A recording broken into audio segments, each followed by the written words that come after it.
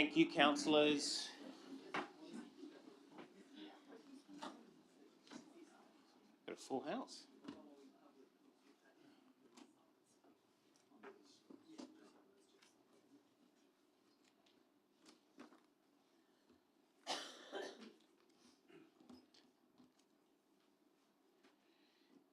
Thank you, councillors. I will now read the prayer and the acknowledgement. Prayer beginning, Almighty God, we humbly beseech you to bestow your blessings upon this council and to direct and prosper our deliberations to the advancement of your glory and the true welfare of the people of the city of Randwick and Australia. Amen. I'll now read the acknowledgement of country. I'd like to acknowledge that we're meeting on the land of the Bidjigal and Gadigal peoples who occupy the Sydney coast as being traditional owners. On behalf of Randwick City Council, I acknowledge and pay my respects to elders past, present and any Aboriginal people in attendance this evening. You will now be seated. Thank you.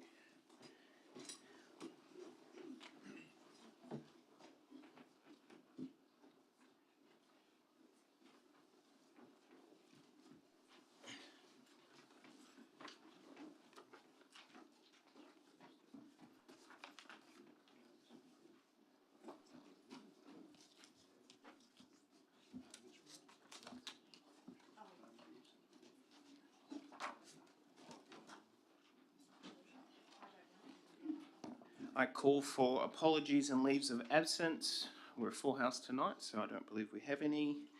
There are no requests to attend by audio-visual link. Confirmation of the minutes.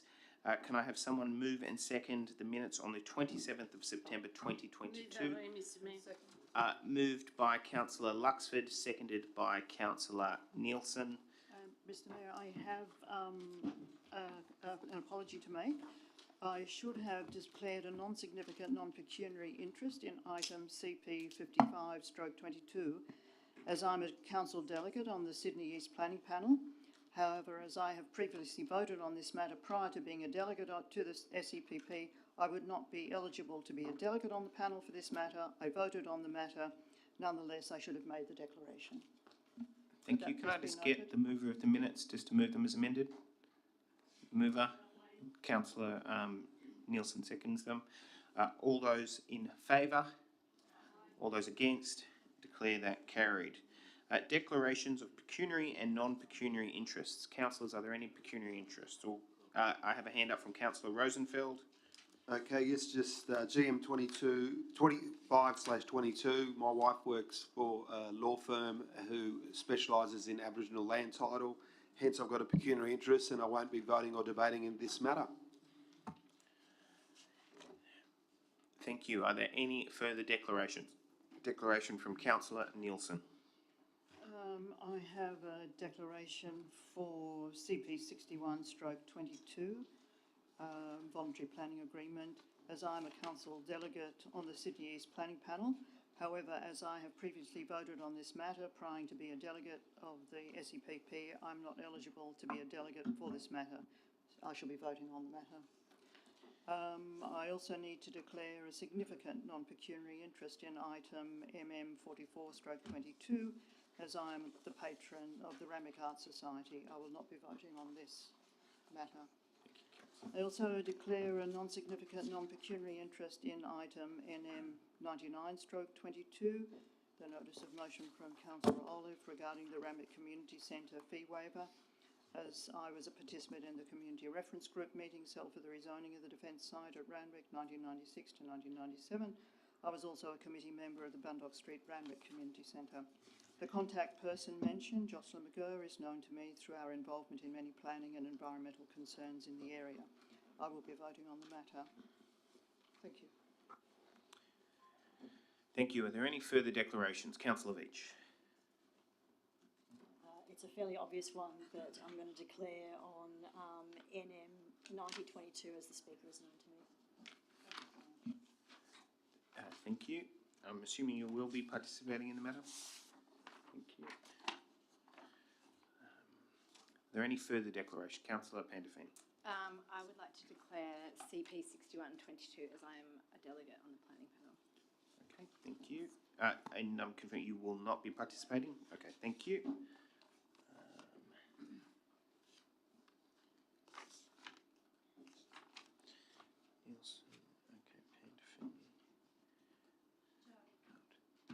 Okay, are there any further declarations?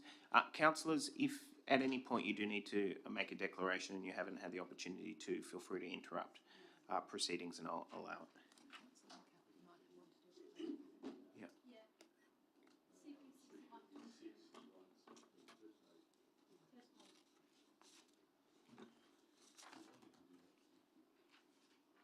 Maybe just confirm Councillor McCafferty, CP 61/22, the public notification of the voluntary planning agreement. Are you on the planning panel? Yes, I am. I'm not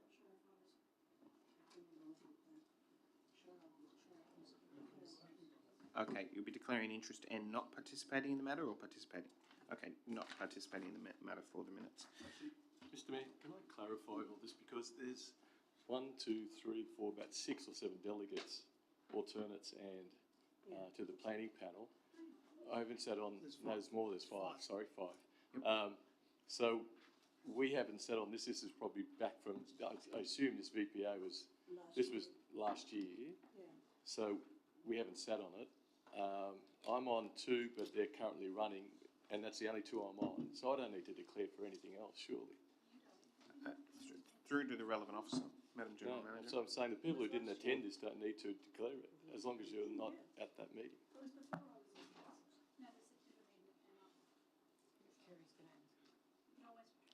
Through to the Director of City Planning. Thank you, Mr. Mayor.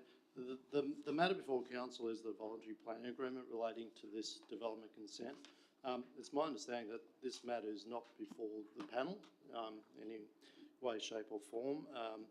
If any council, and I don't recall, sorry, I should say this matter did not go to the panel at a previous meeting. It was determined through the Land and Environment Court. So there is no situation where a councillor has voted on this matter and is now also considering it.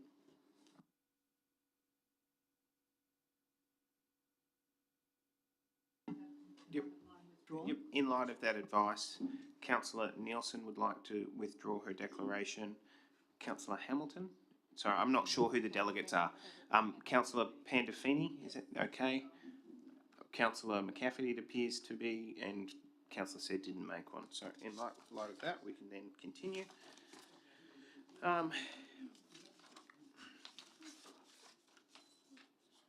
Thank you. I'll now read the chairperson's privacy warning. In respect to the Privacy and Personal Information Protection Act, members of the public are advised that the proceedings of tonight's meeting will be recorded for the purposes of Clause 520 to 523 of Council's Code of Meeting Practice. Audio-visual recordings of the meeting are prohibited without express permission of Council. A person may in fact be expelled from a meeting for using or having used an audio-video recorder without the express authority of Council. All members of the public who are addressing tonight's meeting will have a maximum of 4 minutes in which to put their case forward with no extensions available. Presenters will be stopped when the 4 minutes has expired. Councillors may then ask a question of presenters at the end of each public submission. We now move to the public component of the meeting. We have speaking for CO48/22, 2021 to 2022 financial statements, Mr. Brett Hanger, our external auditor. Good evening, Mr. Mayor and councillors. I'm the auditor for the council. The business papers include a quite detailed report on the financial statements, so I'll take that as read and just provide a couple of comments on the audit for your benefit. The draft financial statements were considered by the Audit Committee on the 16th of September, and the audit was completed thereafter. All information requested and explanations asked for throughout the audit were provided, and an unqualified audit opinion was issued on the 11th of October. I'd just like to take this opportunity to thank the management team for their cooperation throughout the audit, but happy to take any questions regarding the audit process. Thank you. Councillors, are there any questions? There being no questions, it appears you will have an early night, Mr. Hanger. Thank you very much for all of your assistance. Thank you, Mr. Mayor, and good evening, everyone. Thank you. Thank you, councillors. There actually wasn't an issue with the audio. There wasn't. It was just Mr. Hanger was just electing to speak to us via audio. NM90/22, Notice of Motion from Councillor Burst, Return of the Matraville Christmas Carols 2023 and beyond. Speaking for the matter, Mr. Carlos de Rocha.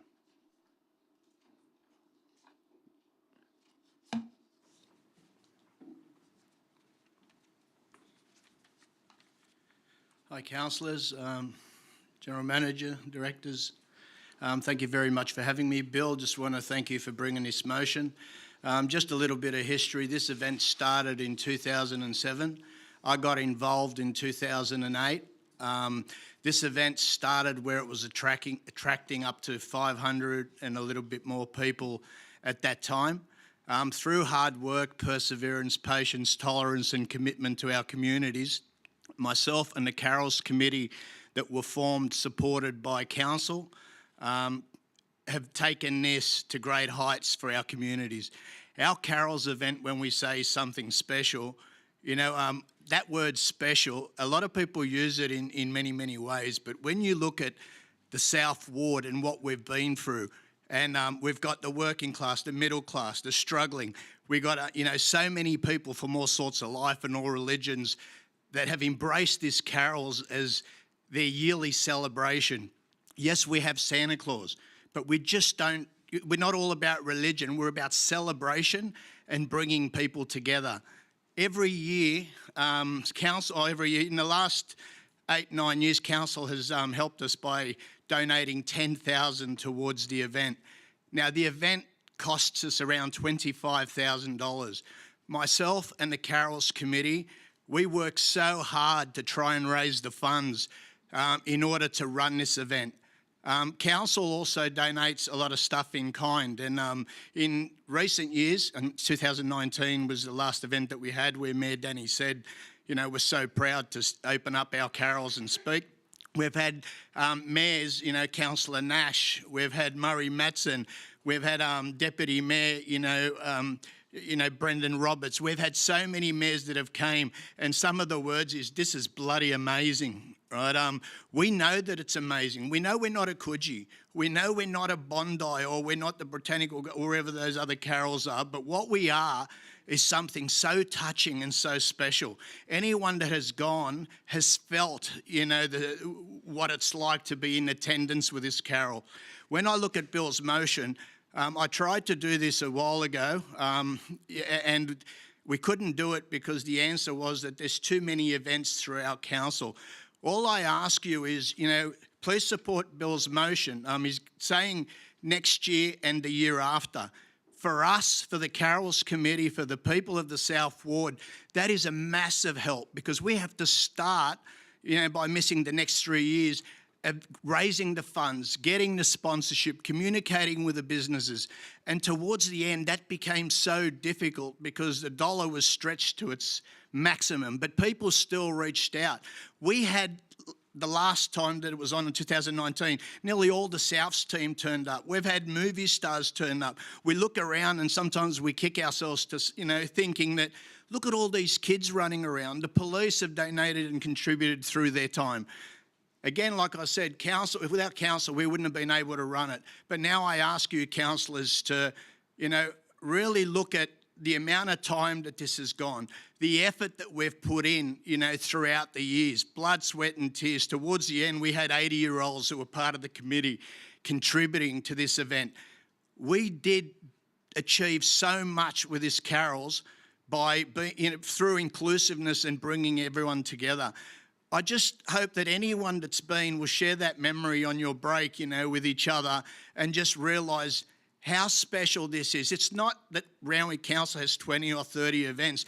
The South Ward is a massive place, and this event has been, the special event that everybody embraces, looks forward to. We got the local schools. We got local dance groups. We reach out to as much local as we can to be a part of this. We have almost the same food vendors that contribute and turned up every year, because the money that they pay for their stalls goes towards helping the event, sort of run itself. But we got so tired towards the end. I don't mean to be rude, but Noel's Chemist, I think towards the last 3 years, I got so much hemorrhoid cream that it just destroyed me. I couldn't even walk. And this is how we got to that point. We were so tired and we were so exhausted that, anyway, I just thank you so much, Bill, for bringing this motion together, and I hope, Council, that you support it. Thank you. Are there any questions of the Speaker? Councillor De Rocha, former Councillor De Rocha, my apologies. There is a question from Councillor, there is a hand up from Councillor De Souza, and then there is one from Councillor Burst. Councillor De Souza. Carlos, we all know what you've done, and we know how much we've done. Very good. But in saying that, so this is all done by volunteers? All volunteers. Right. Supported by council. Yes. And one other question is, so how long have you been doing this for? I've been doing it since 2008, and Noel, you remember that you in 2007 were the ones that started the You're event. quite right, and I realised how much work was there, and I was happy to pass it on to the next baton, to the next person. And you willingly took it on, and I commend you on that, but it's all about questions. So the thing is, you've been doing it for? Since 2008. Okay.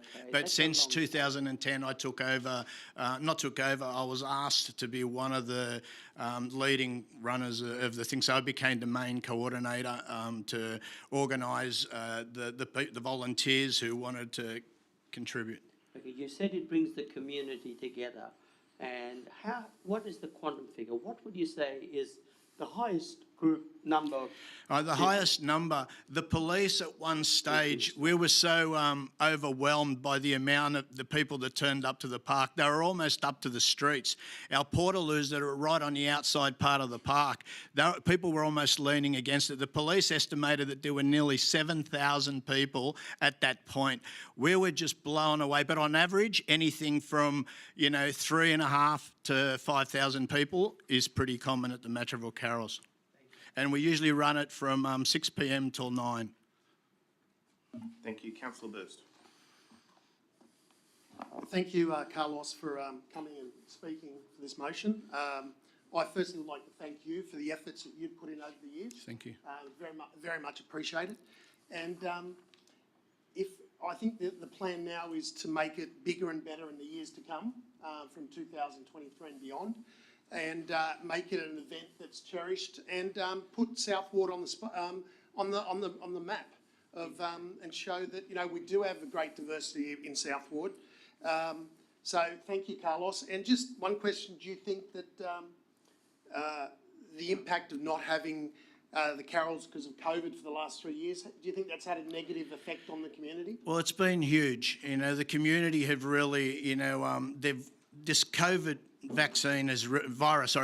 virus has really sent everyone, on a different path in life. But this event not being able to be held, it has really, not given the communities many things to sort of rejoice. You said that you want it to be bigger and better. Well, the South Ward has always been big, and it's better last year, this year, every year. But what I like is that if we can get this assistance, where we, for at least a few years, if not longer, we can just get help started by not having to find these funds. And we all work, and some are retired people that, their legs are gone, their backs are gone. And, for any help that we can get just to ensure that the community see this again next year and see it come to light and celebrate. Look, for council and for the community, it's a no-brainer. This is unlike anything else you've ever seen if you haven't been, but if you have, it's already special. Great. Thank you. Thank you very much, Carlos. Thank you very much. Now call the next speaker on NM 91/22, notice of motion from Councillor De Souza, lack of social housing, Captain Tara McGuigan. Before I call up that speaker, what I will do is I'll make a declaration, a non-significant, non-pecuniary interest that my employing member, Mr. Michael Daly, is mentioned within the body of the motion. At this present time, I will be participating in the debate. Thank you. All yours. Thank you.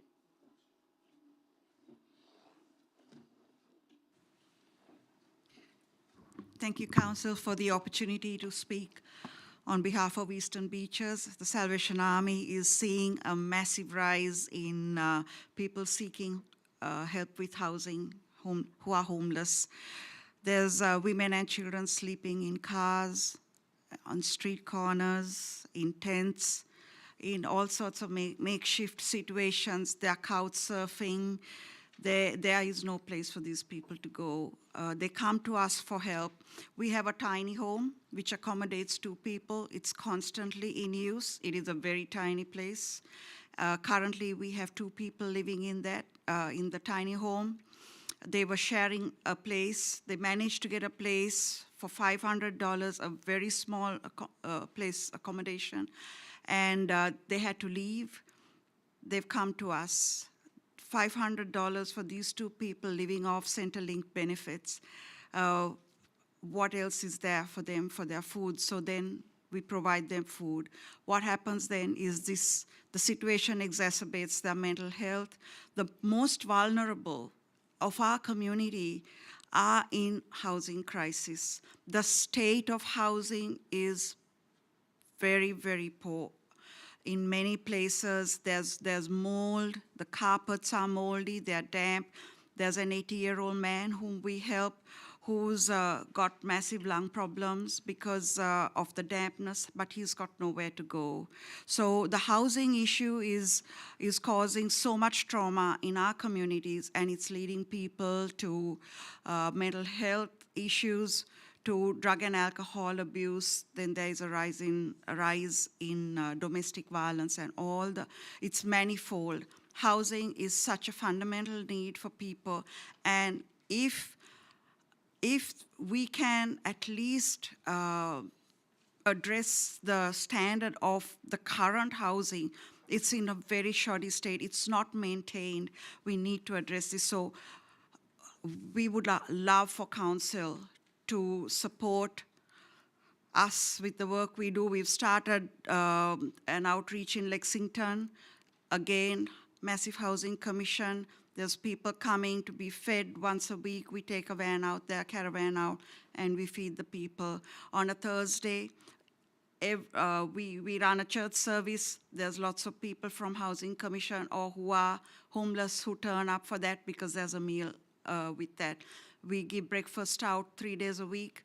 Lots of people coming for help. We have good donations coming in from the supermarket chains, but still that's not enough, and we need to put more in, and we end up spending something like another $10,000 a year on adding to the food parcels we give. There's welfare cards we're giving out, and there's such an increase of people asking for help.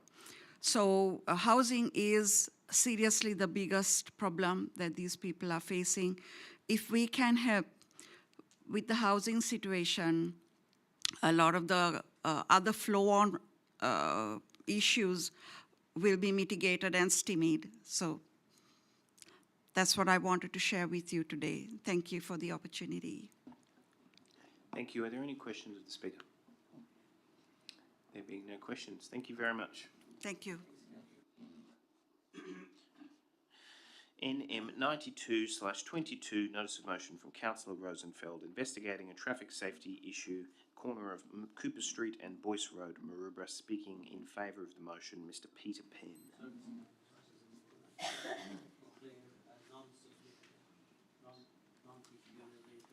I know Peter, he reminded me he was my neighbour, but, we're not neighbours any longer, but non-significant, non-pecuniary, no conflict. Thank you very much, Councillor D'Souza. Councillor Apologies, I'll make the same declaration. I've known Peter Penn for many years. Thank you. Non-pecuniary, I will vote in the matter. Okay, thank you. Mr. Penn. Right, thanks. Thank you, Council. I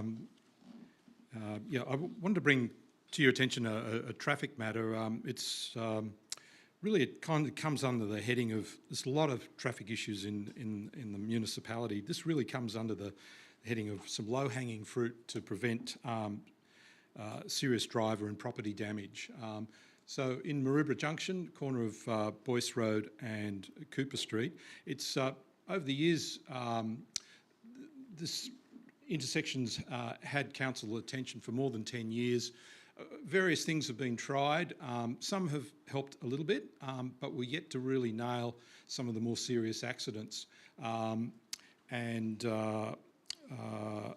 it's become a bit of a busy road with the Pacific Mall and people using the rat run to try and avoid traffic lights along Maroubra Road, coming the back way to the cemetery.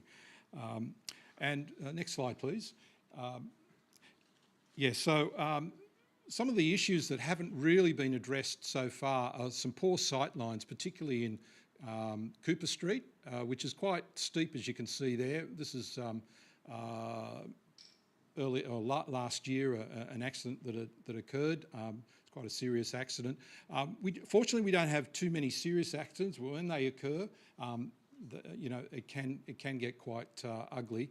This car, one of the four-wheel drives, nearly went into a neighbour's front yard, but fortunately it was able to stop.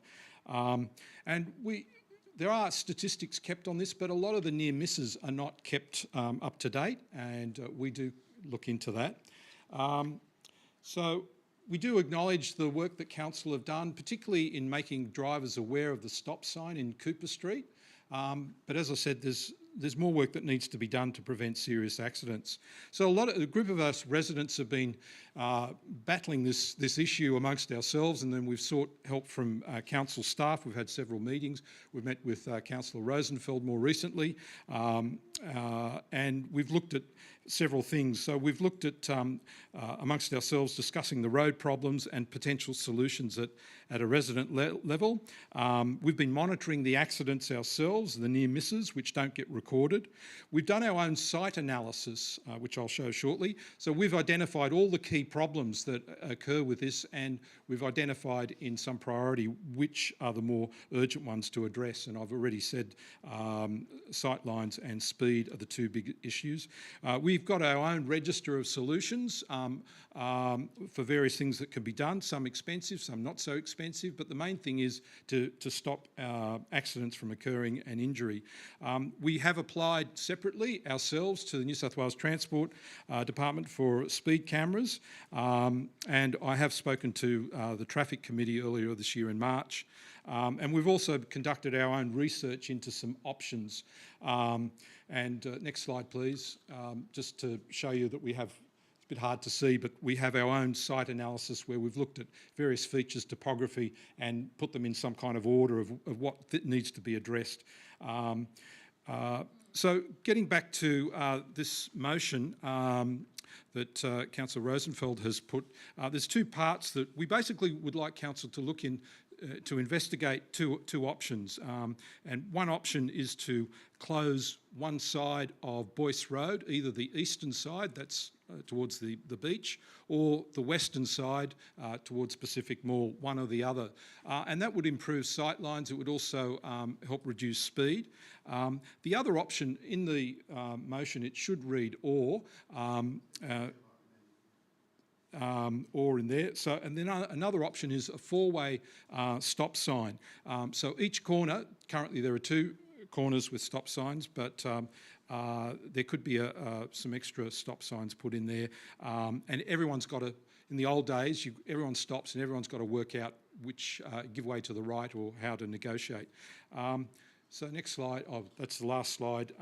These are just, there's about 20 of us. We're all in support of this motion, and we don't think it's very expensive. We think it's low-hanging fruit. Council can get on to other things. Thank you very much. Thank you very much. Are there any questions of the Speaker? There's a question from Councillor D'Souza. Hi, Peter. The option, doing nothing isn't an option, is it here? No, or taking your time. We have to do something. Or taking your time, Yes, not to do so something. we need to act because safety is an issue. Yep. And putting up 4 stop signs isn't as challenging as one would think. In your view, it would make a big, exponential difference, I guess that's the word one would use. Thank you for raising that. Yeah, it's a very, to me, it's a no-brainer. It's the easy one. Cessnock Council have these in their council, and they work particularly well. They don't have any accidents. They did prior to them setting them up. Are there any further questions of the Speaker? There being no further questions, thank you very much, Mr. Penn. NM 93/22, notice of motion from Councillor Veitch, Wills Reserve Maintenance and Upgrades, speaking for Ms. Karen Stern.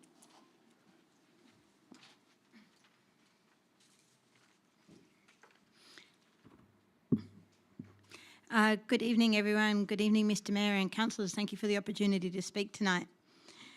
I appreciate the opportunity to speak here tonight. The local residents and myself have real concerns about multiple issues with Wills Reserve.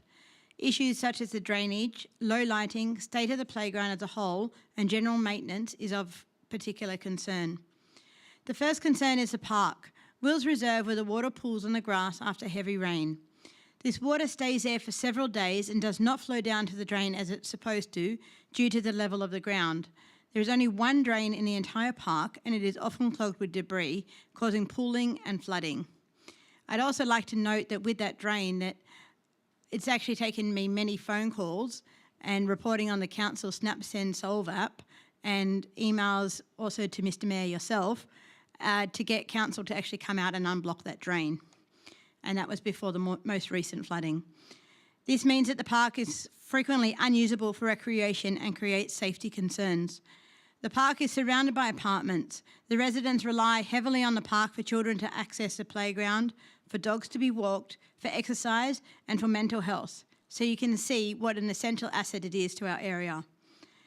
The second concern with Wills Reserve is the state of the play equipment and the soft fall. The park is heavily used by the local families in the neighbourhood and is a vital asset to the community. The equipment is now 18 years old. The average lifespan of outdoor play equipment is 15 years. It has done a sterling service and is now time for refurbishment for better serving our community's children and to ensure their safety.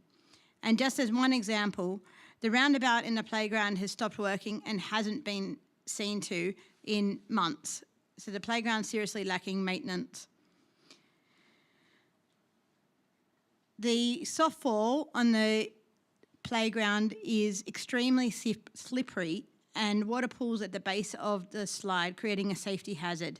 And as mentioned, the pooling water across the whole park creates an unsafe environment for the children. The third concern is that of the lighting. The solar lighting in Wills Reserve is, as the locals understand, the council's responsibility and not that of Ausgrid. Months ago, the solar lights were reported no longer working. No repairs have yet been made, and as such, the park is underlit at night, which is dangerous. Wills Reserve is an important space for the local community, as I mentioned, particularly for those members and families living in an apartment dwellings.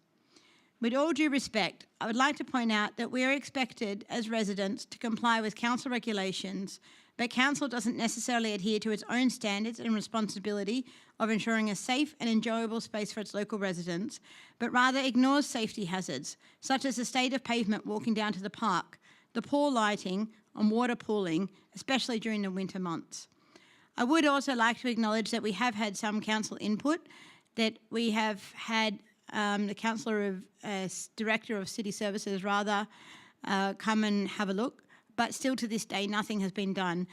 With this heavy rain again, our local residents are yet looking at a flooded park for days, if not weeks. So I ask council here tonight, please can you help us locals so that we can enjoy the space and our children can enjoy the space. Thank you. Thank you. Are there any questions of the Speaker? There being no questions of the Speaker, thank you very much. Councillor Said. Councillor Said, could you please turn on your microphone? Thank you. Is there anything, apart from the drain, is there anything that needs to happen sort of virtually? I know this is improvements over time. Just saying, is there anything that needs to be done straight away apart from the drainage? Yeah, the maintenance of the playground really needs to be seen to. The soft fall in that playground is really dangerous. I actually have a 5-year-old and I've stopped taking him to the park, and our apartment building sits right next to that park. So we actually can't use it because it's so slippery that my 5-year-old has frequently fallen over in there. And I've asked many times for council to have this maintained and cleaned, but it just doesn't happen. It falls on deaf ears. Thank you. Are there any further questions? There being no further questions, thank you very much. Thank you. I now go to NM 94/22, notice of motion from Councillor Veach, Snake Park Improvements, speaking for Ms Anna Bryan.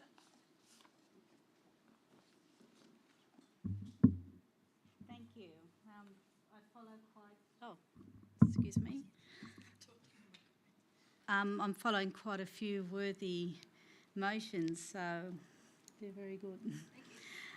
So thank you for the opportunity to address Council about the motion which Councillor Veach has tabled today about improvements that we hope that you can all support today.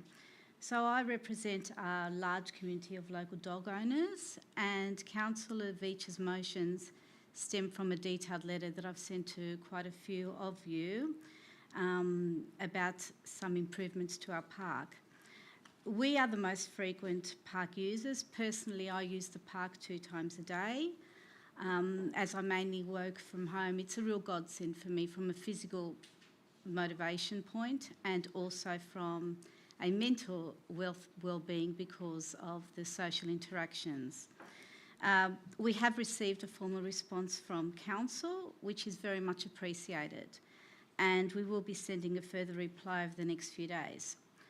The motion that has been tabled summarises quite well the improvements we would like to see, and I will just simply touch on a few of those. Firstly, better lighting. The park already has lighting, and in the last week, new lighting in several places adjacent to the cricket nets has been installed. Our request is there is lighting over the park area used by us during the evening, especially during winter when it often gets dark quite early. Many use the park after work to exercise with or without dogs. We've actually noticed an increase of people traversing the park in the evening because they're walking to the light rail. So there's a bit more traffic along that area. There's also other recreational users. Poor lighting represents potential health and safety hazards, especially for those who are quite young and less mobile. We understand lighting is an issue, especially for those living along the boundaries, but perhaps there may not be a need for new lighting due to the recent improvements. What we'd like to see is that this lighting actually starts to be operational, and perhaps it might already cast some ambient lighting over parts of the park that we would like to see more lighted, but we'd like to see that done before we can perhaps discuss this in a little bit more further. We're looking for a practical solution. Secondly, adding some park furniture and trees, adding a few park benches and tables within the park along the off-leisure area would make it a far more pleasant area to work for. During the day it can get very, very hot and there's very little shade. And finally, boundary fencing. I see that there's a separate report in the business about dealing with off-leash areas, which has been tabled today. The report seeks council endorsement for community consultation. We welcome the opportunity for this consultation as it impacts our Snape Park. In relation to the motion we are speaking about today, we just simply want better and safer fencing along the existing perimeter, especially along the part which is along the busy Snape Street and Percival entrance. Not only to prevent our dogs running onto the street, but also the very many young children who use the park. We also have a playground there, so I really understand where you're coming from. Yes, so maybe that can be part of the Snape Street safety project. I know there's a few issues along there with lots of cars using it. We don't want a dog park. We don't want an enclosed park. This has never been our intention, but again, with the consultation, we can direct our thoughts to that mainly. Our experiences with dog parks have not been pleasant. My apologies, I'll wrap up, but we will speak to those more once we get the consultation paper going. We'd like the consultation paper, though, to have a bit more clarity as to what does it mean if you do put in a dog park? What does it mean for the rest of the off-leash areas which are there already? The fact that we're not a fenced dog park is why it's such a pleasant place. Sorry, can I just ask you to wrap up your remarks? And wrapping up, look, just thank you very much for giving me this opportunity. We'd love the opportunity for you to come along and let us walk you through it. Our requests are not unreasonable, and I ask that you give support to our motion today. Thank you, and thanks for letting me go over a bit. That's all right. I have a question from Councillor Rosenfeld, then Councillor Hay. Yes, Anna, thanks for coming in today. With regards to the lighting of the park more in the winter months, how many nights is it lit up currently for sports? Because the reason I ask is I've had residents who use Nagle Park ask me this similar thing. Yes. What actually did work well was that during COVID, the council did actually open the lights a few days extra during the week. That was great. We all really enjoyed. We came down. What we would like that is that perhaps the existing lighting is not only used for the sports users who are basically seasonal. That maybe, if it works well, we can just have it open a few extra nights a week, and that's all we ask. And we do very much respect the fact that we've got neighbours who live there. We're not asking for unreasonable times. Maybe 8 o'clock, 9 o'clock max. That's it. Yeah. Thank you. Thank you, thank you. Thank you very much, Councillor Hay, and then I have a hand up from Councillor Sett. Thanks for coming in, Anna. Yes. On page 171 of the business paper, there is a proposal potentially for a future fenced off-leash dog area in the park. I'll just show you the business paper now. Do you have?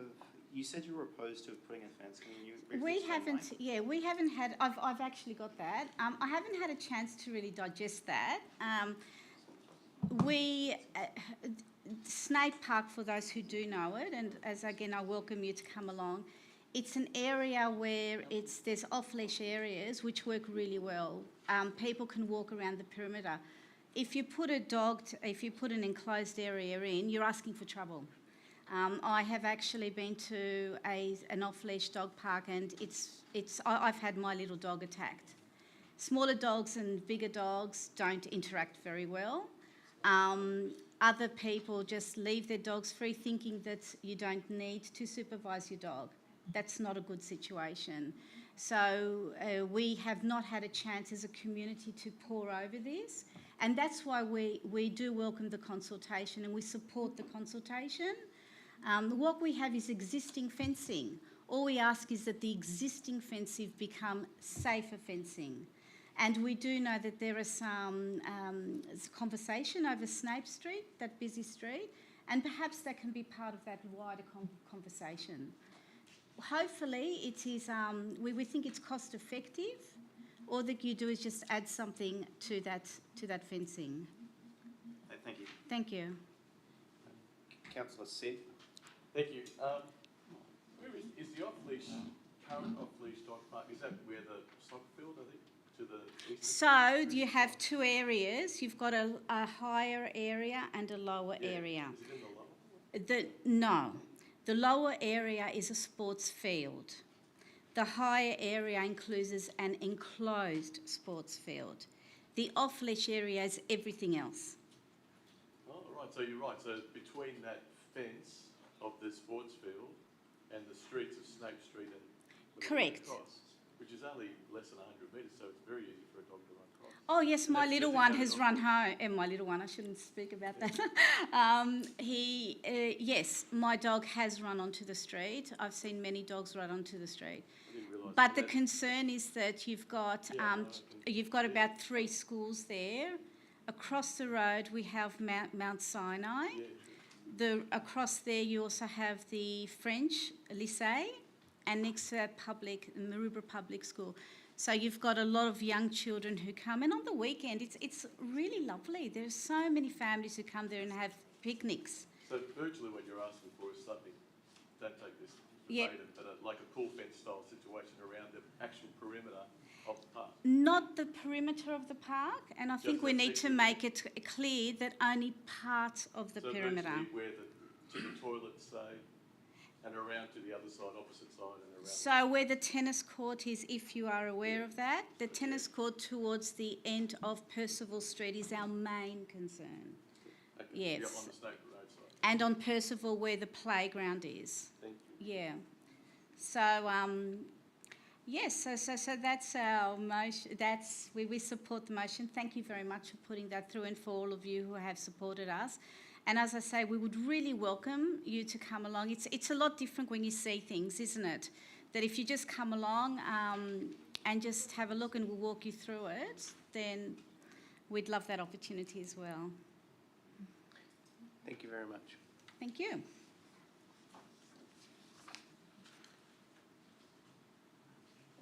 There being no further speakers, we've only been going for 55 minutes, so we might continue for a little bit and have a break a little bit later.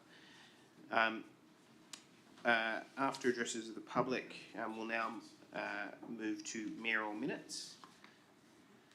I'll go through them in order.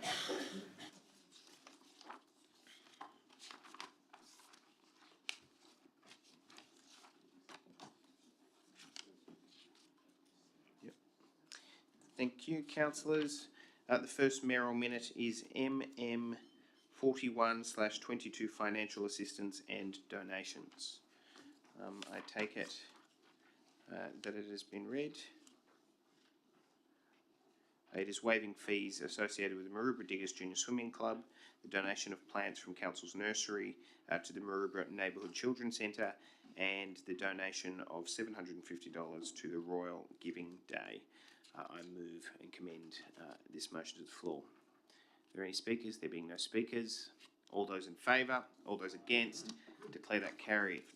MM 42/22. The motion is that Council brings back a report exploring options and a strategy for a creative hoarding program for Randwick town centres. I commend the motion and take it as read.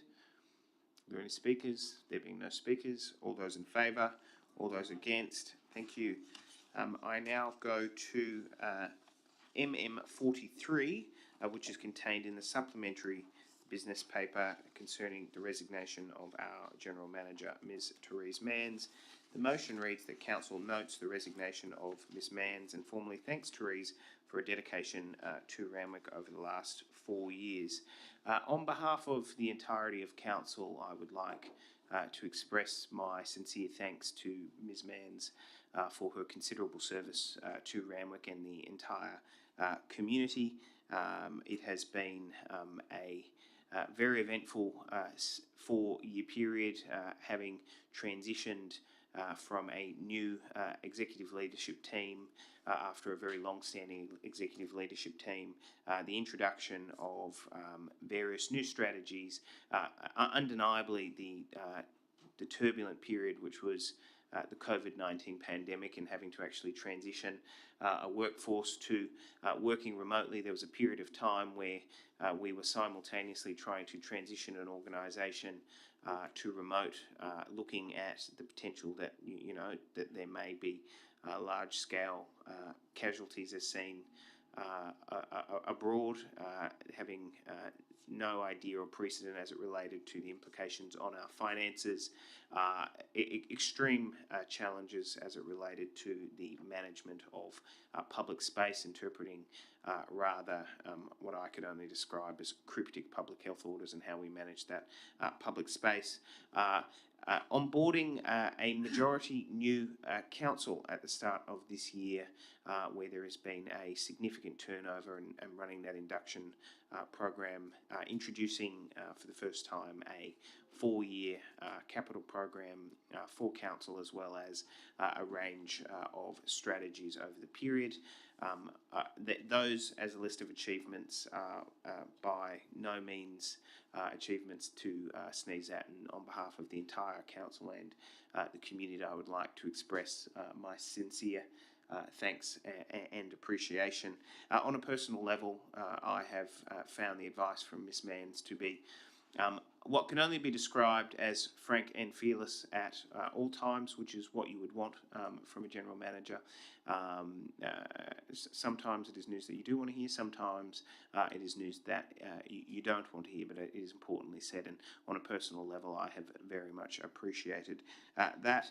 The news that Ms. Manns is going to North Sydney Council is to their benefit and our loss of a general manager, but nevertheless, on behalf of the entire Randwick family, we still say farewell with the warmest of regards, and on behalf of the entire council, but as well the staff and the entire community, would like to say a sincere thank you for all of your work. So thank you very much. Thank you very much. Councillor Hamilton. Thank you, Mr. Mayor. I'd just like to acknowledge Therese Mann's efforts in this role, and I think circumstances that none of us would ever want to be put under. Walking into a council that was run by a heavy leadership team for 13 years and coming in and making the changes that you did, that really did lift us in the digital space, very much so. Our communication has improved. A lot of residents approach me and say that this council is a fantastic council. And, you know, they haven't all just lived here forever. They've lived in a lot of different places. So on behalf of the Liberals, I'd have to say personally for myself, second term coming in the way that I did with a transition of a general manager, to me, it wasn't as bumpy as what I thought it might be, considering the size of the organisation. But seeing how we moved into a second term and the way that you have looked after the new councillors, I think that's commendable, because we've got 4 from the Liberals, and they all have felt like you have reached out to them, the directors have reached out to them, and the efforts that you have gone to ensure that they have caught up to speed, considering that we have the majority of the councillors are new, to get them up to speed, to contribute in the way that they are able to. It's a credit to you and it's a credit to your leadership. So we will definitely miss you, and thank you very much for everything that you have done to ensure that we're all settled and good to go with the next general manager, but the next council will be very, very lucky to get you. So thank you. Councillor Veitch. Thank you. I too would like to say a very sincere and heartfelt thank you for all the work you have put in the last number of years. You know, it was very interesting as a councillor coming in on a council which had a very established and obviously highly regarded general manager and team that had been in for a long time, and then you came on board and you gave us a lot of support as then still actually relatively new councillors. We'd been in for about a year actually, and so you did really make yourself available. I remember we went on a few walks around the area. I was very proud to show off some of the sites around Randwick. I remember going to Wally's Baths, and we also trudged around Malabar Headland and sort of did a bit of bush bashing, trying to find some spot that was before the walkway. And then, yeah, you got some great new strategies. I was very excited with the arts and cultural strategies being one of the first ones off the ranks that we sort of got going, and the introduction of the new grants and so on. And yeah, and as the mayor has said, like COVID, like it was a heavy time, as the mayor mentioned. We actually didn't know if we were going to be hit with people, you know, mass illness and even death. We didn't know what the implications were. But the transition very rapidly and smoothly to that online environment just went like clockwork, really. And, you know, as was mentioned before, I think there was a period of, in a few months, you had to deliver on the team 3 budgets, from recollection, in a very short period of time. And we stayed in the black. And yeah, there's been a lot of change, but I think it's gone well. Nothing's ever perfect, but you know, we've got a lot to be proud of, and you have a lot to be proud of, and the community's got a lot to be grateful for. So we will be extremely sad to see you go. You have forged a path for women in your role, and yeah, North Sydney will be very, very lucky to have you. We'll be sad to see you go. Thank you. Thank you. Councillor D'Souza. Mr. Mayor, before I speak, I googled the word hypocrisy, and now I know what it means. But Mr. Mayor, you're right. I just wanted to put a question to the General Manager, my friend Mr. Brownlee, when he left, and I said to him, Ray, is there anything you would like to say, or, you know, you're moving on? He said, Noel, I've achieved everything I wanted to, and I feel it's time for me to move on. So the question I asked this dear General Manager, do you feel you've achieved everything you wanted to when you took on this office? And then I'll speak on the matter.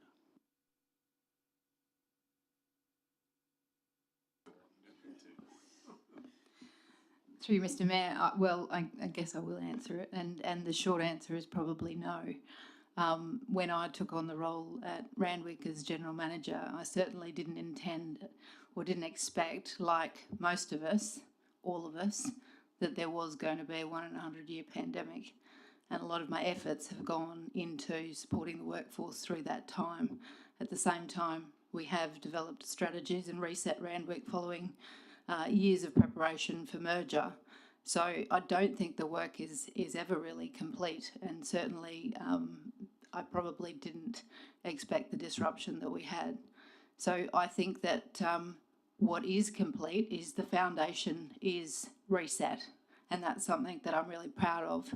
And as I've said to the staff this week and last week at the all-staff conference, is that I leave Randwick City Council with a very clear, full set of strategies and a clear direction going forward, and a staff that very much understands those strategies and have participated in them. And so I wish the new General Manager all the best of luck. The workforce will be behind them in progressing those strategies. So I'm very proud of that, and I wish Council all the best. So, Mr. Mayor, so after looking up the word, sorry, yes. After looking up the word hypocrisy, I then looked up the word Camelot, because the way the Mayor was talking, it appeared to me that you did create a Camelot here. You did do some wonderful things. We were getting awards left, right and centre. Your team that you had built up had congealed and had solidified into a very good team. The Greens in particular should be very glad. The environmental awards we were winning. The financial team should take credit. We were balancing our budgets even though we had COVID. The union should be happy because we protected all the jobs. All these wonderful things you did for us. And I'm an independent. It's a very lonely place to be, this chamber. But you always made me feel welcome. You always took my calls. You always gave even simple me some guidance. And I will never forget you. To use the words of Robert Menzies, I saw her passing by and I shall love her till I die. Thank you, General Manager. Councillor Sid. Thank you, Mr. Mayor. I could be here all night, but I just firstly would like to concur with your thoughts here, and actually reading through this, I'm actually quite proud that we worked together the longest out of any mayor, and we achieved all these things, and there's a lot happening, but the greatest way I can talk about those times, it was the worst of times, and it started off as the best of times, and then we had the worst of times. But there's other things on here that it's in the financial report, but it's not on here. During COVID, not only did we keep all the staff on, not only did we keep our revenue up, even though there's revenue, etc., closed, but we also inspired things like Viral Kindness. We were helping people in housing commission areas with food, deliveries. Our community service team really worked behind the scenes, and I don't think anyone really appreciates how hard they worked. They really did help in a lot of ways with a lot of the disadvantaged communities during COVID. We really did have to come up with new ideas. I appreciate your help when it wasn't easy closing beaches and someone had to be practicing lines on the beach before Channel 7 would come and interview or whatever. So it was very rough, and I like the support that we had with all the directors. It really was a tough time, but one thing that gave me the greatest pleasure was when I read through all the different councils and everything, everyone was asking for help and all the rest of it. Virtually nearly 80% of them had failed in some way and their budgets had collapsed, and ours had we actually, not only did we get by, we actually improved it. So thank you very much for your help. Thank you, Tess.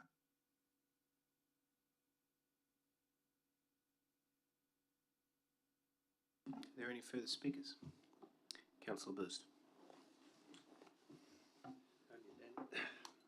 Thank you, General Manager. Randwick City Council will be the poorer for losing you. I just want to thank you as a new councillor, how you helped myself and probably all the other new councillors, giving us guidance and mentorship and making us feel comfortable as we moved into our roles. And so it was your leadership that helped us settle into our roles. So thank you very much. Thank you. There being no Councillor Chapel. I just also want to add my thanks to Ms. Manns for her help inducting us in, and the beautiful moment we had when we had our first female majority council with a female general manager was a really important moment, I think, and we're going to miss you. Thank you. There being no further speakers, I commend the mayoral minute to the floor. All those in favour? All those against? I declare that carried unanimously. Thank you. Beg your pardon? Oh, Councillor Nielsen is leaving for the next item, which she has a conflict of interest. MM44/22, support for the Randwick Art Society publication. Thank you, councillors.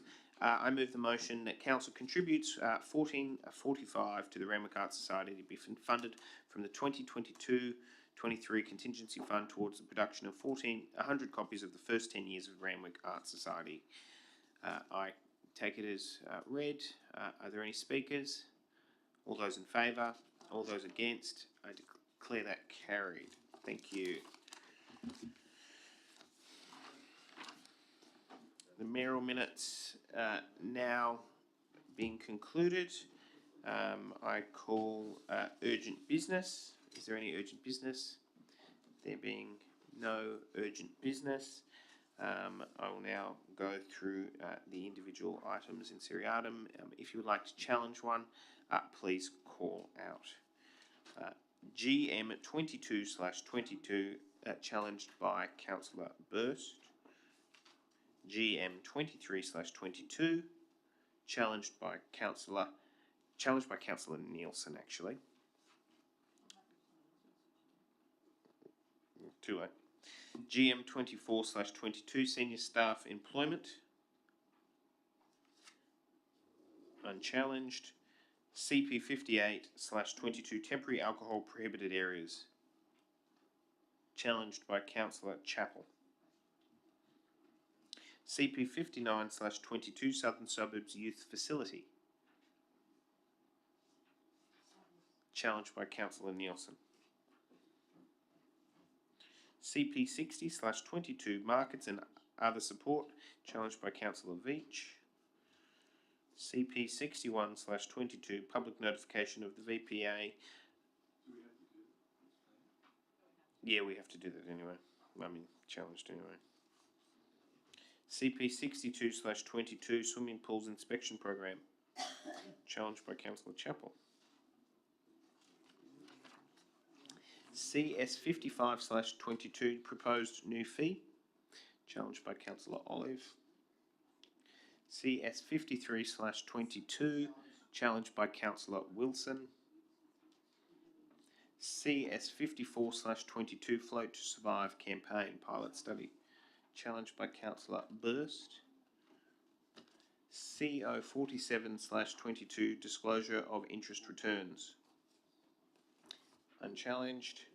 CO 48/22, 2021-22 financial by Councillor Said.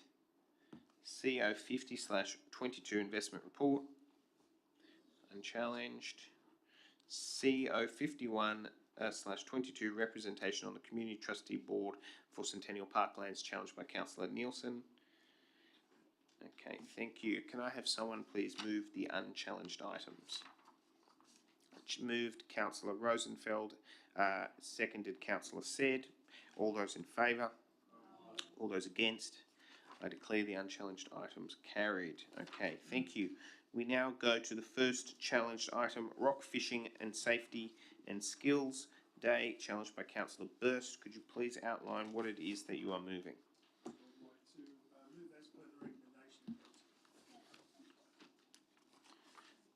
Okay, thank you. Thank you very much. I'd like to move as per the recommendation of council. Thank you very much, Councillor Burst. Do I have a seconder? Yeah. Seconded by Councillor Nielsen. Okay, sorry.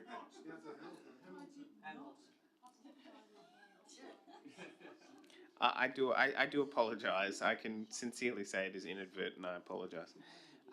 Seconded by Councillor Hamilton. Councillor Burst is the mover of the motion. If you'd like to speak to it, please.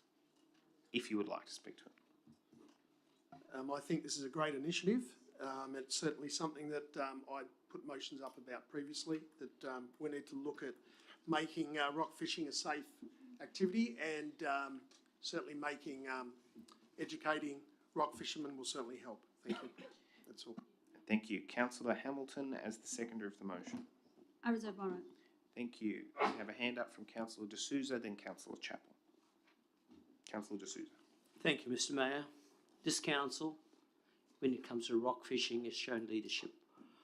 I think when I was the mayor, we made wearing life jackets compulsory. We didn't. There were people who complained, and one of my friends was Mr. Cooper, who's still a friend, and we still disagree on this one. But the point I wish to make is, Joshy over there, he's still here somewhere. He's a rock fisherman, and he pointed out to me that those people that drowned, none of them were wearing life jackets. So we embarked on a campaign. David Elliott, I think, was the minister then, not only making it compulsory, but what else did we do? We even improved our signage. So this council, as I said, showed leadership on this and continues to show leadership. So I commend council on this report, and also thank Bill and Councillor Hamilton for seconding it. Thank you. Councillor Chapel. Thank you, Mr. Mayor. Just a question through to the relevant officer about how we're looking to target this to reach the communities who need to hear this message. Thank you. Through to the relevant officer.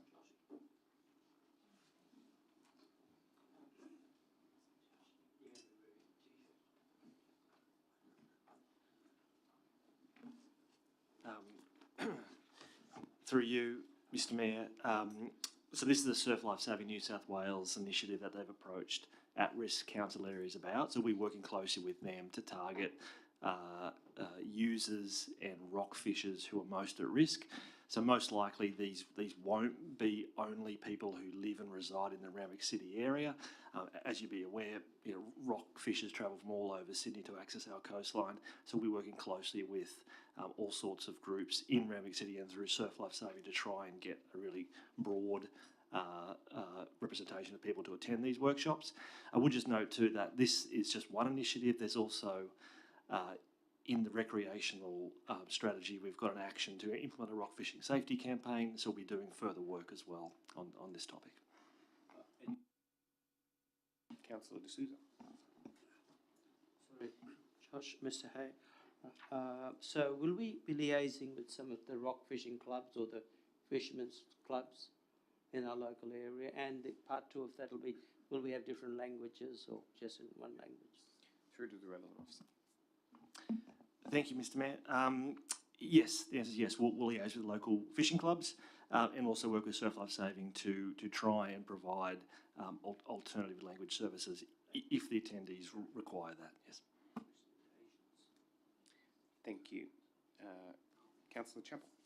Oh, we've already done. Are there any further speakers? There being no further speakers, Councillor Burst to close the debate. Thank you very much. I'll now put it. All those in favour? All those against? Declare that carried. Thank you. We now move to CP 59/22 Southern Suburbs Youth Facility, challenged by Councillor Nielsen. Sorry, I'm looking down the thing. GM 23/22 Social Media Policy, challenged by Councillor Nielsen. Thank you, Mayor. What I'm proposing, councillors, is that we defer this matter for a councillor briefing. There are quite a few questions. It's a very interesting report. I'd like to be more across it before we put it out on community consultation. There might be a couple of other little things we might like to just change, modify.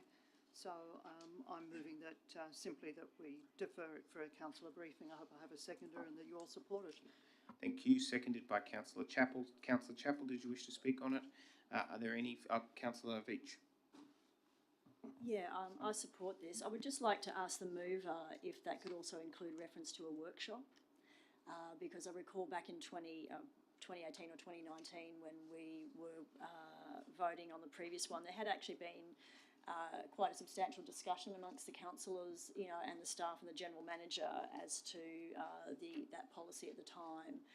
And what ended up on the business papers was something that had been discussed at length and that everyone was happy to support. So I'm hoping, I had quite a number of questions and quite frankly reservations about some of the points in this new policy, and so rather than just a briefing, I'm hoping that could also be inclusive of a workshop or similar, if the mover would agree to that. Well, I guess I have a question following up. I don't have an aversion to it, but I would think a workshop needs quite a bit more time to organise, and a workshop was presumably... Discussion. Well, I think that... Well, can we change it to defer for a workshop/briefing? So does that give the implication to whoever's organising it? Sorry, I'm looking at our current general manager. Sorry. To whoever's organising, that it's slightly more than the briefing. Okay. As the mover of the motion, you can. Is there any further debate? Councillor Hamilton. Yes, I'm in support of this as well. I think this is a smart thing to do. I think that we've had some recent instances that would easily fit into D on page 11, contains content about the council officials or members of the public in particular, that is misleading or deceptive. Recently an article came out about the South Juniors, and it really did besmirch the people that are organising the expansion of that club. So I think that particular rule could have been pulled into effect if this was completely signed off. So I think a little bit more education for those around this table in relation to how they approach social media after a council vote has gone past. Thank you. Are there any further speakers? There is a question from Councillor Said, and then Councillor D'Souza would like to speak on. Actually, it's just a question about the workshops. Usually we have the workshops around this time of the year. I know that you will not be here, but is there any plan to have a workshop this year? Is that on the calendar, or is it not till next year? Through Mr Mayor, generally we would have one early in the new year. Due to the budget, there was one later in the year at one point, but it would be earlier in the new year. Councillor D'Souza. Yes, I was the victim of social abuse of social media when Mayor Shuri was around. She was a Green. She implied I was a misogynist. I had to even look up the word, didn't know what it meant. But in saying that... Sorry, Councillor D'Souza, Councillor Veach has risen on a point of order. I think it's highly inappropriate to make that comment. I would ask the Speaker to withdraw it. What is inappropriate? What did I say? Councillor D'Souza, Councillor Veach has asked if you'll withdraw the comment. But what did I say that was inappropriate? I can't take back what I have. I don't know if anything's wrong. Well, then you need to be educated. And I will be if you're willing to teach me. I mean, you're the master. Councillor D'Souza, Yes, you've been asked whether or not you withdraw the comment. Mr Mayor? Councillor Shuri is not here to defend herself. I'd just like to remind you of that. Okay, well, very well. Former councillor. Thank you. In saying that, you're right. She's not here to defend herself. But let me tell you how social media can be misused and abused. Because even today, if you go on the Green website, you will see things that are said about me which are totally untrue. I did put through a request for the councillor to withdraw a comment, and he has not done so. Councillor D'Souza cannot be forced to withdraw the comment. He's considered it. He hasn't withdrawn it. The merits of withdrawing it, I think, are strong, but it is a matter for him. Councillor D'Souza has been reminded to keep to the substance of the motion. Yes, sir, of course. The point I'm making is that if people abuse social media, misinform the public, and twist things and manipulate things, they can destroy a person's reputation. As John Proctor says in The Crucible, it's my name. That's all I've got. I only have one name. And I was very hurt. And I have seen on this occasion and other occasions how certain political groups twist the information to suit themselves. And I think we need to be educate. Thank you, councillors, about education. It's a key word here. I think we should educate people on how we should inform the public without offending and misinforming people or making fallacious comments. I'll leave it at that, Mr. Mayor. Thank you. Thank you for the opportunity to defend myself. Any other speakers? Sorry, have we had 2 for, 2 against? We've had, we actually haven't. I think you require 2 for, 2 against first in order for it to. No, yeah, and we haven't had 2 for and 2 against yet. Not yet. No. Not yet. Okay, Councillor Rosenfeld. Yes, part of the workshop I was going to ask, I had an experience recently where on my councillor Facebook page, I put something and a member of the public that we know fairly well had said some fairly inappropriate things, which I actually hid the messages, but then I realised that because I've got a council page and my own page, and when I went to my own page, I realised it was still up. So maybe in the workshop, some technicalities for people like myself that aren't quite, like I'm middle-aged and I'm not that as tech-savvy. So, because I was a bit gust that, like, I tried to hide some messages and they still appeared. Thank you. Sorry, Councillor said it may be relevant, but it's not. You're yelling across the chamber, so I understand. Are there any other speakers? Thank you. Are there any other speakers? Councillor Burst. I would just like to get a little bit more, and would certainly like some training on this issue. I'm just looking at the article that was dated the 9th of October 2022 at 5 a.m. And when I hear quotes like, but Veach said councillors were members of the... Point of order. This is not about the topic. This is not about... Hold on. Thank you. Just hold on. Councillor Burst, Councillor Pandolfini. Councillor Burst, please sit down.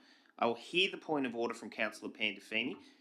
Thank you, Councillor Pandolfini. Point of order. We're talking about a motion regarding the social media policy. We are not talking about an article from the Sydney Morning Herald. Hold on. Before you can continue, on the point of order, what I will suggest is that Councillor Burst is being broadly relevant as it goes to the principles contained within the social media policy. However, what I would suggest in terms of the counselling Councillor Burst is in his remarks to keep it as close to the substantive nature of the social media policy and not to stray into other related matters. But you're very close to being out of order. Councillor Burst, please continue. I'm just asking for more education on this because I don't understand where the boundaries are and what's right and what's wrong, because for someone to state, I think our community would have felt better if they recused themselves. Just point of order. Yep. But it came from social media. This is written... Councillor Burst, thank you. This was written... Councillor Burst, thank you. Can you sit down? Councillor Burst. Councillors, there are points of order. There are also a lot of opinions throwing around. If somebody raises on a point of order, I actually have to hear it. Councillor Chappell may make a point of order which is completely unrelated on a different matter, which is relevant, but until she actually gets to say it, I don't know. So, Councillor Chappell. I'm just suggesting that Councillor Burst, if he wants to raise this matter, which is not substantively related to the motion at hand, that he should move that by substantive motion. I do uphold that point of order. Councillor Burst, can you please return to the topic at hand, which is the social media policy, rather than continually returning to an article which really is not relevant? Well, it's very relevant. It relates to the media policy, so it is relevant. I just don't know what the boundaries are. So, I don't know, do I need to seek legal advice to know what our boundaries are or aren't in this? I shouldn't have to. Sorry, thank you. So, I want training on Councillor Burst. Councillor Olive. The motion we have here is deferring the media policy to a briefing, and so the social media policy to a briefing, and so that's what should be addressed, and I don't think that's being addressed at all. Okay, thank you. Look, I think Councillor Burst has concluded his substantive remarks. Have you? I'm certainly happy to go through the briefing because that's what I'd like to understand. And this is just an example of what we need to, in the media policy, and what needs to be right and wrong in the media policy. So let's bring on the briefing so we can get some clarity around this, because you know, this will help educate us to what we can and can't do. Okay, thank you. Are there any further speakers? There being no further speakers, to close the debate, to move the motion? No. All those in favour? All those against? Declare that carried. Thank you. We now move to CP 58/22, temporary alcohol prohibited areas, moved by Councillor Chappell.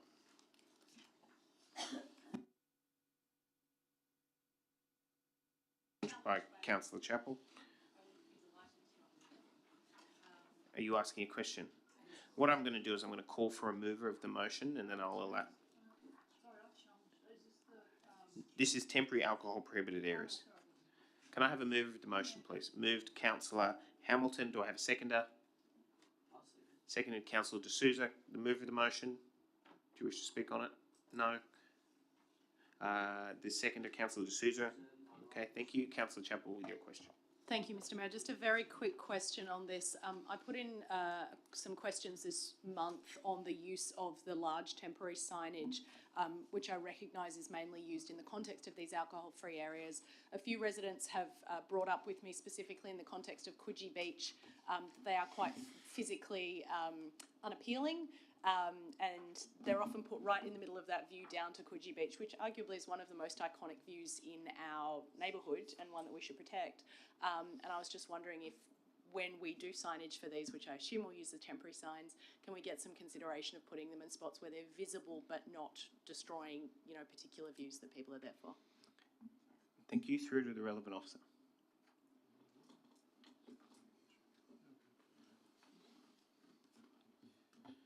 Through you, Mr. Mayor, I believe there's a request being lodged to the New South Wales Police just in relation to either relocation or the removal of that sign as we speak. Thank you. Councillor D'Souza. Mr. Mayor, signage, especially signage of that nature, is so important and so relevant. We can talk about beauty and the aesthetics.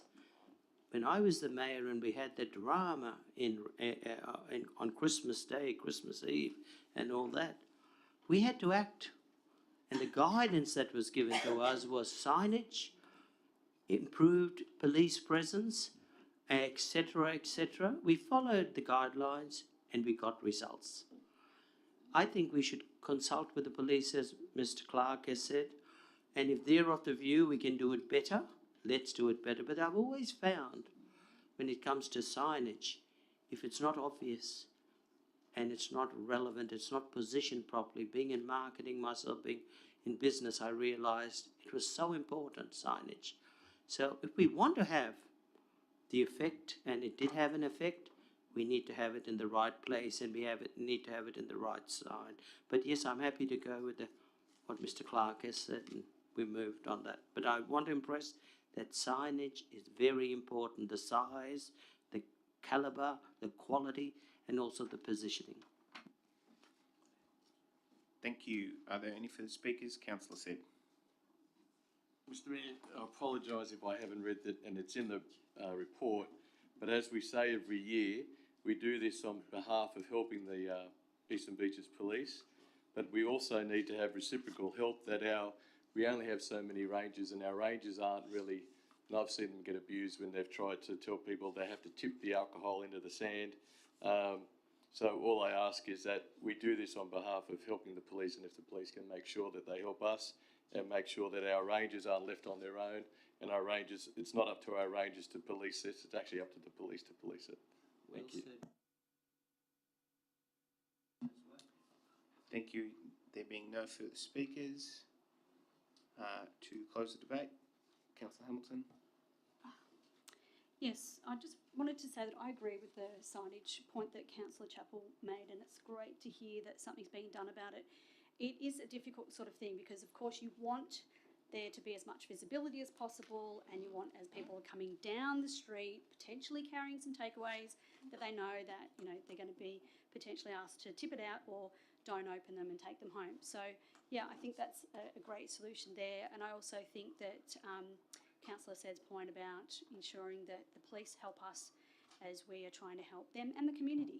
And so it's a good thing. Thanks. Thank you. There being no further speakers, I'll now put it. All those in favour? All those against? Declare that carried. Thank you. We now move to CP 59/22 Southern Suburbs Youth Facility challenged by Councillor Nielsen. Councillor Nielsen, could you please outline to the meeting what it is that you're moving? I'm merely moving, fellow councillors, that this matter be deferred for councillor briefing because I think I'd like to be across a bit more detail here. I'm sure others would also. One of the things in the point A that you see in the original recommendation is that the plan of management master plan for a from scratch design. I would like a little bit more information going back onto the from scratch design because I've got a long enough memory to recall how some of our from scratch designs turned out to be, and I'm thinking of particularly the Anzac Parade Memorial piece at the southern end of La Perouse, and the cost of the consultation and talking about that was hundreds of thousands of dollars, and then we went back to a very appropriate commemoration actually in the pavement. So I would just like us to, all of us, to be given a thorough briefing on what it is that we're talking about, where we are, and be a little bit careful about what we include in from scratch, because I think we need to be a little bit more definite about from scratch. We do have some constraints within the design, but we still want to be creative and deliver for everybody. So that's why, fellow councillors, I'm moving it this way. I hope you support it. Thank you. Does Councillor Nielsen have a seconder? Seconded by Councillor Said. Okay, Councillor Said is the seconder. Mayor, I just endorse everything that Councillor Nielsen has said, and also, as she said before, I also remember the only drawing we saw was like I think a penciled scratch drawing of the building, and I agree with her wholeheartedly that the building is needed, but it doesn't need to be, I suppose, for want of a better word, the Taj Mahal. It can just be exactly what it's asking for. But we just need actually service like change rooms, club rooms, etc. What it actually is purpose built for exactly what it needs to be. And I agree with Councillor Nielsen that I'd love to see what it's actually going to look like. Thank you. Thank you. I have a hand up from Councillor Veach. Was there somebody I missed who wanted to speak on this as well? Councillor Veach. So because we have had a briefing on this recently, and obviously any new structure would go to a DA on public exhibition. So I guess I'm just trying to find out from Councillor Nielsen, you're asking for input into the design, or you would like to see the design before it goes out to the DA? I'm just, because we had a briefing already, I'm just kind of wishing to get a bit more clarification on what it is that you're asking for. With all due respect, I don't think that briefing was quite as thorough as it could have been, only because we were discussing a whole lot of other matters at the time, and therefore I think it would just be good for us to be able to focus more thoroughly on what's being discussed. And I guess I'm just very mindful of being sure about what our budgetary constraints might be, but at the same time I want us to deliver something that is particularly good, particularly for the youth out there, and I'd like to have floor space that allows a lot of potential usage, whether it is you can go in there with your band and have a practice, or whether you can get in there and play some indoor, who knows what.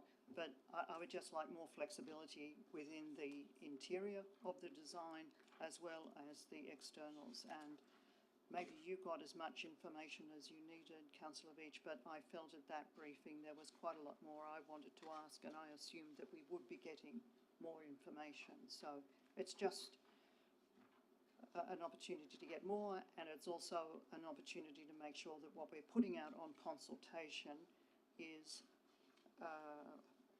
more realistic in terms of what we are likely to be able to deliver. I want to be sure that we're doing that, but at the same time allowing others to have their creative input. Does that make sense? Okay. Thank you. Councillor Veach, you now can finish your remarks. Councillor D'Souza. I just want to support Councillor Nielsen on this one because knowledge leads to confidence. Effort equals results. If you put a lot of effort in, you're going to get good results. I can see exactly where she's coming from. I think the more knowledge we have on this, we're going to get not only a better understanding, but we'll also feel we've done the right thing by our residents and deliver good projects. Now our general manager's going and a new general manager's coming. It's going to be a challenging time. So the more knowledge, we'll actually be here to support the new general manager because he or she may be very lost when they start. But anyway, I support Councillor Nelson and I think her wisdom on this is much appreciated. Thank you. Councillor Nielsen to close the debate? No, thank you. I'll now put the motion. All those in favour? All those against? Declare that carried.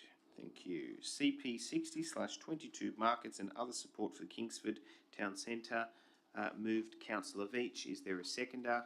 Seconded Councillor Luxford. Thank you. Councillor Veach is the mover of the motion. Could you please outline what it is that Yeah, look, I would just like to move this as per the recommendation on the business papers. This is something that the residents and business owners and workers along the strip have been crying out for a very long time. It's something that all of the West Ward councillors for many years have been lobbying for. There's so many opportunities. It is a unique area in the eastern suburbs with a particular mix of restaurants and small businesses that we should be really getting in and supporting. We do have UNSW up the road with the Roundhouse and NIDA, and the idea of perhaps sort of building that area up as a destination, hopefully, supporting the small businesses and hopefully attracting not only residents from our own LGA, but from perhaps from Bayside and City of Sydney and beyond to come there through just making it a more attractive place to go. Would be fantastic. So I commend the motion. Thank you. Councillor Luxford is the seconder. Yeah, I commend this motion as well. I commend council officers for delivering the report as requested by myself and Councillor Nielsen back in May when we moved the motion. So it's pleasing, and I thank you for the expediency of this report. The town centre at Kingsford is in dire need of a lot of help and a lot of support from council to bring it back to the thriving metropolis it once was when I was a young girl, a much younger girl. So hopefully rejuvenation in the area with this with recommendations here will start to liven things up. Councillor Hay. Thanks. I also commend this motion. If we're all going to try and claim credit for it, I'd like to mention that if we go back to the original motion, point 4 was an amendment moved by me. Never mind that. No, never mind. Please continue, Councillor Hay. We should all remember. No, but this absolutely needs to happen, and I urge everyone in this room to vote in favour of the motion. Through that, I actually just have some questions through the relevant officer. To the Director of City Planning, is this correct that this is the first time that a place assessment of this type will be undertaken in the town centre across Randwick?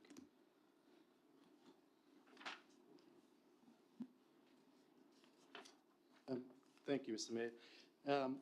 Usually when we've looked at public domain plans around reinvigorating new town centres, there's been a component of that which has undertaken a sort of economic analysis to see where it sits in terms of the hierarchy of the town centres and what its potential comparative advantages are in terms of the services and retail and other commercial activity that occurs in the centre. But this is more akin to a Main Street program, and I don't recall council having approached it from this sort of point of view since my time in council. Through you to the relevant, so to Mr Kyriakou, is it envisaged that the consultant will be engaged in the financial year 23-24 and that the work will be predominantly undertaken in that financial year?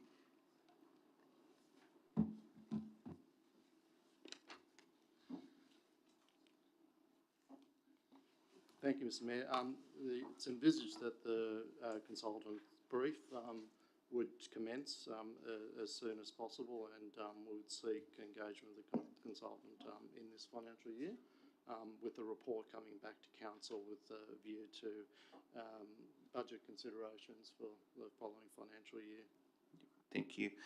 I have a question to the mover of the motion. Would the mover of the motion be open to the inclusion of the words "in addition," not in substitution of, the words "that a place assessment schedule be considered at a future meeting for other town centres"? I'm just curious as to whether or not this is in addition to this particular one. Okay, that's fine. Well, you can't from the chair, that's why I asked. Yep, that's fine. If that's okay, thank you. So just to clarify around that timing, because I didn't quite follow, this consultation will occur in this financial year. I mean, council has actually endorsed, a considerable amount of funding to go towards improvements in that area, and I think we would all like, well, I hope we would like some assurance that at least some of that will be expended in 23, 24. Obviously, probably not all, but at least some of it, given that the work is needed to be done now. Will we be getting assurance that some improvements will actually be done in the next financial year? I've just had a comment from the General Manager. General Manager. Through Mr Mayor, just for council's information, through the financial statement process this year, we did earmark that $1.7 million in a reserve for that purpose, so there is available funding. Thank you. Are there any further speakers? There being no further speakers, I will now put it. All those in favour? All those against? Declare that carried. Thank you. I now move on to the next item, which is a planning matter. CP 61, public notification of the VPA, moved Councillor Said. Do I have a seconder? Seconded by Councillor Burst. Councillor Said is the mover of the motion. Mr Mayor, going by the recommendation via the business paper, and the ironic thing is that this is a VPA which is a negotiation of what we're getting out of this building, which is about to be built, but it's already gone through the Land and Environment Court, so there's no turning back. And what we get out of it, if you look at page 90 and page 81, is a green grid. Sorry, Councillor Said, just for those listening online, you need your microphone, thank you. Yeah. Also, $593,000. The affordable housing levy, $1.6 million. Another VPA levy of $601,000. Total investment for this development is $2.8 million we get by just saying yes to this VPA to a building that's already been decided on. And we just debated and thanked the Director of Planning for Kingsford Town Centre. So the funds for that to happen has to come out of the funds for this. So you can't have one without the other. And a question to the Director of Planning, when we voted on K to K, the conditions of KDK was that every single dollar from the VPA goes to Westward. Am I correct?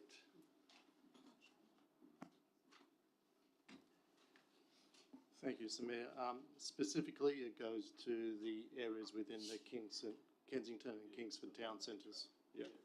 So it goes back into Kingsford, Kensington, $2.8 million. But if we say no, does that mean it goes? The developer pays nothing if it loses the motion tonight. Through to the relevant officer. Thank you, Mr. Mayor. The key consideration in this voluntary planning agreement is the community infrastructure contribution, because that is the contributions that's dealt with through the planning agreement and through the incentive clauses in the LEP. The other matters are as part of the Council's Section 712 contributions plan and by condition of consent, and similarly the affordable housing levy. And by saying no, there's no turning back. It's still going to be built. It's all been approved and it's going. So we're really just turning back the dollar. Thank you, Mr. Mayor. If Council wasn't to enter into the agreement, then the applicant has left no option but to seek to modify the consent and to remove the requirements for the contributions. Thank you. So again, we want improvements for Kingsford to Kensington. We know that. So actually, like, if we keep voting against these things, can we? I was about to say, if it was my ward, I'd be thanking God. Councillor said, hold on, thank you. All councillors will be heard in silence. They won't be interjecting across the chamber. Includes you, Councillor Nielsen. Councillor said, please continue. And I'll just wrap it up. Thank you, Councillor Nielsen, because my next thing was that if it keeps getting rejected, can we change the rules to make sure the other wards get this money? Through to the relevant officer.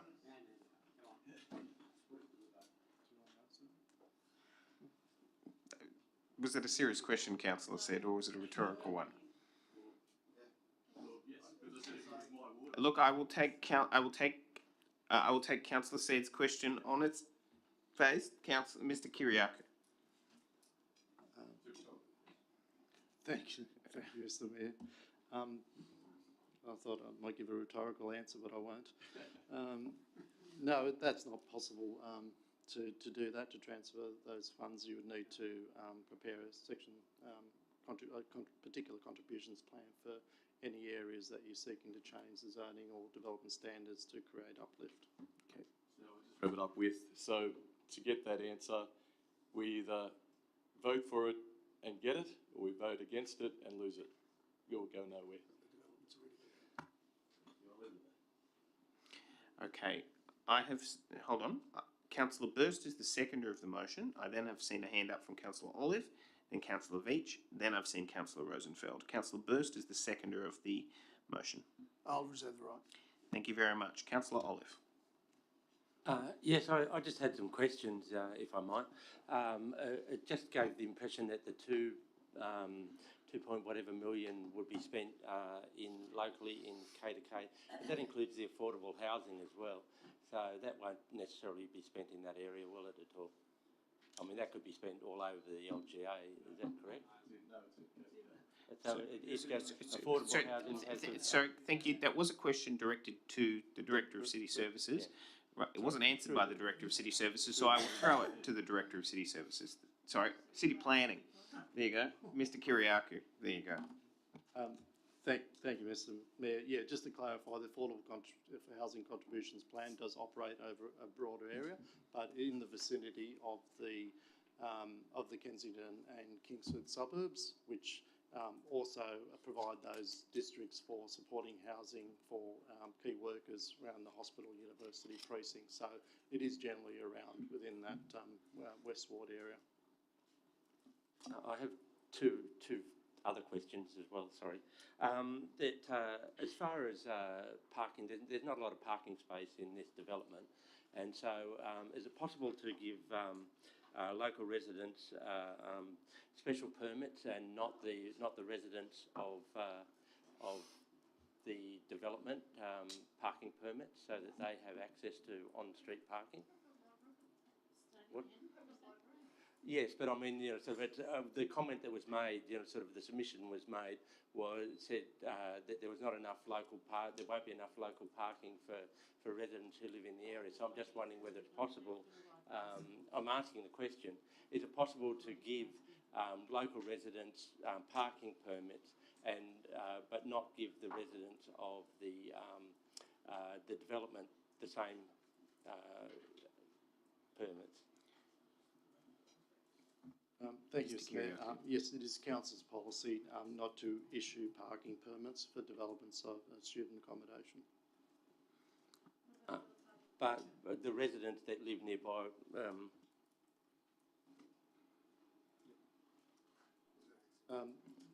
yes, if there is a resident parking scheme within that particular area, then those permits are issued to residents. That's right. But it excludes premises such as student accommodation or other boarding house types of development. Yeah, because that would seem appropriate if it went ahead. And my final question is, what are the consequences of non-issuance of an occupation certificate? A lot of this is contingent. A lot of this payments are contingent on the issuance of a occupation certificate. Is it possible for a developer just to ignore that, and what would be the consequences? Thank you, Mr. Mayor. The occupation certificate is necessary for the development to be completed and for occupancy and for the return to be made on the investment by the developer. There are some very strict rules around the certification of these developers, ensuring that occupation certificates are issued. If there is a breach of conditions of consent or works that would lead to the not issuing of the occupation certificate, then there is a process to be followed for that to be rectified prior to a occupation certificate then being issued. It's not that it just means that they can't on-sell it. Is that the correct situation? No, effectively means that they can't utilise the development. Yeah. Thank you. Councillor Veach. Yeah, look, I won't be supporting this motion. It has caused, just our residents deserve these types of things anyway. I mean, unfortunately, West Ward has been really neglected. They've been asking for footpath improvements and, a bunch of pretty basic things like that for a very, very long time, and even sort of simple things like improvements to local parks. Their calls are not being listened to. They're having to, get councillors to put up motions. It should not have to happen like that. You should not have to have a motion to council to get some basic maintenance and upgrades to a local park. We should not have to see increases in height and density to justify fixing up a footpath, and that's essentially what this is. So it's a little bit sad. In a way, people are going to sort of interpret this sort of ongoing neglect of West Ward. They'll see these things go up. Maybe the footpath will be fixed for a while and be like, wow, look at this great contribution that the developers making. But actually, they deserve to have that stuff anyway, just like the residents of Coogee and Randwick and many of the places that maybe get a little bit more TLC. So I don't really support the argument that's put forward, and maybe I would have a bit more open ears if we did see a little bit more attention paid to Kingsford and Kensington following resident requests. Thank you. Thank you. There's a hand up from Councillor Rosenfeld. I'll then go to Councillor Chappell after. Councillor Rosenfeld. Okay, firstly, Councillor said, I don't think a lot of the VPAs or all the VPAs get rejected, because I have seen some get approved. I know some I had to leave the room on because they were close to invested property, but I have seen some approved. But I just want to give Council an example of a VPA that Bayside Council did. Most of you are aware I live on the border of Randwick and Bayside, just off Bunnerong Road. The terrible Pagewood Green is across the road. I don't like the Pagewood Green at all, but the VPA came about where Meriton had to widen Bunnerong Road, increase the amount of lanes, and have a left turn into Heffron Road, which is just opposite the KFC there. It has improved Bunnerong Road a fair bit, and that BPA, I thank Bayside Council for agreeing to it, but that BPA has improved the streetscape, even though I can't stand the apartments across the road. So that's an example of it. I benefit from Bayside. I'm a resident of Randwick, as you know, but that's an example of a VPA that worked for myself and other residents. I've spoken to people both sides of the divide. Thank you. Thank you very much, Councillor Chappell. Thank you. I mainly have a question about the information that is contained in these reports that come to us. One of the things I would love to know when I'm considering what the VPA is actually providing back to the community is the value of the development that's being proposed, which isn't in there, and the estimated kind of value of the end thing they have at the end. So, you know, are they building a $5 million asset, in which case a $1.6 million contribution is insanely good, or are they building a $100 million asset, in which case, you know, are we shortchanging our community and should we be, you know, looking to try and push those numbers? The other thing I'd really love, and this isn't a question, it's mainly just a comment, is when we say the community contributions to the areas around the site, I would love to actually have a map of what that means, because it's unclear sometimes whether it means they're just literally going to build the 10 metres of footpath outside their place, which is one thing, or whether they're going to build corner to corner on that block, for instance. And I think that would give the councillors a fairer idea of what we're actually giving our community in exchange for these big developments. Thank you. Are there any further speakers? There being no further speakers, Councillor said to close the debate. Thank you. I will now put it, as it is a planning matter, I will go to a division. Councillors, a reminder that how I will conduct the division is to go all those in favour, all those against. If you're in favour, you raise your right hand. I will then go around the horseshoe and count. If you're against, raise your hand, and then I will then go around the horseshoe and count one by one. Okay. All those in favour, raise your hand. Okay. Councillor Hamilton. You can now put down your hand. Councillor Hamilton. Councillor Nielsen, Councillor Rosenfeld, Councillor Olive, Councillor McCafferty, Councillor Wilson, Councillor Said, Councillor Burst, Councillor D'Souza, and the Mayor. All those against, Councillor Pandolfini, Veach, Luxford and Chappell, and Hay. I declare that carried. Thank you very much, councillors. Well, I think I've found a fault of our new format. I can't see the division screen, it's very small. Thank you. We now move to the next item, CP 62/22, Swimming Pool Inspection Program, challenged by Councillor Chappell. Thank you. You might need to find someone to move this. Are you asking a question? Okay, can I please have a mover? This is CP 62 Swimming Pool Inspection Program. Moved, Councillor Luxford, seconded Councillor Rosenfeld. Councillor Luxford is the mover of the motion. Yeah, I just move as per the recommendation of the report. Thank you. Councillor Rosenfeld. Yeah, I reserve my right to speak. Thank you very much. Councillor Chappell, you had a question. I have two questions. Do you want them both at once? Yeah, cool. So the first one is it reveals in this document that we have only 15% of pools in the area registered, which clearly is a backlog that would have taken some time to come about. So I'd just like to kind of know if we have an idea through council officers where we kind of dropped the ball on that and what we're doing about it. And then the second one is I recognise all those duplexes that are going up at the moment all have little swimming pools at the back, and I've gone and seen a few of them and most of them don't seem to be compliant. So do we have a specific plan targeting those new builds? Thank you. Through to the Director of City Planning. Thank you, Mr. Mayor. This is relatively recent legislation which put a fair degree of onus on council to create databases and develop a program for assessing swimming pools, fencing and the like. It's in terms of the backlog, it is quite a insurmountable amount of work required to actually go back and do all the pools.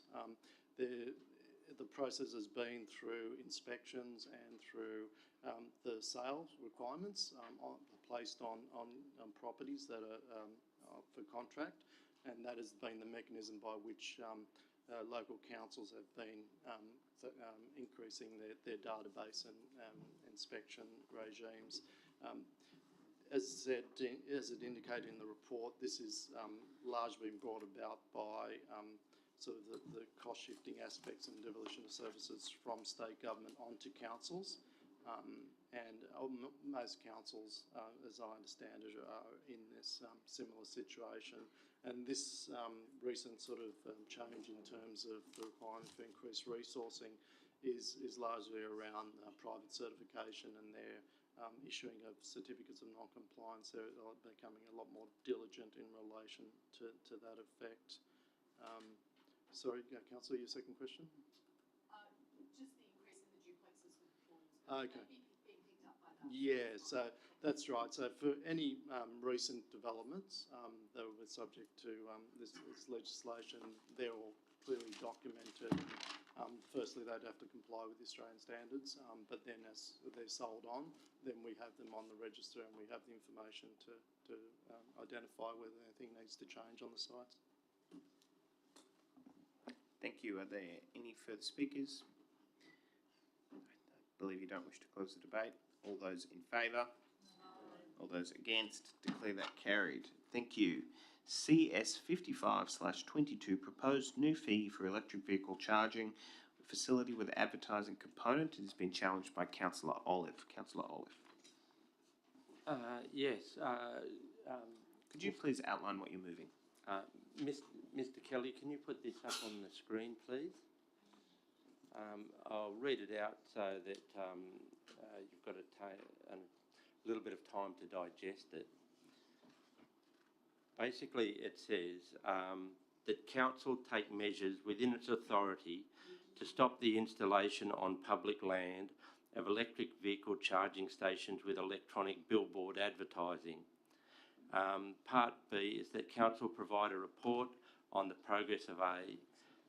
Part C is that council include details on the planning regulations applicable to the installation of chargers on streets in this report, including any differences for installation with or without advertising capability.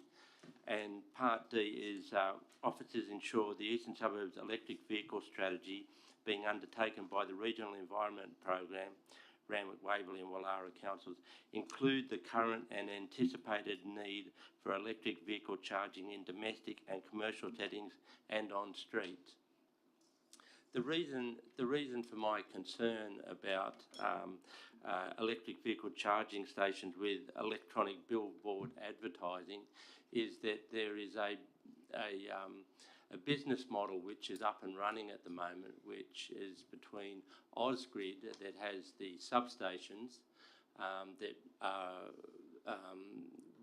regular occurrences in our suburbs, and we see them all around the place, and Jolt Energy, which is an electrical vehicle charging company. And they've combined to put together electric vehicle charging stations with electronic billboard advertising down the side. Now, council has some ability to prevent this from happening, and it's come to the Randwick local planning panel at some stage near Dunningham Reserve, and it was it was not approved in that particular case. But there are two such electric vehicle charging stations in Randwick. I'm a big advocate for electric vehicle charging stations, but I think that we need appropriate planning. And if this type of business model were to go ahead, I think that we could see in all of our suburbs electronic advertising in various streets where we just have these green substations at the moment. I think that the model, as was shown in the case when it did come before the planning panel, is one of advertising and not of electric vehicle charging stations, because as soon as it was not approved for the advertising, then the whole project was withdrawn. And it is the case, as I understand, that Ausgrid could have electrical vehicle charging stations as a matter of complying development for its particular substations, but it chooses not to. It only chooses to do this collaboration with Jolt so that advertising can go ahead. So the main thrust of this motion is to say that council should do all in its power to prevent these electric vehicle charging stations with advertising being a regular occurrence in our suburban streets. And so I commend the motion to you. Is there a seconder? Seconded by Councillor Pandolfini. Councillor Pandolfini is the seconder. Yeah, I just wanted to commend this amendment and motion. I think it'd be great to have a proper plan in place before we move forward, and this doesn't seem like the right thing to do at this stage. Are there any other speakers? I have a hand up from Councillor Said, then Councillor Veach. Mr Mayor, a question to the relevant officer. Who actually owns the actual outlet? Through to Mr Kiriakou. Thank you, Mr Mayor. It remains the property of Ausgrid. In my understanding, it's leased to the operator. Why I bring that up is because I remember Councillor Shuri had the right meeting, but we couldn't do anything about it when Telstra decided they were going to have the bigger, when they put the new phone boxes up, and they were virtually they expanded the size of their advertising with the potential of actually blocking half the footpath. And in the end, we couldn't say anything about it because Telstra actually owned it and they rented it off someone else, and we had no say in it whatsoever, if I'm correct. Because I remember they got through, but we couldn't do anything about it, unless I remember it wrong. Mr Kiriakou. Thank you, Mr Mayor. That was a dispute that went to the federal court, and the court deemed that those advertising structures as part of the telecommunications facility weren't a low impact facility, and then Telstra's is back in the position now where they don't have consent, and are seeing how they can remedy those particular structures based on the circumstances of each case. Mr Said, Councillor Said, anything further? Well, virtually. So does that mean we do have say? Because I'm trying to support Councillor Lawrence, but I just want to. That's so we do have say. That's what I'm saying. Okay, so we've got say. That's good. Yep. Can I just clarify the question? From my understanding, it is: does council actually have the power to prohibit advertising on structures such as the Ausgrid Jolt ventures? Because like most things, this is something that's new that hasn't come before, and we don't know. Mr Kiriakou. Advertising structure signs are controlled under Council's local environment plan, and they are permissible in certain zones. So if development such as this proposes an advertising sign and it's a permissible use within the zone, then council officers are obliged to assess its environmental impact in accordance with the relevant planning criteria. So it would not be possible to actually prohibit them. Council would be still required to undertake that assessment. Thank you. Just before I throw it to Councillor Veach, I actually just have a follow-up question. Currently, is it the case that Jolt has an exclusive use arrangement with Ausgrid at the moment? Sorry, Mr Mayor, I'm not exactly sure about that. Okay, thank you. The follow-up question I have for you is, in the ballpark, and I won't hold you to a particular figure, but how many of these potential charges are actually under consideration at the moment? Thank you, Mr Mayor. My understanding has been a few currently approved, and there's two currently in the system under assessment. Okay, thank you. Councillor Leach. Yeah, thank you. I also commend the amendment, the motion by Councillor Olive, and I guess it's just worth. We want to emphasise that we want to support EV charging stations, but there's literally no guarantee. I mean, the implication is that perhaps consumers would be offered some kind of discount, that the income from the advertising would somehow offset the charges, but I don't think there's any guarantee whatsoever that these companies will do this. They're likely just to continue to charge the amount for the power, and also just simply gain additional revenue for these. The idea is of installing the chargers is that they will derive income from charging for the power, and I think there's also a danger that you would actually sort of lose support for the installation of EV chargers if they were always going to be accompanied by a big ad. So I don't think we're in any danger of lessening the amount of charges going out. I think this is the right way to go.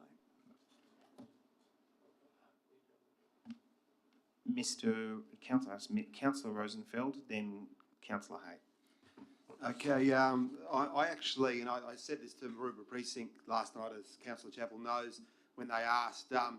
I actually think the only issue with the actual recommendation is $1,000 a year sounds a little bit too low. So I would think it's more in the line of $1,500 to $2,000.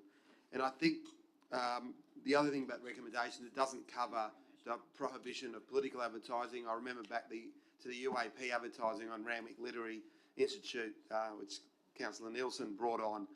So I'd like to foreshadow the motion if the amendment does fail, but with those amendments in place. So, yes, if the mover is okay, I'm happy to add that too. Okay. Well, basically, instead of $1,000 per car space, we'll go $1,500 per. Okay, but make it two. Why not? Yeah. Okay. I'm not an auctioneer, but thank you. Just to the mover of the motion. Yeah. From my understanding, the General Manager is more than welcome to interrupt me at any point. The current motion reads actually does not have any recommendation to levy any charge. So what you're suggesting to Councillor Olive is in instances where they are approved to levy a charge of $1,500, so you'd be including a new point. We'll make it $2,000. $2,000. Councillor Olive, do you accept that? No. No. Well, no, for a particular reason. I mean, there's a qualification. Yeah. Can I explain? You can outline why you reject the proposition. Because council have, here it says to stop, within its authority to stop the installation. It has a number of different nexuses where it can possibly do that. One is, with the advertising, but if it's in a particular area where, it's zoned in a certain way and that's not possible. Another is, with the parking arrangement. There are three aspects. There's the substation, there's the advertising, and there's the parking in front of the advertising. So, council could charge if it particularly didn't want to, and I'm not sure of I can be, corrected on this, but they could charge $30,000 to, jolt and then say, well, therefore that's the fee, and then they probably wouldn't go ahead with it. Well, I mean, it's more than one way to skin a cat. So, but I mean, I'm not against the idea of there are existing electric vehicle charging stations, which are Jolt advertising ones.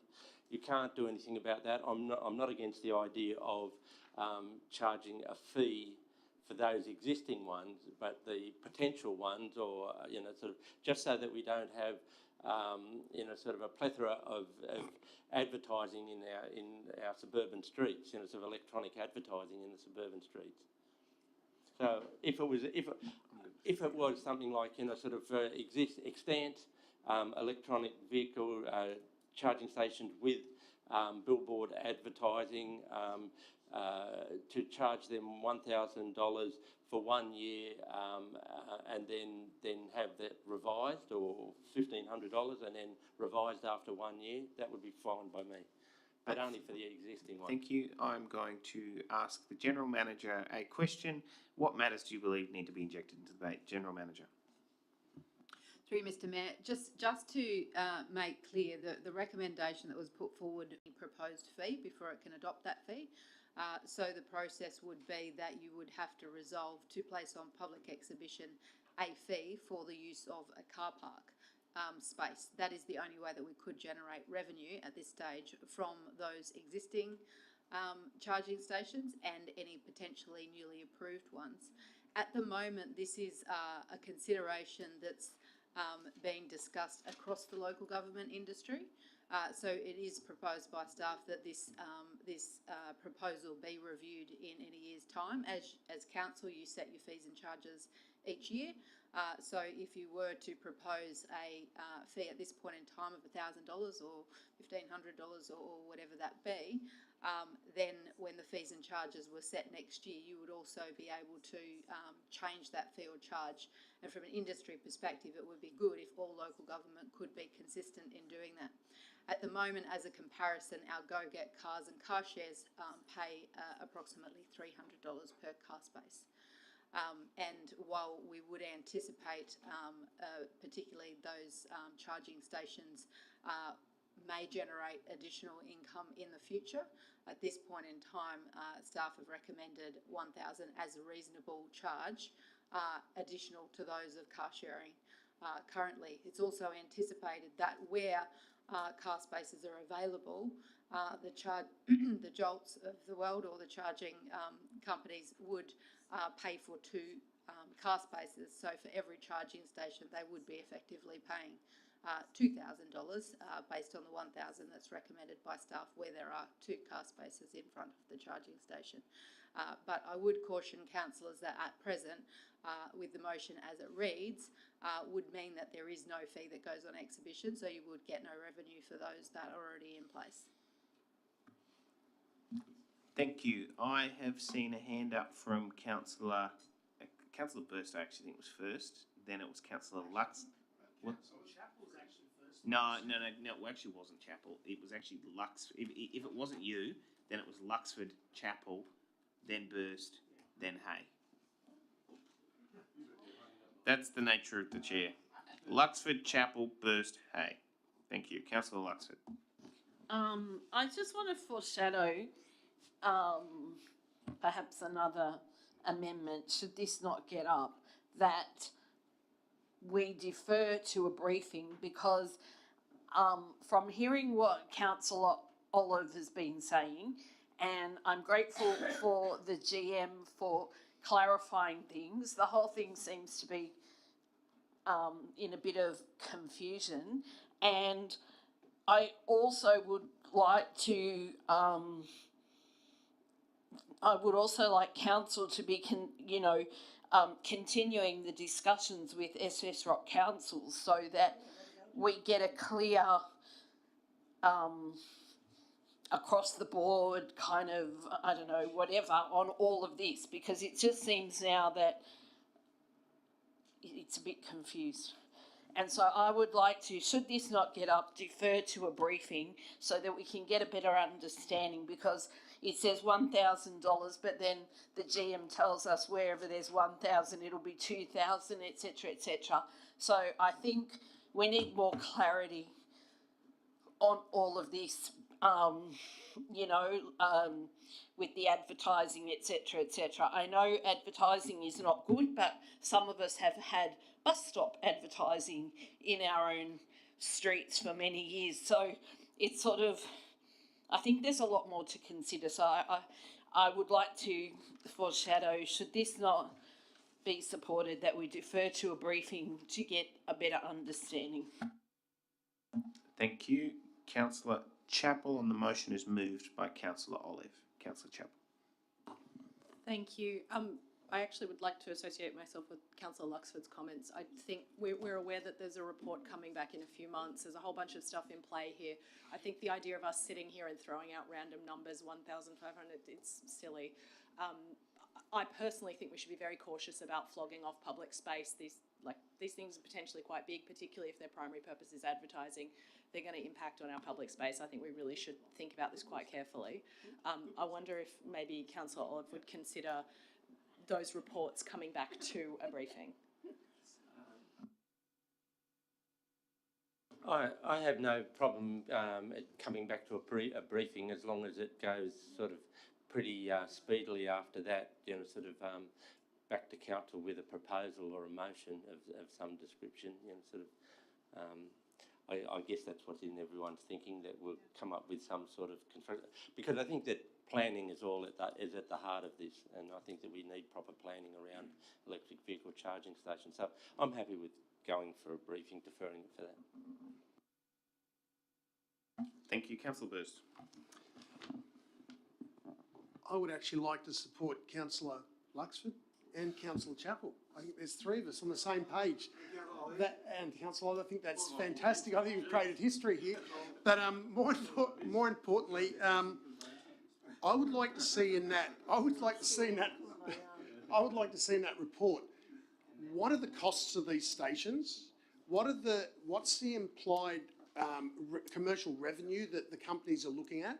If they're looking at making $500,000 per parking spot, we should be getting 1% or 2%. So all of a sudden, $1,000 is not enough. We should be then looking at $5,000 or even $10,000 per parking spot. If their revenue, if they're looking at their budgeted revenue as $500,000 per parking spot, we should get an appropriate percentage. So I'd like to see that in the briefing and in the report. So then we know that will direct us to what sort of fee we charge. If they're only going to make 50 grand out of a spot, well then obviously $1,000 is probably more appropriate. But if they're going to make $500,000, we should be looking at a higher amount, and that will help us, our budget moving forward in the future, and help growth as more parking spots become EV spots. We will increase potential revenue growth for the council. Thank you. Councillor Hay. Thank you, everyone. I'd like to start by supporting Councillor Luxford. Councillor Hay, please continue. I'd like to firstly quickly declare a non-significant, non-pecuniary interest. Someone I went to high school with, we were never close friends, but he now works for Jolt. I did have a guy I knew once. Anyway, I met him for coffee, and we explained and we talked about Jolt and what they actually do. Now, please continue, Councillor Hay. There are a couple of incorrect statements being said tonight. That Jolt actually don't charge for the electricity to the user. You can park your car there and recharge your car for free. The advertising is their model of how it remains financially stable. If we look at, and the reason why what they do is they take the ugly green boxes and they put advertising on it, because if you're already stepping down electricity in that location, you've got electricity at the right voltage already, you can just plug a car into it. More to the broader point though, the purpose of it is that they're trying to, you can see a dramatic increase in the number of electric cars that are being purchased, and that means particularly if we're going to have people visiting Randwick Council, you want that person to be able to drive to Randwick Council and know that they can charge their vehicle. It's the infrastructure that you theoretically need for the future of the council. In 10 years' time, we'll be looking back and saying, why didn't we build more electric car spaces? Because that's been the experience everywhere else in the world. What people do is, particularly Northern Europe, when a lot of people buy electric cars, everyone demands and clamours to have as many electric car space charging points as possible, and they don't have enough. So if we do a proper planning early, it will make a lot more sense, and we'll have a financially viable. Well, there's several different ways we could do it, but ensuring that we have a financially viable method that allows everyone to charge their cars, and I don't really think it's needed now, but it could be needed in the future. So I intend to vote against this motion and although I do admire there are some good points being made, I think we do need to vote this down and send this to a briefing. Thank you. Sorry, just through to the relevant officer.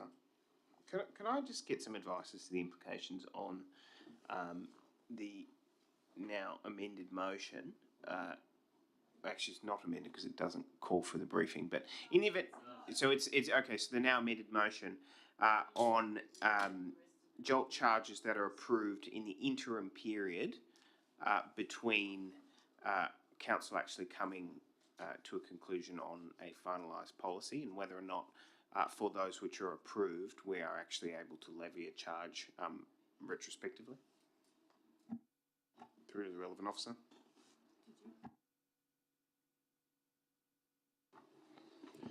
Thank you, Mr. Mayor. If the development consents have been issued, then there is no ability to impose additional conditions on the consent without the agreement of the applicant and the lodgement of a modification application. Can I just follow up with that? Does that include a parking space charge?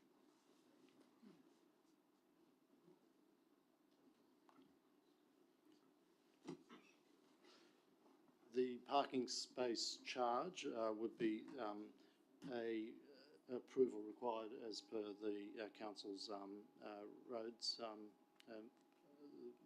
a fees and charges amount that's subject to issuing a marking of a space on the road, and so that would not be a matter for the development consent, but that would require an applicant making an application with council for that space, and there would be nothing to oblige the jolt or the operator to do that. Thank you. Councillor Olive, are you closing the debate or asking a question? I can close the debate if no one else wants, but I've got, I want to reply through you to Councillor Hay on a point that he made. Sure, yeah, please proceed. Clarification. Councillor Hay said that it was free to charge your vehicle at the jolt charging station. That's not correct. You get 15 minutes free, and for the rest you have to pay 40 cents a kilowatt. If you do the calculation, so I know I've got an electric vehicle and it's 42 kilowatts. If you do the calculation, compare that to ChargeFox, which charges 25 cents a kilowatt. If you fill your your electric vehicle with power, it comes out at much cheaper with ChargeFox than than with Jolt, and it's much cheaper if you do it at home again. There are varying different rates. So what they offer is 15 minutes of free charging. A small amount of charging at the beginning. Yeah. Put it. That is exactly what I'm doing. There being no further speakers, I'll now put it. All those in favour? All those against? I declare that carried. Thank you. We now move. There has been a request for a break, and in light of the fact we've been going for 2.5 hours, I feel generous and to allow it. We will go on a break until 9:45. Thank you.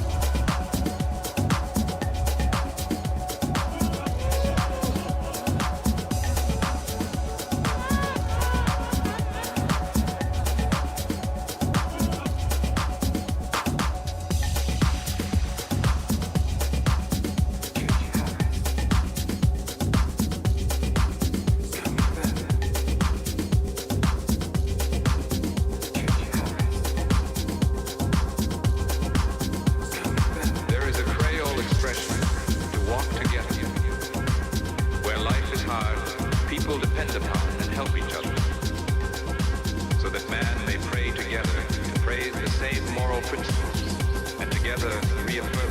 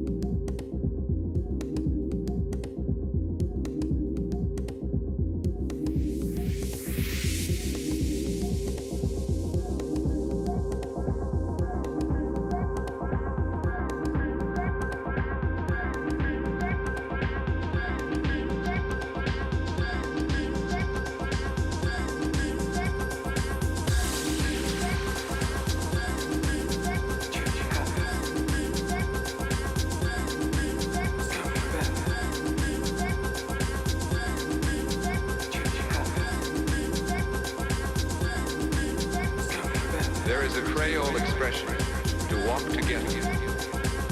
Where life is hard, people depend upon and help each other, so that man may pray together to praise the same moral principles, and together reaffirm.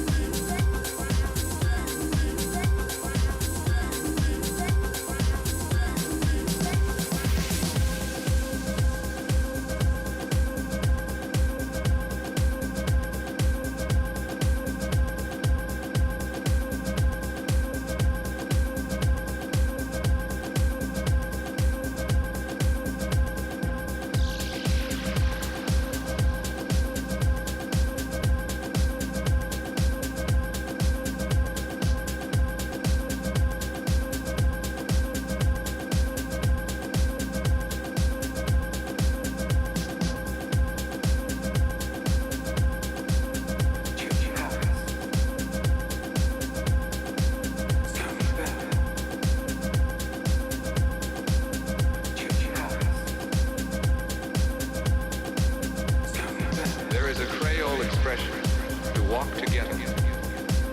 Where life is hard, people depend upon and help each other, so that man may pray together to praise the same moral principles, and together reaffirm.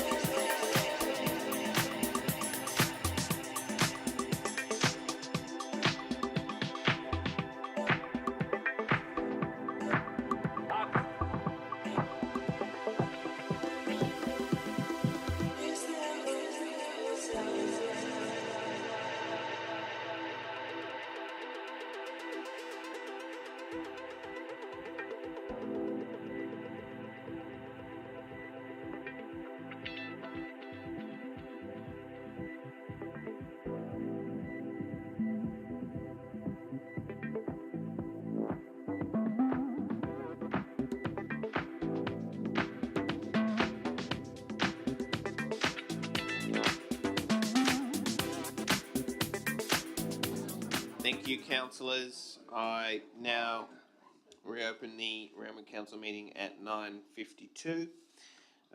You can now all be seated. Can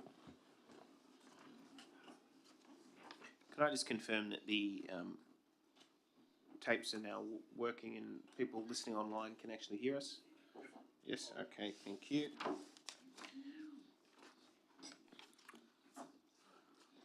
CS 53/22 off-leash dog facilities review and nomination of off-leash dog beach for trial. Moved Councillor Wilson. Councillor Wilson, can you please outline to the meeting what it is that you're moving? I will then call for a seconder. Councillor Wilson, could you please turn on your microphone? I'd like to move the motion in an amended fashion. I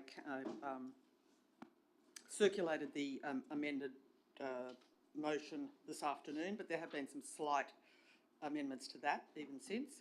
In C, rather than council endorsing the proposal to create off-leash dog facilities, I've changed it to council consider the proposal to create off-leash dog facilities. And then at the end of that sentence, I'd like to add following public consultation on these sites. So the first paragraph is the review of Randwick Council's off-leash dog facilities be noted. B, council endorses the proposal to retain existing facilities and investigate improvements to fencing of those facilities to increase pedestrian, motorist and dog safety.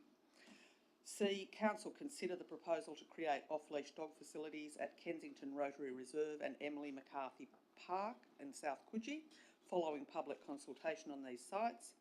D, council notes the identification of Yarra Bay Beach as a potential off-leash dog beach and supports the commissioning of an environmental assessment report. And E, council to await the results of the report before proceeding further with this option. So that's the motion. Thank you. Councillor Said, do you second that? You do. Councillor Wilson is the mover of the motion. Please feel free. My thoughts on this, and I've spoken to a number of other councillors about this, is that the information I'm receiving from residents is that they don't want a dog enclosure within a park. And I think the speaker to Councillor Veach's motion tonight said the same thing, because it makes the park smaller for everyone. So the dog people then only have the enclosure, the people that don't have a dog have the park less the enclosure. So that's the idea of retaining the existing facilities, our existing dog parks, and improving the fencing of those facilities. As our speaker tonight said, mainly she's worried about her dog running under the fence, out of the park, onto the road. And I note that in the report, on page 163, under existing off-leash dog parks, in the second paragraph, it says, we have received requests for certain locations to be improved by installing fencing that prevents dogs from running onto the road. These locations include Baker Park, Bangor Park and Broad Arrow Reserve, and I would add Snape Park from what our speaker said tonight. And what we'd like to see is that investigated and, if possible, improved, to improve the facilities that we have. We've reduced, my motion, my amendment reduces the number of parks that are actually going to be created. And of course there needs to be consultation on those sites. We note the identification of Yarra Bay Beach, but obviously we'd need to have an environmental assessment report. That is mentioned currently in the recommendation in the business paper. In that recommendation, we're going to endorse the dog beach up before we get an environmental report. So, I mean, I think that's the wrong way around. I'd like to get the environmental report and then, you know, decide after we get the results, decide whether we're going to endorse the beach or not. So that's my 10 cents worth. Thank you very much. I'm going to go to Councillor Said as the seconder. Then I have Councillor Hamilton, and then there was a hand waving over there. No. Then I'll go to Councillor Rosenfeld. actually, Mr Mayor, I support this amendment, and I also reiterate what Councillor Wilson just said, that the lady from Snape Park, I think she feels like most of us that by having only a small fenced area, it'll virtually, depending on the size of the dogs that go in there, will probably create a sort of dog, congestion, and become dog eat dog, and it become an actually dog fighting pit. So I can't agree with those. If we were to do something like that, it needs to be, if you go to St Joseph Banks Park at Botany, their off-leash dog park is fenced and it's about 2 acres. It's massive, and that is fantastic. There's trees, shade, there's this, there's that. It's really well set out. We only have small areas, and I feel that once you cage a dog, it can only lead, and I remember a former director once told me, once you put them in fenced areas, you don't know what's going to happen. And I agree with the Yarra Bay. I personally would like to see it, but I'll wait till the environment assessment comes back. I'd like to see it at certain times of the day, early in the morning and in the afternoons, and get them off during the day when there's people around, more people around. But I'll wait till the environment assessment. And my last thing is, if I can ask the relevant officer, with the environmental assessment or anywhere within this process, are we getting the expert opinion on how facilities should work from, say, a canine expert or a vet or some sort of specialist in this area at all? Whether that you need, if you were to build fenced areas, where you need 1.2 metres per dog or whatever square metres, and also what breeds do not mix with other breeds, because I can see as soon as we build one, people with small dogs are going to say keep the big dogs out, and then we'll have the big dog owners say we need a big dog one, and it's going to become an absolute nightmare. So are we getting the instructions from an expert? Through to the Director of City Services. Thank you, through you, Mr Mayor. In regards to the beaches, the environmental assessment is in relation to criteria set out in the EP&A Act, I believe. So I might be able to take that on notice and send you what that criterion is. There may be, which again I'd confirm, requirements to seek advice from certain specialists. However, I couldn't confirm that it may be a dog behavioural specialist. In regards to the dog parks, I believe by nature of the motion, as on the screen, it's removal of fenced dog parks, so only perimeter fencing on certain sides of the park. So I don't believe the small dog, big dog noted issue would prevail. Councillor Hamilton. I have a question of the mover of the motion first, and then I'd like to speak to the motion. My question is just in relation to one comment that you made. You said that your amendment could result in less dog parks. I might have heard it wrong. That's not the case, is it? Councillor Wilson. The motion in motion in the business paper at B says council endorses the proposal to retain existing facilities and the new off-leash dog parks at Kensington Rotary Reserve, Anzac Parade Median Strip at Kingsford, Emily McCarthy Park, South Coogee, Latham Park and Murrabburra Reserve. So I've taken out Anzac Parade Median Strip because I thought that I did that with consultation with the other Labor councillors. Latham Park and Murrabburra Reserve. I've removed those, but I'm willing to have a discussion about that. But Thank you very much for clarifying. Look, based on that, I do struggle to support the amendment because I do feel as though we need as many dog parks as possible. Through the pandemic, we saw an uptake. I'm a COVID dog owner now. An uptake in pets and dogs, and then everyone went back to work, and of course there was this unfortunate case of people then dropping the dogs off it to be rehomed, which was extremely upsetting. But I think that what we need is as many opportunities for people to be able to get out with their dogs. We know that dogs and pets in particular, not just dogs, but pets overall are really healthy for people's well-being and mental health well into the later years. And we know that having a pet as in childhood is also really beneficial to children. So I just feel as though we shouldn't in any way diminish the amount of opportunities that people have in our area to take a pet outdoors and give it some exercise. I think when it comes to having a fence or not having a fence, I personally, as a dog owner, personally believe that you're responsible for your pet, just like you're responsible for your car, your bike, your tricycle, your skateboard, your children.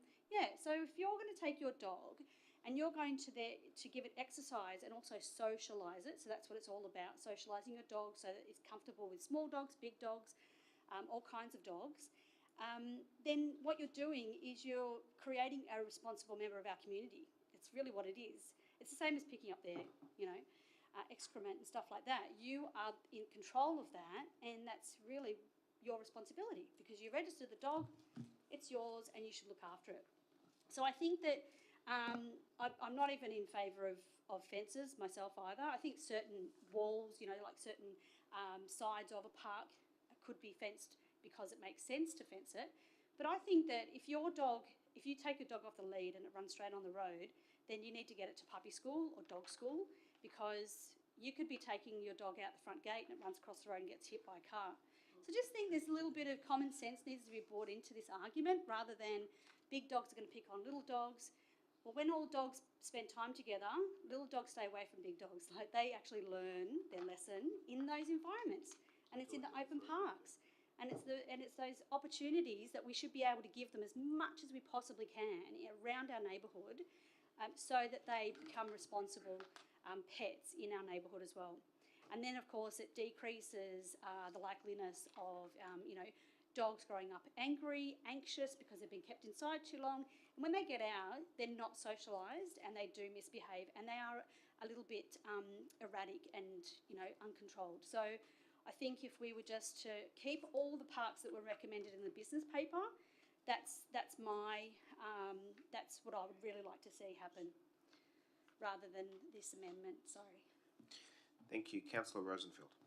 Yeah, I agree with Councillor Hamilton. What I will say is I don't think the Anzac parade medium is a great idea. I think that's a bit of an odd one, so I'm happy with that to go. But the other ones I like to keep, and I believe there can be fenced dog parks in certain areas. I think Maribor Reserve is a perfect example where you've got a garden there with a community. So if you have a fenced dog park, the dogs won't disturb that garden. So it's kind of where it suits, it can work. It certainly won't work at places like Nagle Park, for instance. I don't think fenced dog park will work. But and don't forget, we're only putting this to consultation. So the more parks you put, the more parks we have consultation about. The other thing I wanted to actually add is I wanted to add an extra point to the initial recommendation. So I wanted to foreshadow if this particular motion loses, that council endorses with everything but adding that council endorses the proposal to trial having lights on during all weeknights at Nagle Park, Maroubra till 7:30 p.m. between April and September for the benefit of people exercising their dogs. This will also be for community consultation. The reason I say that is that I get contacted by a lot of residents who did enjoy, like what our speaker said earlier, in Nagle Park, they did enjoy the fact that last year they were able to go on in the winter time to Nagle Park. Nagle Park, Monday to Wednesday, they do have lights on for the sports practice, and then the dog owners are basically at the far end exercising their dogs. They would like lights on all weeknights, during between April and September. So basically, they're able to exercise their dogs. So I'd like this as part of the report so we can get some community feedback on it as well. So should this fail, I'd like that added. But even should it pass, I'd like to ask Councillor Wilson if we could add this to if somehow we can add this to the motion. I'd accept that amendment. Yeah. Can I just confirm the inclusion? So it's the inclusion of lights in Nagle Avenue. So council endorses a proposal to have lights on during all weeknights at Nagle Park. Yeah, I sent it through to David Kelly, yeah. There will also be community consultation.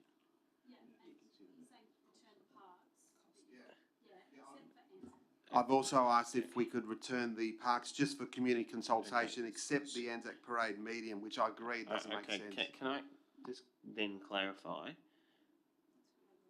Through the Code of Meeting Practice, notices of motion without an identified funding source will trigger an automatic report. Can I just get some advice on that from the relevant officer? Through you, Mr. Mayor, just looking at the motion, I would suggest that having the additional lighting would require a report, including costings, in order to move forward. So the wording in E states endorses the proposal to trial lights. It also contains the words, this will also be for community consultation. Can I just clarify through the relevant officer, are we asking the community their thoughts on that as a proposal, or stating that we've endorsed this, provide your feedback? We're asking their thoughts. That's what I intend, so maybe we need to reword it. Through Mr. Clark.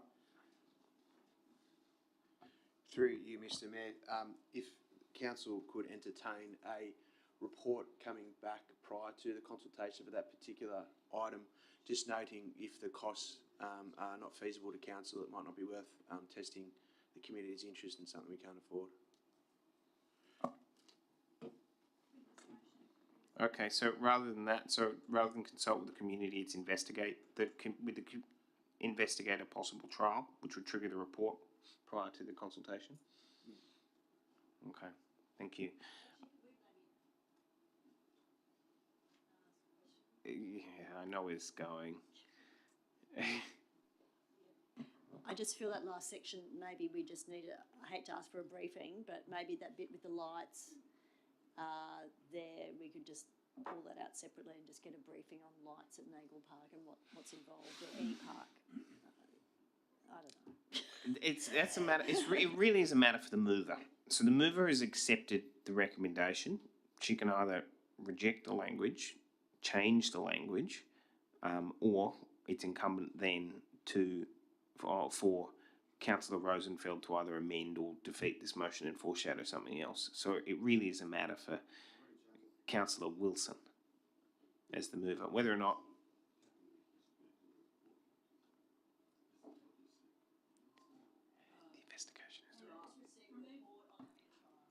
Yes, I'm a little bit confused about, we've put Yarra Bay Beach as potential off-leash dog beach, commission of an environmental assessment report, and investigate a possible trial, having lights on, and awaits the results of this report. So we'd probably have to change F, wouldn't we, to make it make sense?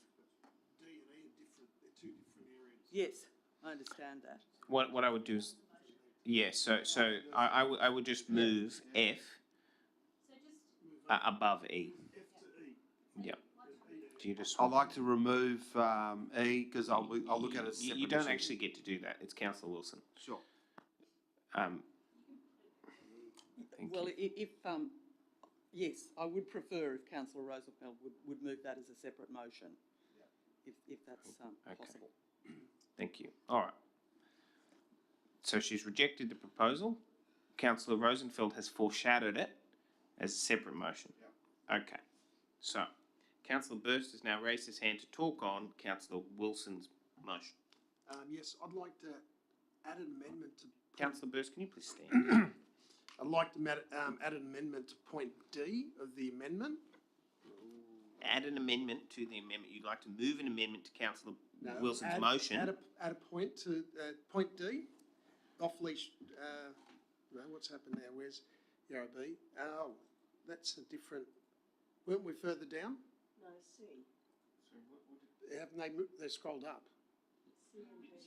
He's on the motion as moved by Councillor Wilson. No, what's on the screen is what was... That's the amended motion. Okay. for point D, that after an environmental assessment report and following public consultation on this site. Because we need to do some sort of public consultation down at Yarra. It's okay to do it. Does it automatically? No, it doesn't automatically. So we need to then go to public consultation after the environmental report's given the tick. If the environmental report says no, then what's the point of doing public consultation is what I'm saying. Well, that wouldn't happen because it said no. But if it says yes, well then what? So- Will it come back to council? Add it. Yep. So thank you. So, Councillor Wilson, you can either accept Councillor Burst's suggested amendment, which changes the impact there, or you can reject it. No, I reject that. Thank you. Councillor Burst, do you seek to move an amendment? Yes, I'll move an amendment. Okay, thank you. Do you have a seconder?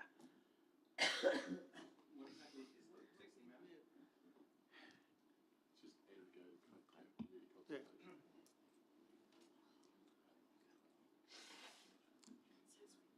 So keep whatever point D is and just and go to public consultation on this site. Would you like to add the words, if the environmental impact assessment is positive? Is positive? Yes. No, because I gave this an hour and a half. That's too little.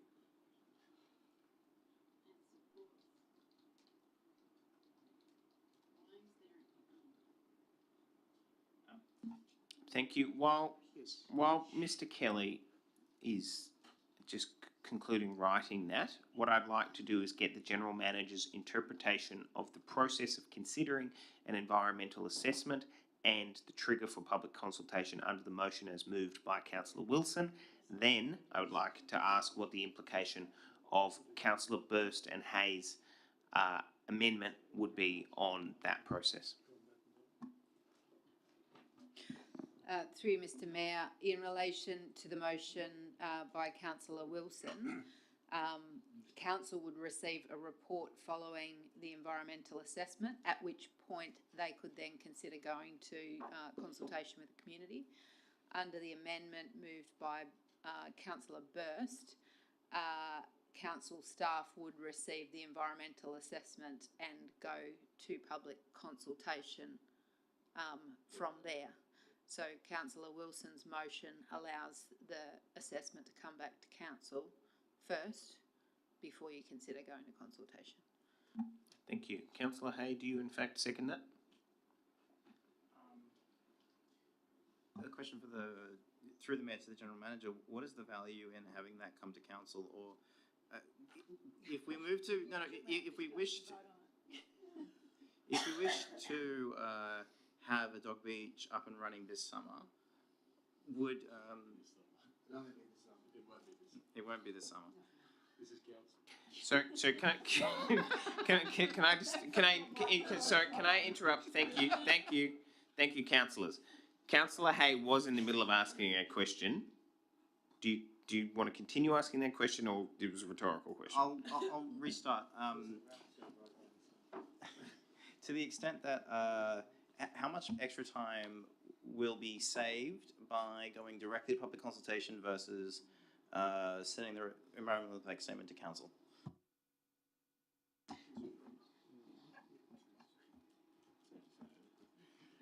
Through to the relevant officer, Mr. Clark. Thank you. Through you, Mr. Mayor. It's hard to quantify, but you probably use a yardstick of 1 to 2 months. Okay. In light of those answers, Councillor Hay, do you second the amendment? Sure. Okay. Councillor Hay seconds the amendment. Councillor Burst, you've really already spoken to Can it. we put it, Put the amendment. please? I don't require 2 for 2 against for an amendment from memory, so no, you do for on the motion. Okay, we'll now put the amendment. All those in favour of Councillor Burst's amendment? Either all those against? I declare the amendment lost. Okay, thank you. We now return to the motion as moved by Councillor Wilson. See how we had 2 for 2 yeses? We have on this. Okay, we'll now put it. All those in favour of Councillor Wilson's amendment? Aye. All those against? Declare that carried. Thank you. Thank you.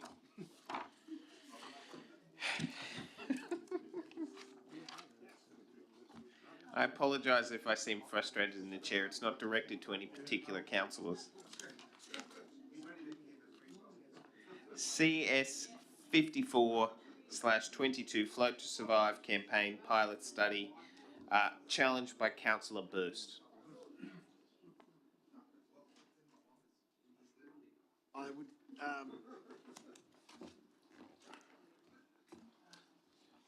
would like to support this as per the council recommendation. I think it's a great initiative, and it goes on the back of what we're already doing with the fishermen, and safety is a priority in our area, and we need to focus on safety, and saving lives. So this initiative will help to do that. I'll second it. Councillor D'Souza is a seconder. Mr. Mayor, we're a coastal council. It only makes sense that we should promote these kind of actions. So I fully support what our council is doing here. Education is important, and more importantly, if we have this sense of community that we're so proud of, that's exactly what this will be doing.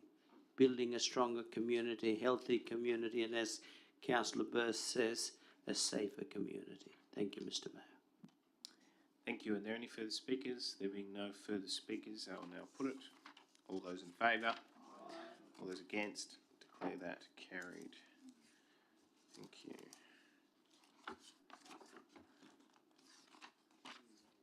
Can I move a procedural motion that from now on we have 2 minute speaks and 2 for, 2 against, please?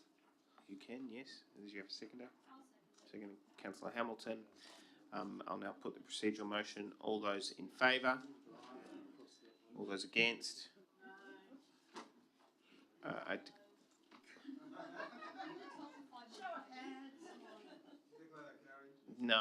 I'm actually going to... Well, there hasn't been a call. I'm going to declare that as carried.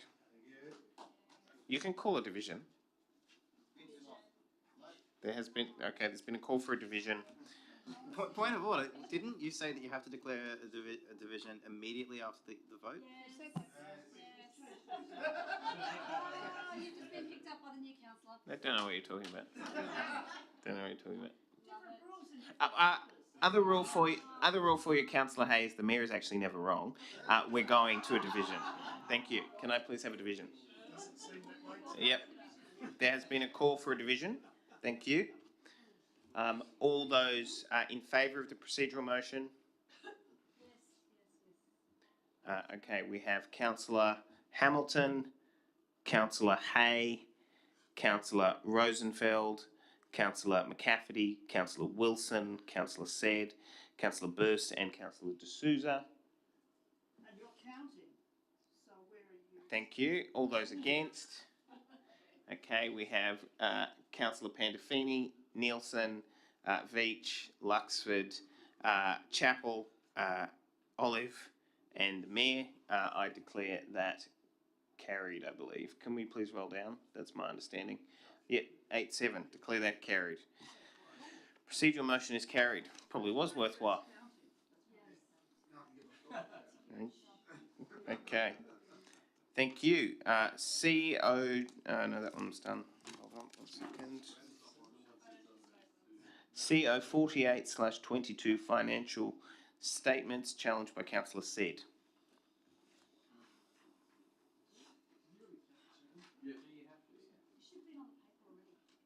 Mr. Mayor, I just challenge this because I support the recommendation as per the business paper, but I just wanted to give my gratitude and thanks to the finance team, obviously with Therese Manns, Mr. David McNiven, and especially Stephen Wong and his team. It takes a lot of effort and sort of working hours to get to these financial statements. And once again, it's actually come out in the positive. We've actually, if you take away the grants, etc., we've actually done very well. We're 5 times bigger than we were, obviously with COVID, etc. So we're on the right track. Thank you very much to the finance team, I appreciate it.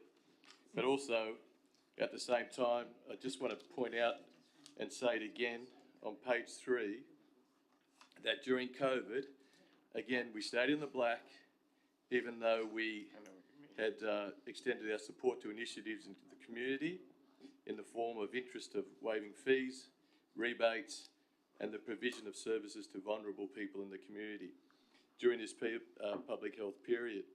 The impact on several of the services, as I said before, we didn't have Des Redford running, we had no revenue coming in, yet we kept all the staff on. We kept supplying people in vulnerable situations. We gave rebates, we extended people who could not pay their rents. We really went out of our way to be a sense of community.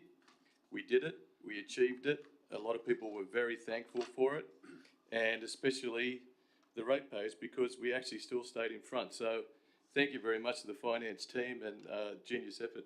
Thank you. Thank you. Seconded by Councillor Burst. Councillor Burst waives his rights. All those in favour? Actually? Just quickly, yes. Councillor Burst. It's fine. I also think it's a great result, and I'd also like to personally thank our General Manager, Therese Mans, for her leadership on this. It was exceptional to give us this result, and I think she had a lot of input into making sure that this that the financial statements were successful. So thank you very much. Thank you. Thank you. There being no further speakers, I'll now put it. All those in favour? All those against? Declare that carried. Thank you. Councillors, just before we move to the next item, I am conscious that we have considerably slowed down despite making excellent progress earlier. And just remind... You lost the vote. You voted against it. Thank you very much, Councillor Said. You should be complaining about the time. Well, in light of the previous remarks. I will now call for the next item, but as a reminder that we have slowed down. Councillors, CO 51/22, representation on the Community Trustee Board for Centennial Parklands, challenged by Councillor Nielsen. Thank you, Mayor. I'm moving this in an amended way. The recommendation is simply that Council nominate a member for the new Community Trustee Board for Centennial Parklands.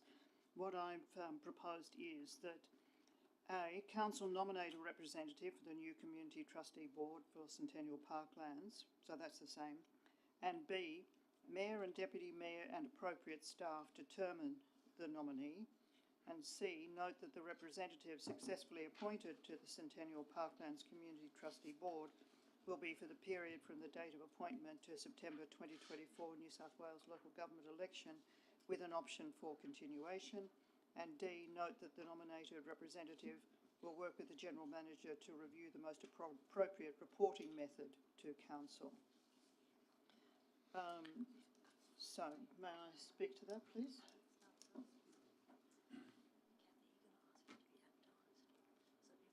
Okay, do you have a seconder? Yes. Sorry, seconded by Councillor Pandafini.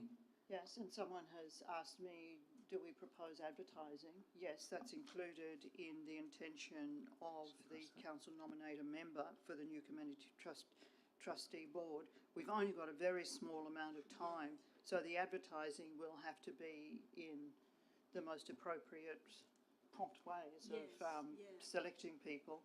That's why I also thought it was important with this particular wording, was that the appropriate staff also be part of this, because I was thinking that, you know, some of our environmental staff are excellent in terms of their contacts within the local community, and they will be also helpful in reaching out to find an appropriate nominee. So, the intention is that we would be advertising, and I'm happy to, if you think is it necessary to, well, perhaps I'll ask a question through you, Mr. Mayor, if you like questions, and then you can throw it to the relevant officer. Is it a good idea to include the word advertise in an appropriate way in this? Through to the relevant officer.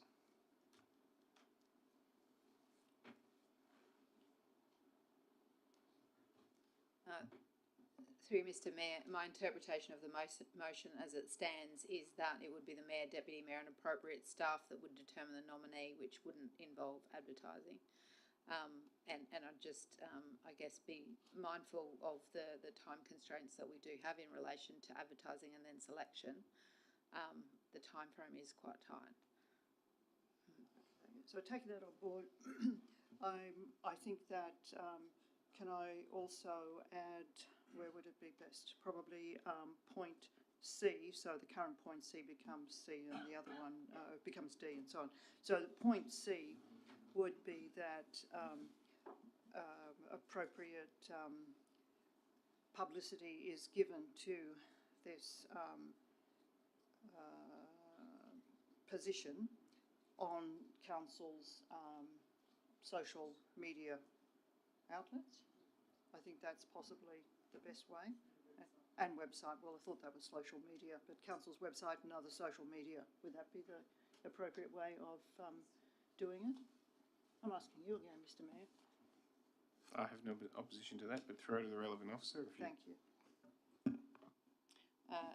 Through you, Mr Mayor, I would suggest that, given the time frame, that advertisement would need to go out tomorrow, potentially in the online news and through social media with a 7-day deadline, which gives you 2 days to decide on the appropriate member. That's when I think it becomes tricky with the deadline, because that doesn't give very much time at all, because if in fact, I just think we need to say publicise, sorry, you seconded, was you saying something? Well, I don't know why we didn't advertise earlier. I mean, when you look at the dates for all of this, we received this, we could have brought this, I would have thought, to last month's meeting, but we haven't, so we're stuck with this. I just think publicity, just put publicity on council's website and social media outlet, and then hopefully people who are interested, and to be fair, most people who are really interested in this particular position, the parkland and so on, they already know about this. You know, those of us who are on their communications and so on, we all know about this. So most of the people who we would think of as being appropriate will already have heard about it. And that's why I think having the mayor, the deputy mayor and the council staff, they can reach out to some people to just confirm whether in fact they do want to be considered. So I think just, appropriate publicity and immediate, can we put immediate, appropriate, immediate, is that all right? Thank you. Second, Councillor Pandolfini. Thank you. Are there any further speakers? There being no further speakers, I'll now put it. All those in favour? All those against? Declare that carried. Thank you. NM 79/22 amended notice of motion from Councillor Hay. In the interest of time, if the fellow councillors would like it, would we do this like last week we did in seriatim? I'm conscious of the precedent that sets. I really don't like it. If you guys want to do a procedural motion, you're more than welcome to, but I will not be supporting it. Thank you. NM 79/22 amended notice of motion from Councillor Hay, meeting to discuss antisocial behaviour in Inglis Park. Councillor Hay. Thank you. I'd like to thank Mr. Kelly. I emailed around 3:30 or so an amended form of the motion, and it's now on the screen. Basically, I think it did need to be redrafted. There was an unfortunate interpretation of what it could mean, which was never my intent. All I really want to do is get a conversation going. So all it says now is we have a relevant council officer meet with various stakeholders. That can be in one meeting or it can be separate meetings. I really don't mind. And then suggest an appropriate course of action. I'll notice, I briefly note that you do want to nip problems like this in the bud and get them on the agenda so they don't spiral out of control. For example, Councillor said has his own motion about combating antisocial behaviour in La Perouse later tonight. That seems like a very good motion. I intend to support that. You don't want to but that's been a problem that's been festering for many, many years. Let's get this nipped in the bud now, and I think we've sufficiently amended it so that it is much more palatable. Thank you. Seconded by Councillor Burst. Councillor Burst is the seconder. Thank you. Is there anyone against the motion? Okay, okay, anyone speaking against the motion? Okay, there being no further speakers. Okay, I assume you don't need to close the debate. Okay. Okay, question from Councillor Veitch. I guess through to the mover. Look, my issue with both the motions that were tabled on the business papers was that it sort of identified, sort of singled out local schools and local school children as perhaps, you know, being kids. And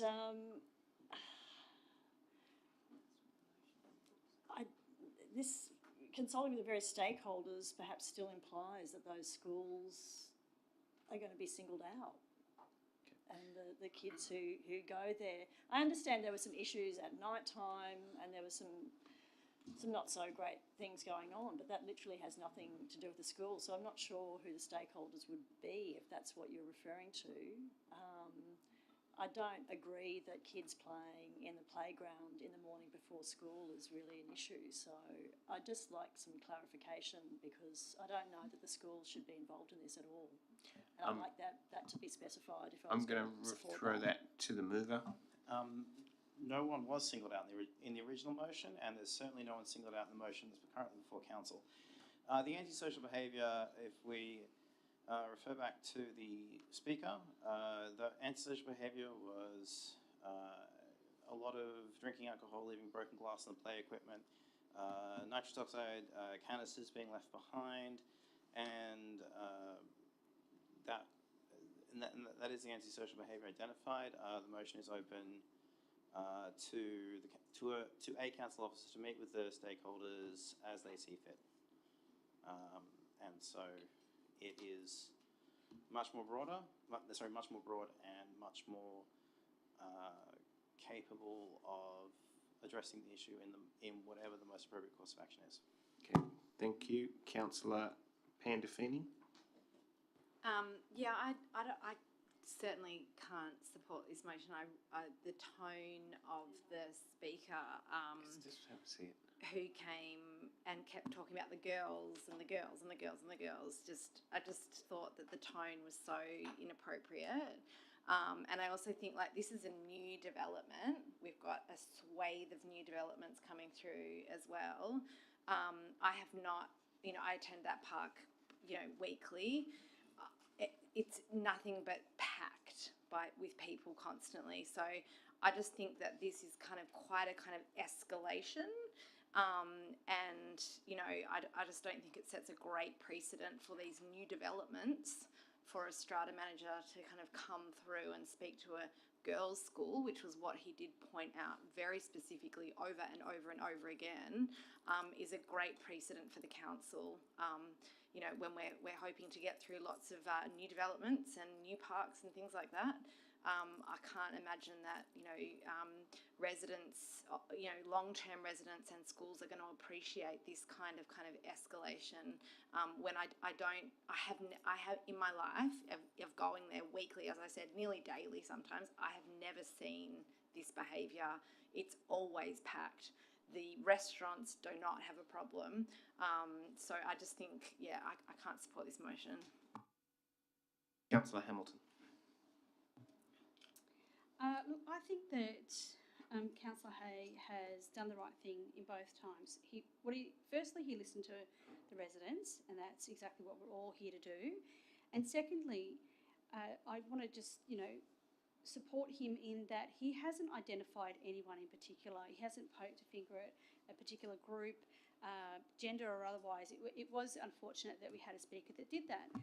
And I think that by wording this motion, it really does hark back to the days where Councillor Matson requested mediation. You know, we had a lot of mediation. It was something that we all debated about, and we encouraged, even though I know I voted against it a lot, but it's more about, you know, is the mediation going to work? So it's great to have that as an option, but this is really what Councillor Hayes presenting, is that we have this opportunity, or we're encouraging the relevant stakeholders to get together and talk about it.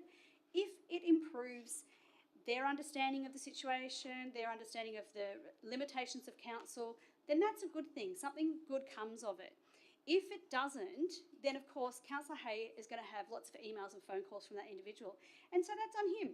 But what we can do is support him and allow this to ride out, and just see if the council staff can help in this particular example and this situation. It's not uncommon for us to promote this. As I said, we were doing this quite a lot in the previous term, and so I support it, and I hope that everyone else does as well.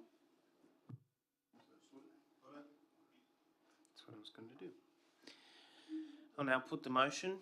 All those in favour? Aye. All those against? No. I declare the motion lost. That's fine. Thank you. There's been a call for a division. All those in favour of the motion, raise your hand. Okay. Councillor Hamilton, Councillor Hay, Councillor Rosenfeld, Councillor McCafferty, Councillor Said, Councillor Burst and Councillor D'Souza. Thank you. All those against? Councillor Pandolfini, Councillor Nielsen, Councillor Veach, Councillor Luxford, Councillor Chappell, Councillor Olive, Councillor Wilson, and the Mayor. I declare the motion lost. Thank you. That's correct. We now move to the next notice of motion, NM 90/22, notice of motion from Councillor Burst, return of the Matraville Christmas Carols 2023 and beyond. Councillor Burst. Seconded by Councillor D'Souza. Councillor Burst. The Matraville Christmas Carols were a great event over a long period of time, and the former councillor, Carlos de Rocha, spoke tonight. It's time to bring back the carols and bring the jingle bells back to South Ward. So I encourage everybody to support this. It's a very strong community event. It's not denominational. It's more about getting together at Christmas time, at the end of the year, where the community come together and have a good time and enjoy each other's company. So I ask you to support this motion. Thank you. Councillor D'Souza. Mindful of time, Mr. Mayor, I too support it. I think it's wonderful. We talk about a sense of community. This consolidates it. Council in the past has helped fund it, and community has responded. I think let's keep doing what we're doing well. Thank you, Mr. Mayor. Thank you. Are there any other speakers? Councillor Luxford. Mr. Mayor, while I'm supportive of local community events, I believe in the past council gave $10,000. Can I have that clarified by the appropriate? Through to the Director of City Planning. Thank you, Mr. Mayor, that's correct. Thank you. Councillor Luxford. Okay, so we want this to be budgeted in the 23-24 budget, but it doesn't say here how much we're seeking to put into the budget.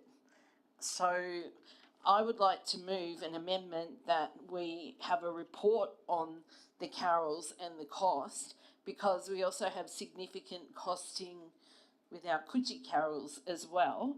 So yeah, I think we need to have a report here to see, is 10,000 going to be enough, or are we looking at more than 10,000? And knowing that these carols are also put on by a lot of volunteers, do they still have the same volunteers and supporters to be able to sustain all of this?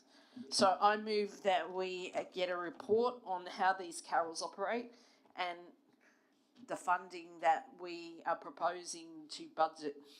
Okay, thank you. Is there a seconder to that amendment? Seconded by Councillor Chappell. Councillor Chappell, did you wish to speak on the amendment? Just very briefly that I super love these carols and it'd be great to put them on, but we do have to know how much they're going to cost before we commit the funding according to the rules. Yes, you can. What I'm going to do is I'm going to go to Councillor D'Souza, then I'm going to go to you to answer to ask a question. Councillor D'Souza on the amendment. On the amendment, Councillor D'Souza. So, the community of Matraville deserve better. They have for years and years been the poor cousin of Randwick City, and as they find their feet through good representation by the councillors that are here, the carols is important. It makes a statement. It's apolitical, a-religious, if you want to say that. What it does is it brings community together. Now, the Walshes and other things, the walk, the run, whatever you call that, their budget went up double to 25,000. The Randwick carols, now we're going to pay the entertainers. At Matraville, we don't pay the entertainers. These people volunteer. They give up their time to serve their community. This 10,000 is paltry. I'll tell you a story about that 10,000. Sorry? No, we're just asking for council to give us. We can put that as an amendment, that the amount is $10,000 and no more. It does cost more, but the community raises that money. But we didn't even ask council to pay half. We've asked council to do what it always does. Every community deserves to have a carols by candlelight. Now, this isn't a one-off. This is something we've done again and again and again. It was only COVID that stopped it from happening. Are we going to make COVID the criminal here and take away the joy that the people of Matraville enjoy from this? It shouldn't be a political statement. This is about community. Depriving them of the carols would really hurt the community there. We don't have much. Think about what else happens in the south, well, Matraville. Let's talk about Matraville. Nothing else. Council doesn't subsidise anything else of this community. People like Darocha, Bill Burrs, Danny Said, myself, I started it. Listen, we started something that the community embraced and they took it over.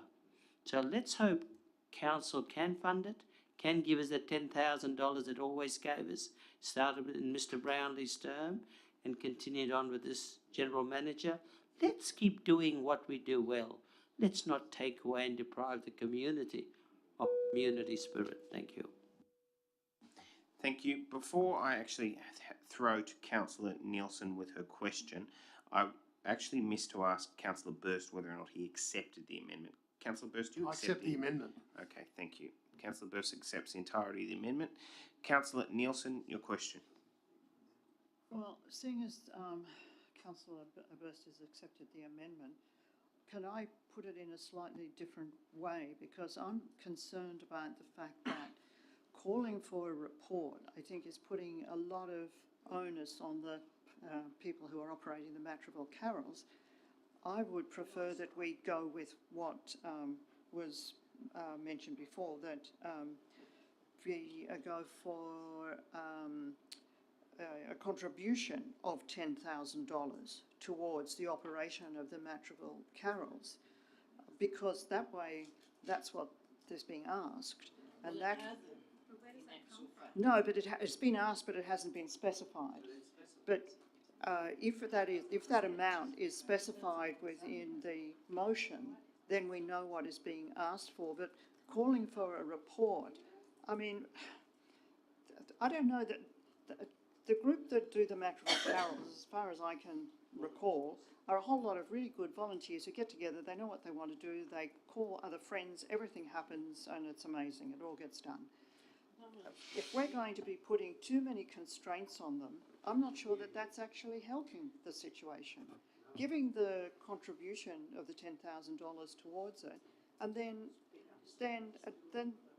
anyway, that's I guess I'm putting in another amendment that we just go with the council budget a contribution of $10,000 towards in the 2023-24 financial year. Leave it at that. Sorry, hold on.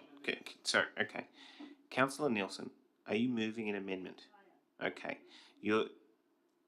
okay, and the amendment that you're moving is that council contributes a budget of $10,000 in the next financial year to the Matraville Carols. Okay, is there a seconder to that amendment? So, do you second that amendment, Councillor D'Souza? No, okay. I have a question for Councillor D'Souza. Councillor D'Souza, do you accept it? Sorry? So you'd like to clarify, so there's a question you'd like to ask? Ask you. Look, I'd like to know, I mean, rather than extract a community event, I want to know the way, it seems a very noble act Councillor Nielsen's offering, that the carols continue, there's no need for a report, and council's financial commitment will be $10,000. Is that how Councillor Nielsen is offering it? Well, I'm proposing, but I assume there could be other things council might be asked to help with, but this way, in the budget, there's $10,000. You're comfortable, councillors? No? Okay, well, I won't second it. Okay. I have to do with my colleagues. All right. So, Councillor Nielsen has moved an amendment. She requires a seconder. Does anyone second Councillor Nielsen's amendment? Okay, it is now lapsed. We now have the motion in front of us, which reads, the council call for a report on the operation of the Matraville Carols and their cost. Okay. I actually had a hand... You don't get to determine whether or not you can. Councillor Veach, you may ask a question of the mover of the motion. I'm very happy to support the Matraville carols, and I've now forgotten what was the original wording, but is this looking for this Christmas? No, next 23-24. I want to make sure it's 23-24. Okay, so we can't get it this Christmas. That's a shame, but yeah, I think, yeah, that's, I'd be happy to support it this Christmas. That was a question. Question's been answered. I had a hand up previously on the debate from Councillor Chappell. Do you still wish to contribute to the debate? Thank you very much. Councillor Said on the motion. Okay? Thank you. That is fine. Are there any further speakers? There being no further speakers, Councillor Burst, you don't wish to close the debate? Thank you very much. All those in favour? All those against? Declare that carried. Thank you very much. NM 91/22, notice of motion from Councillor D'Souza, lack of social housing. Councillor D'Souza is the mover of the motion. Thank you, Mr. Mayor. Mr. Mayor, I think it's pretty, in the background and the history, my motion is pretty benign, but it is an important thing. Having a job... I should turn on the microphone. Having a job is no longer a guarantee you'll have a house. Rental prices have skyrocketed. Despite working 6 days a week, some people still don't have a place to call home. I saw that on Four Corners. It feels, for many, they're going in a circle.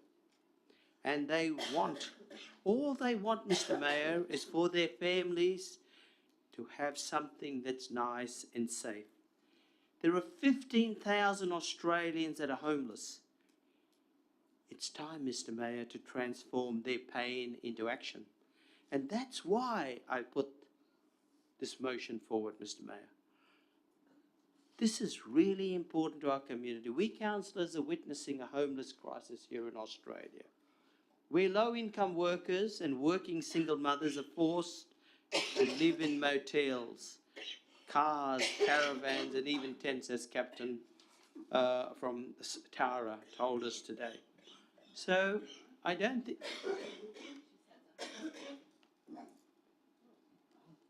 think there's much I should need to talk about this. I can see that I'll win support on this, not me, but those that are most vulnerable, those that are most needy in our community. I hope you will support them. And I'll leave it at that. I'll close the debate.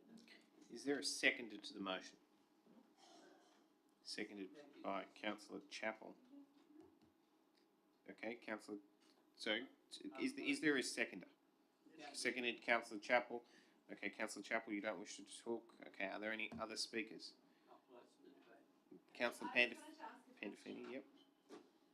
When you say social housing, do you mean affordable housing or social housing provided by the council? Affordable. Not by council, but state government. What we used to call housing. Public housing. Euphemistically speaking, we call it other names. But yes, but that's what I. So more affordable housing. Social housing. Okay. Yeah, but would you also support more affordable housing as well? Just as a query. Yes, Yeah. yes, but we don't want to make this too complicated. Sometimes simple ways to help these people in need. It is a crisis. So, of course, affordable housing, but that sits in another category. At the moment, it's the homeless. As I said, we need to transform their pain into some action. And that's what writing letters to ministers, talking to, well, social housing or housing commission, getting these houses problems, the mould addressed, the heavy rain has caused all sorts of complications. There's a lot of people in there that are in need, councillor. That's all I'm saying. Let's address this problem one step at a time. But it's important that we move, especially now. I just wanted to follow that up and say I really appreciate the motion, and I think it is very important that we have more affordable social housing, and it is also very important that we have more affordable housing. So I hope that support is continued throughout the debates moving forward. So I'll close the debate. I have a hand up from Councillor Chappell. Oh, I just have a question. I know I've seconded this, and I still do. Social housing includes public housing, but also includes community housing. Is it the intention that the audit include community housing providers or just the state government? Yes. Yep. Yes, we just want to make things better for those most vulnerable in our communities. There's so much, those ones in need. Shall I close it?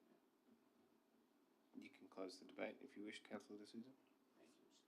So simple. I said to David McNiven, he said, "What are you going to talk about?" I said, "I'm going to sing this Liverpool song, but I won't sing it to you. I just want all those people suffering in our community to know that we as councillors, I in particular, we're going to walk through the storm. And I tell them, hold your head up high and don't be afraid of the dark. At the end of the storm, there is a golden sky and the sweet silver song of a lark. Walk on," I say to them, "walk on through the rain, walk on through the wind. For your dreams while I'm here may be tossed and blown, but walk on and walk on with hope in your heart. And while older Susan's in Randwick City Council, you'll never walk alone. You'll never walk alone." Thank you, Mr. Mayor. Thank you. All those in favour, all those against? Declare that carried. NM 92/22, notice of motion from Councillor Rosenfeld. Traffic study issues corner of Cooper and Boyce. Okay, as you... Do you have a seconder? Yeah, I'll second. Seconded by Councillor Hamilton. Thank you. Councillor Rosenfeld. As you saw from the speaker, Peter Penn, this particular intersection is very, very problematic. I've had a couple of meetings with Peter and other residents. The last meeting I had, I was shocked that I thought there'd be 3 people. There were actually about 12 people from 12 different houses all came to meet me one morning. And they all told me different stories about near misses, and you've seen some of the photos at this intersection.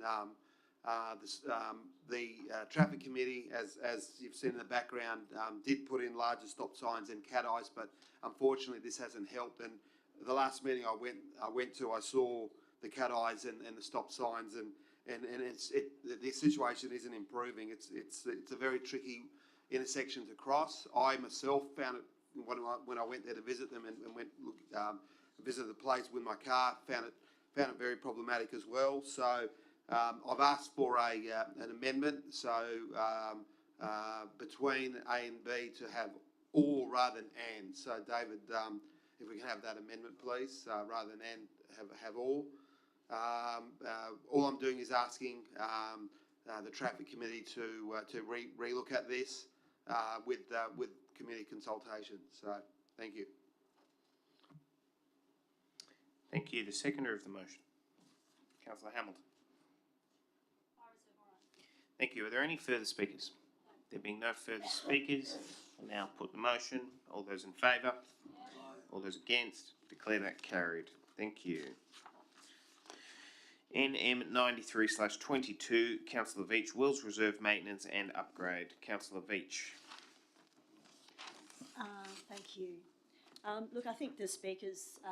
You're moving a recommendation just on the business paper. Councillor Luxford is the seconder. Yep, thank you, Councillor Veach. Yeah, look, I won't speak for long. Karen, who came in today, she has a young child. She's now saying that she's not even taking her son to the park because of the state it's in. I think this park is probably well due for an upgrade of the playground equipment. I believe in terms of like the floodplain, it is kind of a bit of a detention basin. The water does flow down there, but I think we do need to look at the drainage to see if it could be improved. It is the most local playground for actually a really quite large population.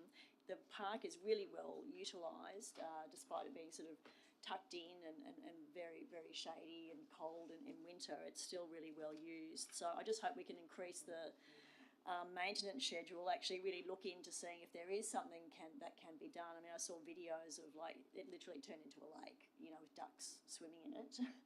So it needs an upgrade, and I hope you'll support the motion. Thank you, councillors. Thank you very much. Seconded by It was actually seconded by Councillor Luxford. Yep, Councillor Luxford is the seconder. Thank you, Councillor D'Souza. Did you wish to speak on it or not? No. Thank you. Are there any? Councillor Hamilton, and then I have Councillor Hay. Thank you. This situation is reflective of what was happening at Bundock Park Playground, and so I was just wanting to ask a question through the relevant director, if there is possibly some measures that were put into that park that might be able to be put into this park, because there were really similar flooding problems, and it was actually running through the whole park down the gully in Clovelly, just into the beach. Yeah, so just through to the relevant director. Thank you. Through you, Mr. Mayor. Unfortunately not. The topography of Bundock Playground is overland flow, so water running from high ground to low ground.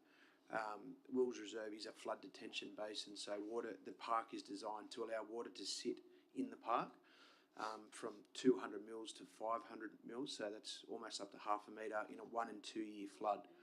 So it's designed to flood regularly to catch water in that area. And unfortunately, I do know the complexities having a playground in a flood detention basin, but that's this site as exists out there. But noting the report, like we can assess the asset in terms of its life.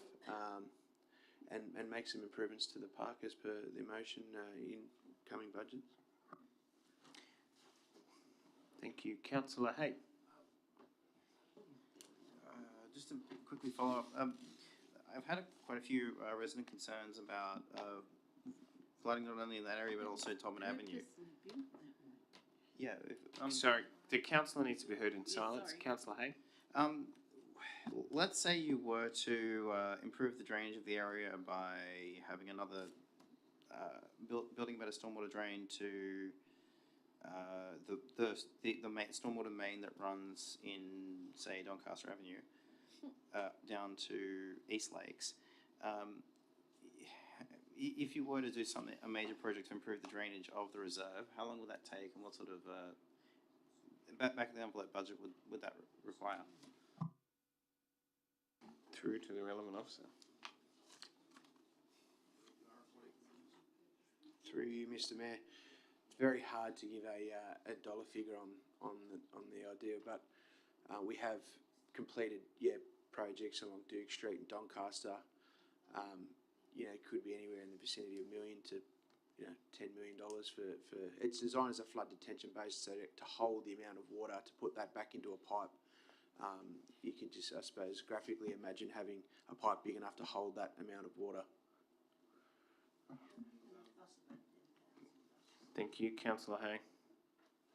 Does the requirement The report recommends, motion B, the end, it has a focus on replacing operating equipment in 23-24 financial year. Is that feasible, or, well, basically, is that feasible following a change to the stormwater drain?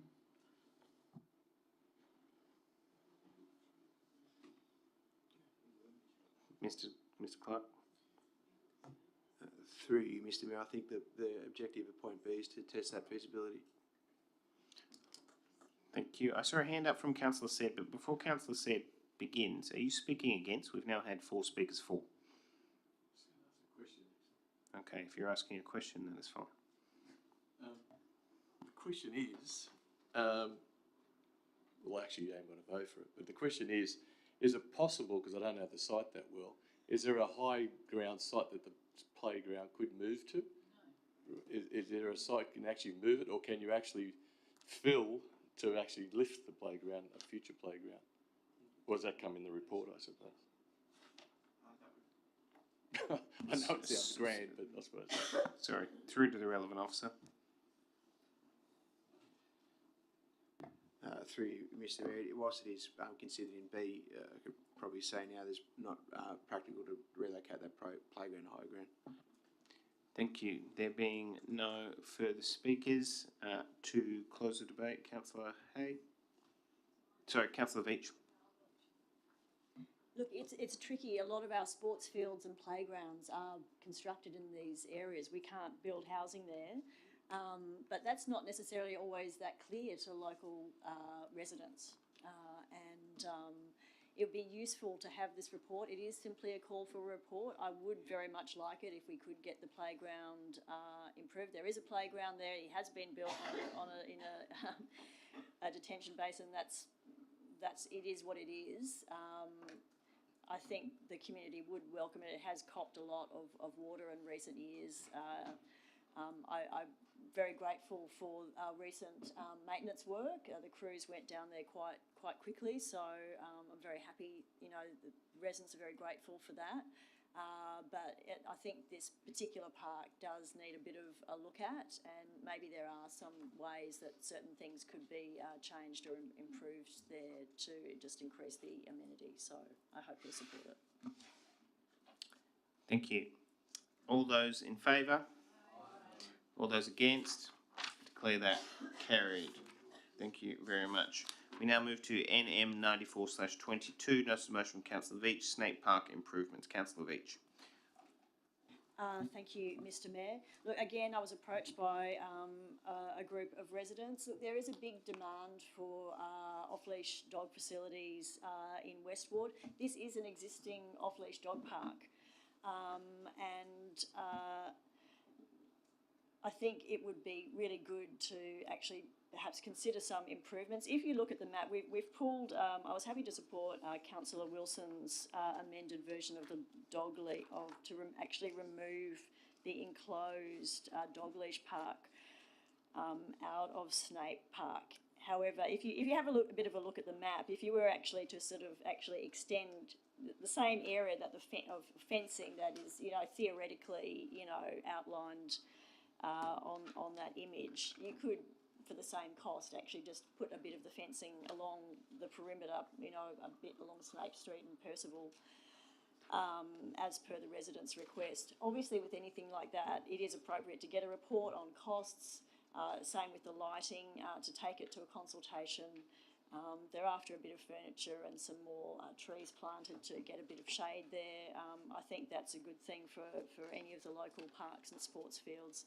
So again, it seems like a small thing, but actually the type of things they're requesting, I think it is appropriate to bring it to council just because of what's involved. So I do hope you'll support the motion. Thank you. Thank you. Seconder? Seconded by Councillor Chappell. Councillor Chappell is the seconder. Councillor Chappell waves her rights. Are there any further speakers? There being no further speakers, we will now put it. All those in favour? All those against? Declare that carried. Thank you. Notice of motion from Councillor Chappell.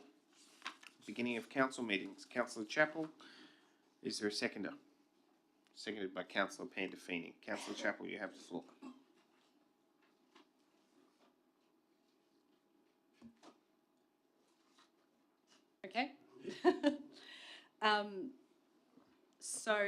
This is quite a simple motion. It seeks to reorder how we commence the meeting. We currently commence with what is essentially a prayer and then the acknowledgement of country. I'm seeking to reorder that to put the acknowledgement first. I think that is a simple mark of respect. The acknowledgement is the thing that should open everything we do, every meeting, every interaction as official councillors. We do exist on the lands of the Bidjigal and Gadigal people, the people with the oldest continuous connection and continued existence in a place, continued connection to country. And I think this is just a very, very simple move. This is a change that has recently been made in the Federal Senate, for instance. It's increasingly being made around the country. The second part of the proposal is to change from the existing prayer, which is not the Lord's Prayer. It is a different prayer. I'm not sure what its actual origin is. It starts, Almighty God, we humbly beseech thee. It's not a prayer I know from any other place. And I seek to replace that with a minute where we can pray, if that is your choice, or reflect generally on our responsibilities to the people of Randwick and to future generations. There is a trend towards making a change like this around New South Wales and around the country. As I said, the federal parliament is making changes. I'm aware of 5 councils in New South Wales that have made this change. There may be more than that, I'm not sure. There are 40 around the country.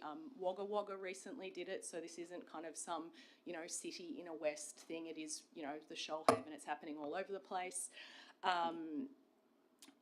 In some places where the change is made, it is made clear only as a minute for reflection. I think it is appropriate, reflecting that there probably are going to be people of faith in our meeting, that can also be explicitly a time to pray if that is what is relevant to people.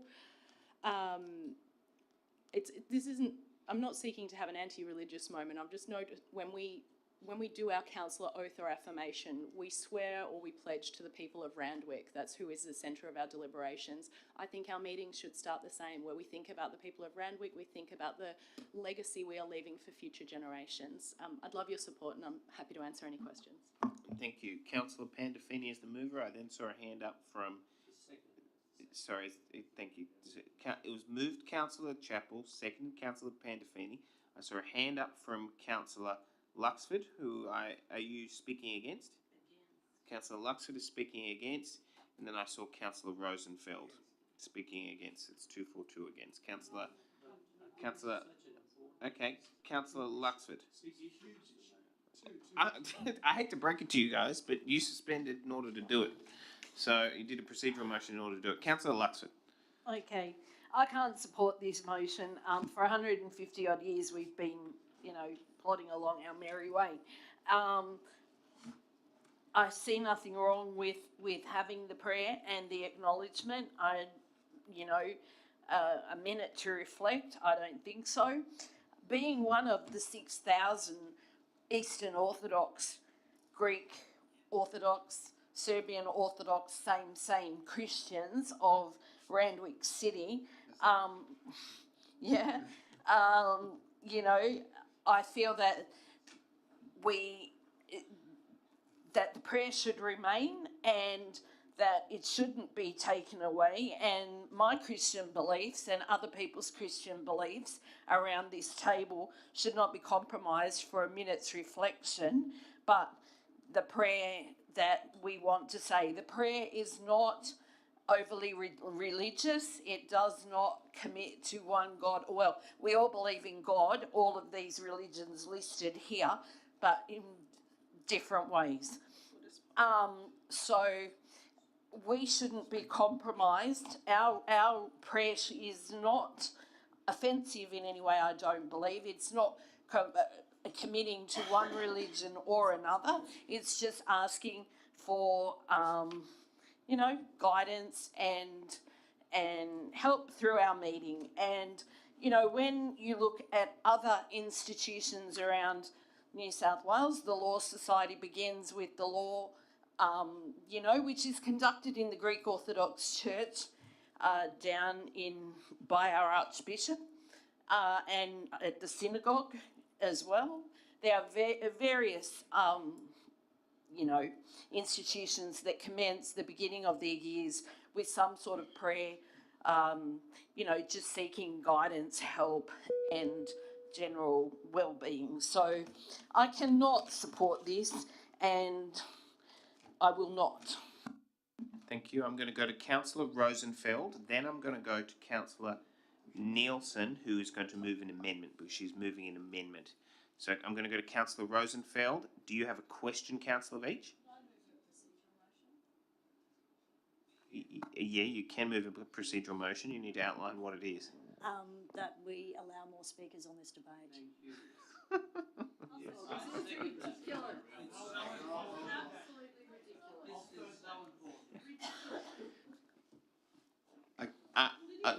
Hold on. A procedural motion I do need to actually put. Is there a second to the procedural motion? Seconded to Councillor D'Souza. I will now put the procedural motion. All those in favour? Aye. All those against? I think the ayes have it just. Except for the fact that I need to call, when there is a procedural motion, it needs to be dealt with immediately. So that has now been carried to allow additional speakers. We wouldn't have to have done that had we just continued with the flow of debate as per usual. Anyway, Councillor Rosenfeld. Yep, I'm also against this for a couple of reasons. One is I like the traditions that the councils like this have been doing for many, many years. I also would like to, as an un-Christian, as a Jewish person, because I did notice in the background it did say, yes, there are Jewish people and other people of background in the LJ, which we all know, that I don't see this as a Christian prayer. I see this as a prayer for all persons. Almighty God, when Mr. Mayor reads it out, I see it as the God that I pray to, which is basically the same God as the Christian God and the Muslim God. It doesn't mention Jesus Christ and not ask me to cross my chest or anything like that. So as a Jewish person, I would like it to remain. I don't think silent prayer does anything. So I can't support the motion. Thank you. Councillor Nielsen. Thank you very much, Mayor. The amendment that I propose is that we defer discussion of this until our workshop next year, because I agree this is something that's worth talking about, and I think amongst us all it's probably actually quite an enlightening thing for us to have a discussion on. We've only got how many more meetings this year? We've got one more meeting this year. We'll have however many prayers, but if we have our workshop early next year, we haven't got very many meetings in between now and the workshop, and I think this would be a good matter to be on our agenda item for all of us to be part of a discussion, and then we can have our little piece. And so that's, and if you'd have asked me that first, I'm sure everybody's going to support me, in which case we could stop the discussion right now and move on to the other important things. But I won't say anything more, Mr. Mayor. Is there a seconder? Seconded by Councillor Olive. Okay. Is there any debate on the amendment? There being no debate on the amendment, I will now put the amendment. All those in favour? All those against? Is that a call for a division, Councillor Nielsen? Thank you. Okay, there's been a call for a division. Okay, all those in favour of the amendment, raise your hand. Okay, Councillor Hamilton, Councillor Pandolfini, Councillor Nielsen, Councillor Rosenfeld, Councillor Olive, Councillor Wilson. Okay, thank you. I declare the amendment lost. All those against the amendment, raise your hand. Okay, Councillor Veach, Councillor Hay, Councillor Luxford, Councillor Chappell, Councillor McCafferty, Councillor Said, Councillor Burst, Councillor D'Souza and the Mayor. I declare the amendment lost. On the substantive motion, now that you have allowed further debate on it, Councillor D'Souza. Yes, if I was Islamic, I'd say anyway, It would, Barak Hashem is Jewish and it means Allah Akbar. Anyway, we can say it in many religions. We ask God for help. The debate started with, I guess it's like what came first, the egg or the chicken? And in this case, what came first, God or our indigenous people? God came first. No. I agree with you, and you know I support our indigenous people. It makes no difference to me whether we say the acknowledgement first. It's as a sign of respect, that's good. But the rest is a bit different. It attacks the very heart of our Judeo-Christian system. But in saying that, we are saying Almighty God. We are not saying Jehovah. We're not saying Allah, you told me, and other things, Barak Hashem, Yahweh, whatever. So we are saying Almighty God. We're asking that someone in the universe to help us in our deliberations, to help us in our judgments. It's a bit like they used to say in the old days, we want to make just decisions. I think the Sunday reading was about a judge who wanted to make a just decision. It's all about justice. It's all about equity. It's all about a fair go. And that's what we're asking God to actually guide us. Whatever God it might be, we're saying, help us. We're asking for God's help. So Almighty God is a very, very, it's a neutral statement. It's not saying Jesus or Allah or Barak Hashem or Yahweh or Jehovah. We're saying, Almighty God, help me, which is what any normal person says before they go into battle. King David said that when he went against Goliath. He asked God to help him. That's all we're saying. Help us. Help us to do the right thing. I'll leave it at that, Mr. Mayor. You know where I'm coming from. Thank you. Are there any further speakers? How long are you going to allow people to have questions, answers on this particular matter? I mean, we've got other things on our agenda. I have a procedural... How much time are you going to allow for discussion on this? I have to follow the procedural motion. Question, how much time? Well, there are 2 minutes for each speaker. Once everyone has either exhausted themselves or talked themselves blue in that two minutes. So, next speaker, I saw a hand up from Councillor Veach. Is that correct? No? I saw a hand up from Councillor Veach. Hay said, were there any other speakers? And Councillor Hamilton. Okay, thank you. Councillor Veach. Thank you. Look, I'm very strongly in support of this motion. I would like to remind councillors that when we are elected and have our first council meeting, we have the option of taking an oath or an affirmation. Now, I don't recall anyone in this chamber or in the past term ever putting up a motion or disputing the fact that councillors have the option of taking an oath or an affirmation. And that is to acknowledge the fact that we live in a secular society which we all treasure and value of something that allows us the freedom to have our own beliefs in relation to our own spirituality or lack of, and that is our own choice.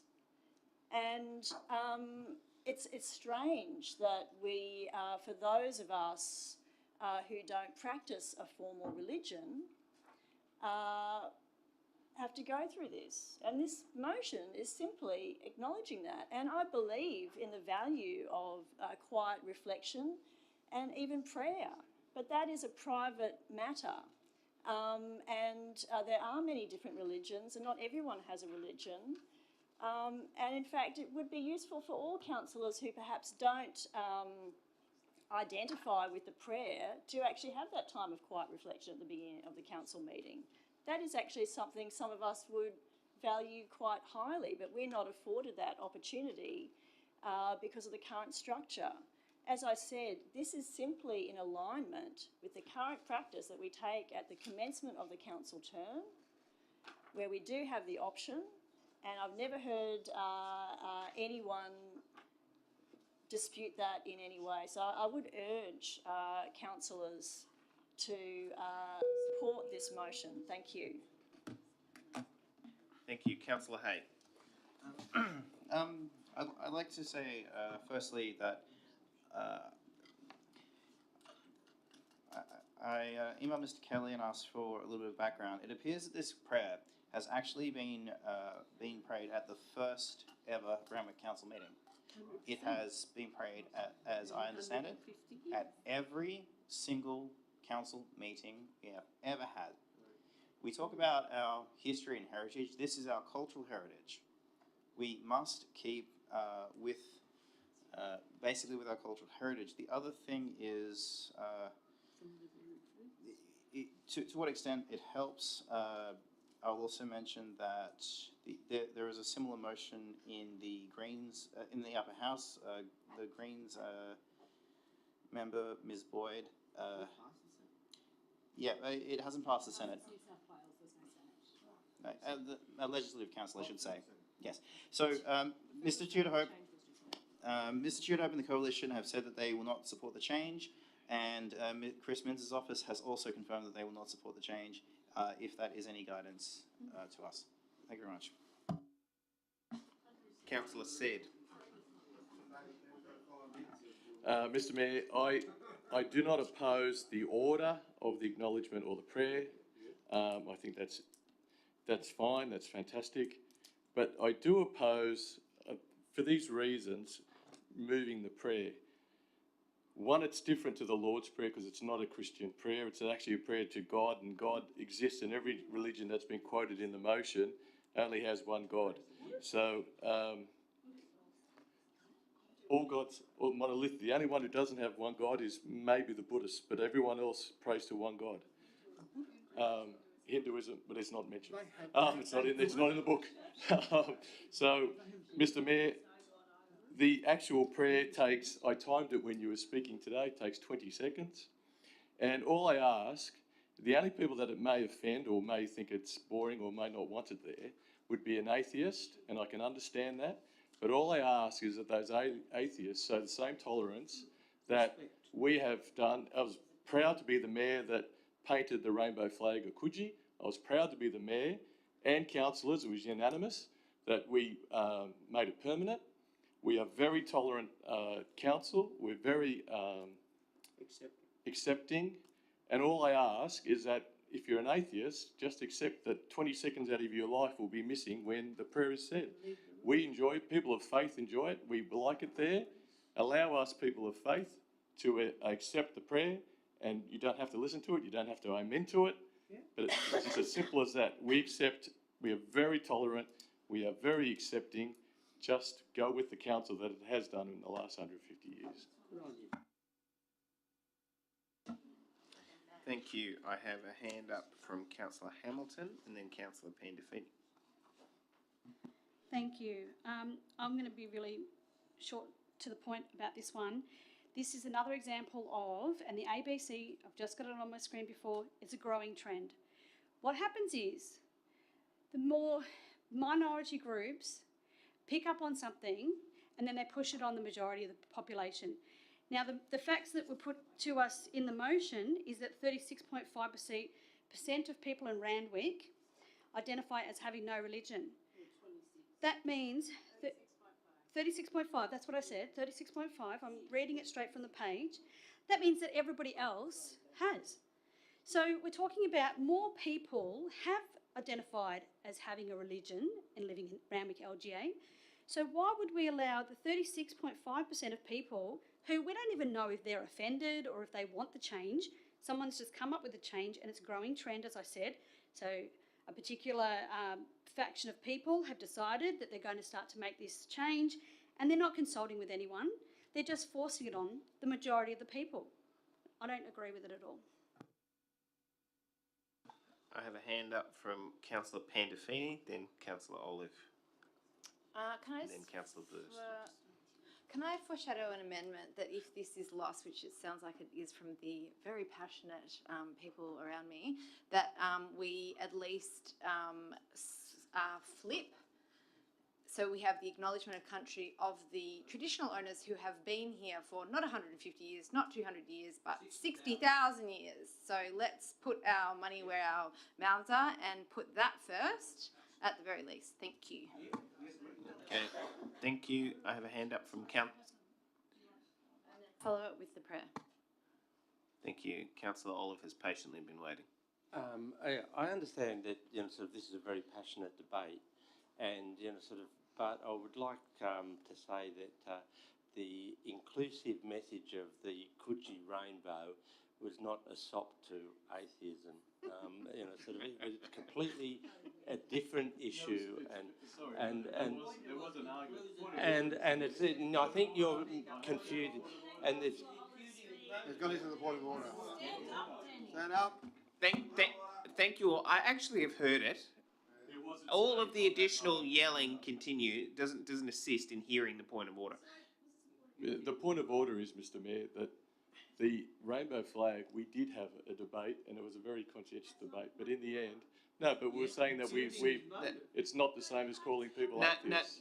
It was people of faith who were actually arguing against it. So, thank you. Hold on. Okay.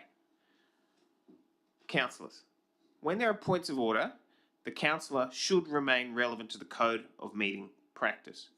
I don't find that to be a point of order. Equally, yelling that something is not a point of order during when a councillor is actually trying to outline their point of order, it does not assist in any way. So, Councillor Olive, please continue. I didn't want to. I don't mean to put this stridently at all, but just to keep the issues separate, and also I mean to Councillor Hamilton's point that this is being sort of forced on the meeting without discussion. I mean that's what we're having here, and this is a discussion, and so no one is forced. No minority is forcing anything on this particular meeting, and I'd just like to make that point. Thank you. Councillor Burst. Sorry, actually prior to that, can I please have a procedural motion to extend the meeting for an hour? Thank you. Moved Councillor Luxford, seconded Councillor D'Souza. Councillor Burst, please continue. All in favour, all against, carried. Thank you. What separates us from the animal kingdom? It's a soul, Civilization and traditions are the bedrock of our society. So when we start to play around with traditions, we break down civilization. So we need to... Mr. Mayor,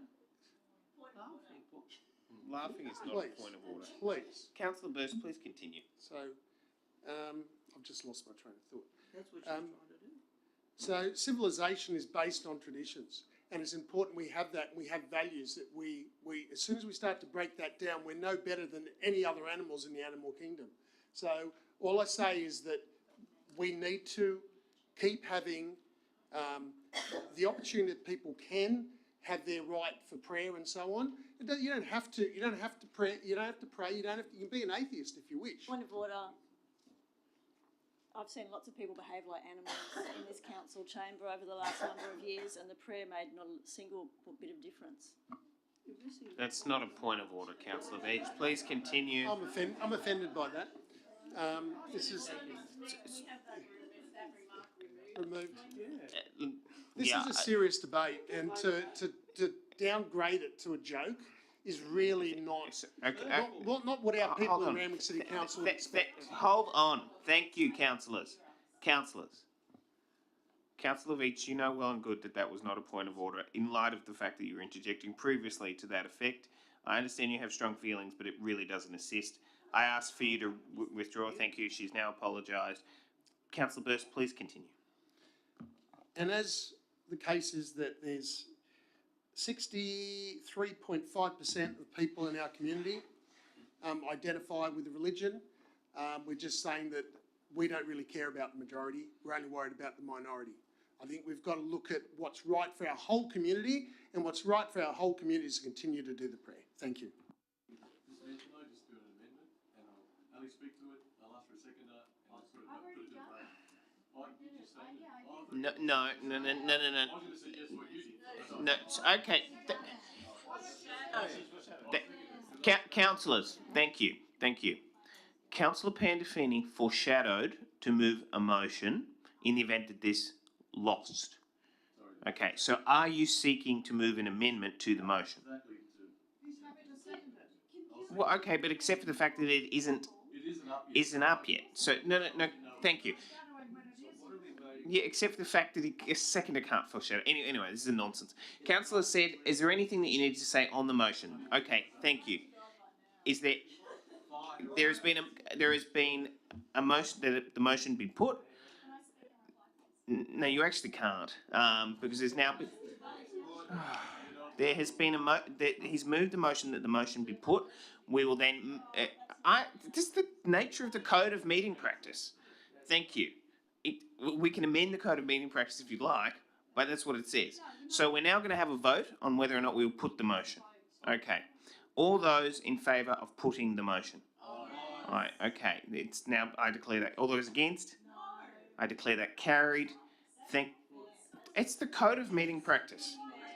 Okay, thank you. We will now.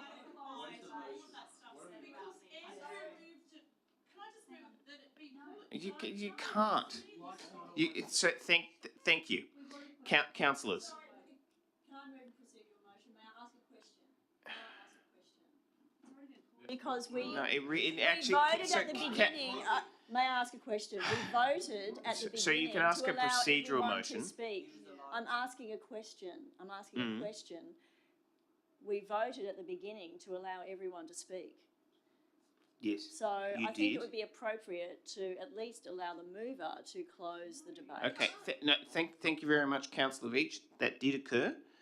In my interpretation, and I'm happy to defer to the General Manager for her advice, what that did was remove the 242 against, as well as the 242 against procedural motion in order to do it, to run the debate. That did not change the provision in the Code of Meeting Practice which applied as to moving that the motion be put. I'd ask to the General Manager for her concurrence. You have to get. Can we please confirm that? Only because I was just looking at that. It's right here.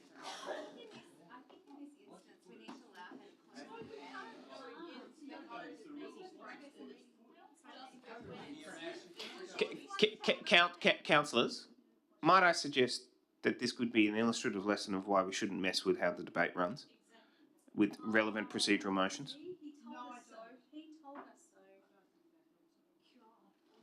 Thank you. I await the advice from the General Manager. Immediately after the mover has exercised their right of reply. Thank you very much. Following the advice from 10.27, if a motion that the original motion or an amendment be now put is passed, the chairperson must, without further debate, put the original motion or amendment to the vote immediately after the mover of the original motion has exercised their right of reply. Councillor Chappell, thank you. Thank you.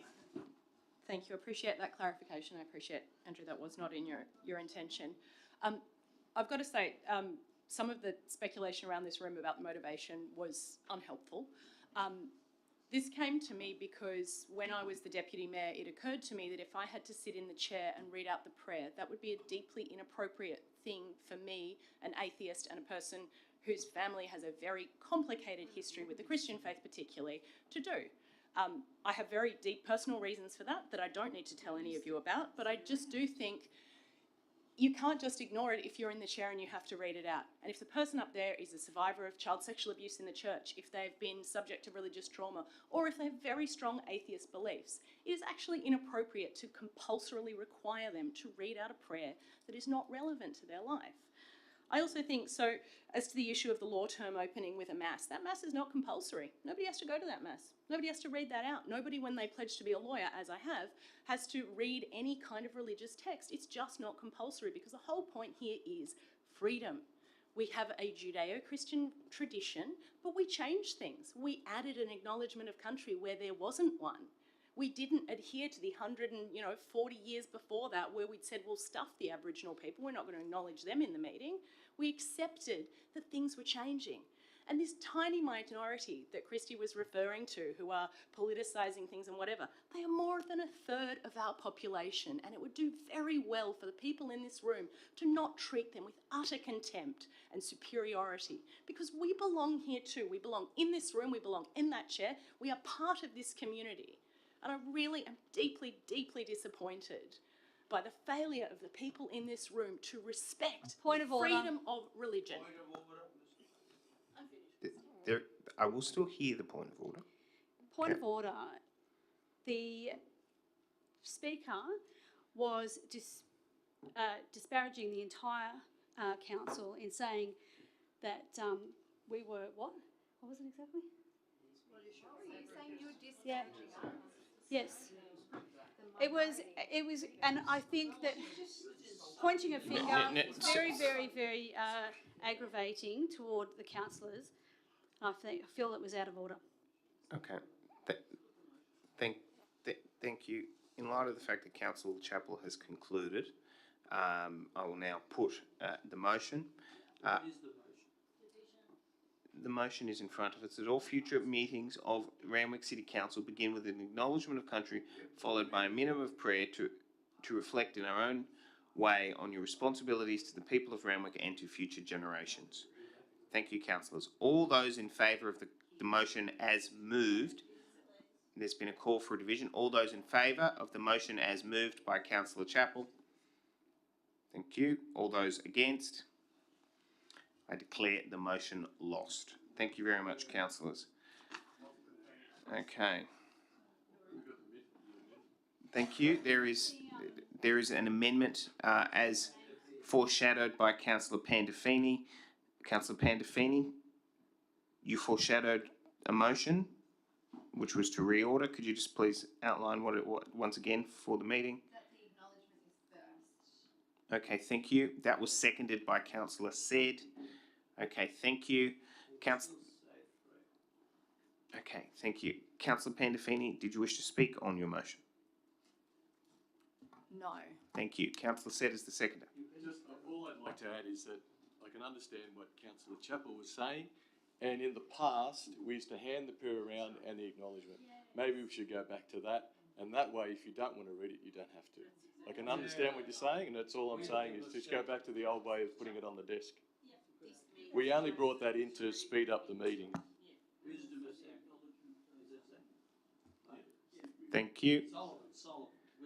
Are there any further speakers? There being no further speakers, I'll now put the motion. All those in favour? All those against? Declare that carried. It was carried unanimously.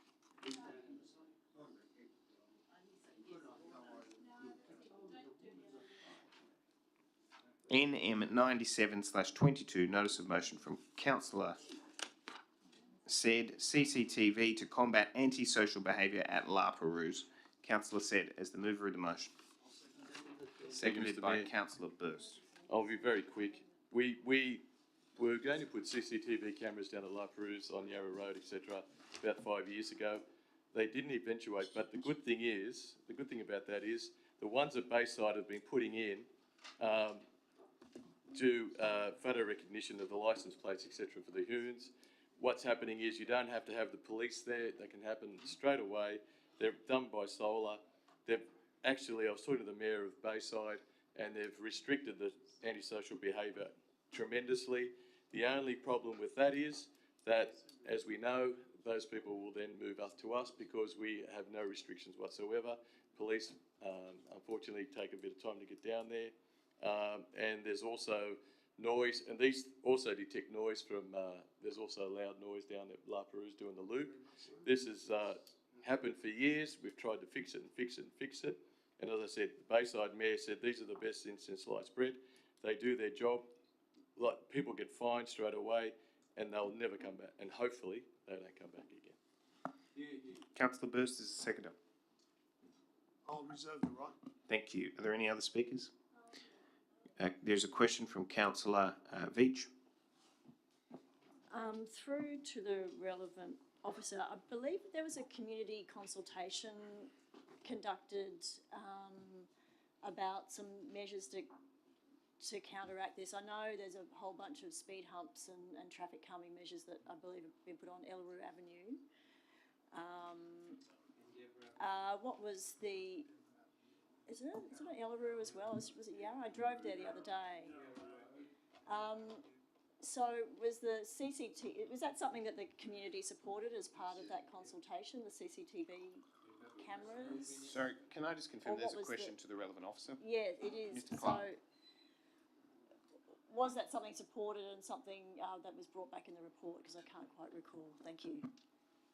Thank you. Through you, Mr. Mayor. We have CCTV in the car parks inside Yarra Bay, adjacent to the amenities block and the sailing club. As a result of the consultation, I can't recall CCT being recommended as a device. We do have traffic calming devices, physical infrastructure devices in Ellaroo and Yarra Road. I don't believe there was a request some years ago for CCTV to be installed on the loop. For traffic, we have CCTV for water safety, but the CCTV devices, as discussed in this motion, I do believe have number plate technology installed, so it's a different device. But they'd be more, I dare say, they'd be more suited for the loop rather than residential streets.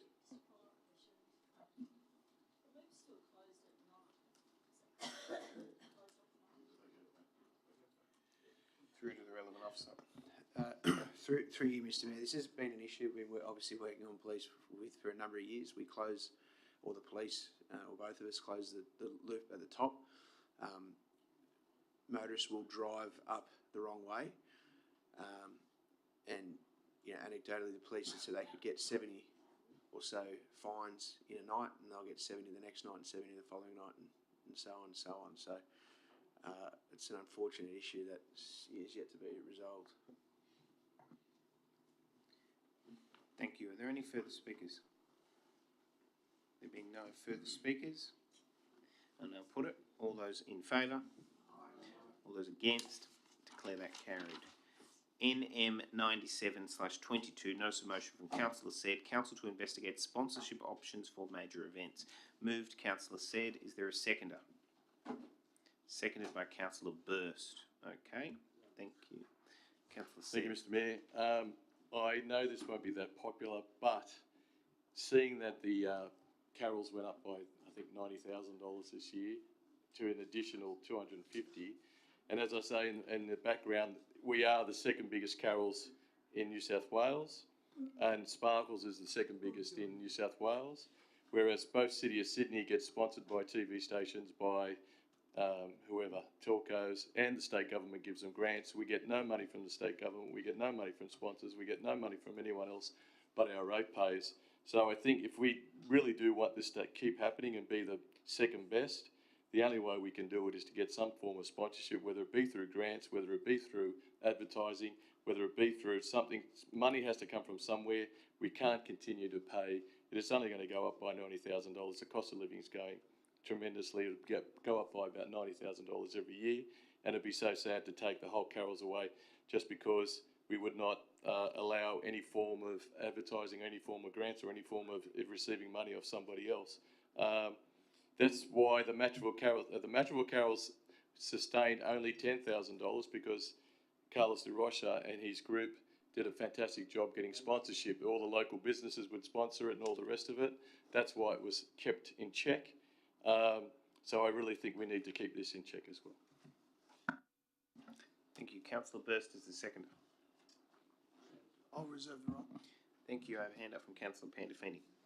Yeah, I won't be supporting this. It doesn't say grants, it says sponsorship, which is commercial.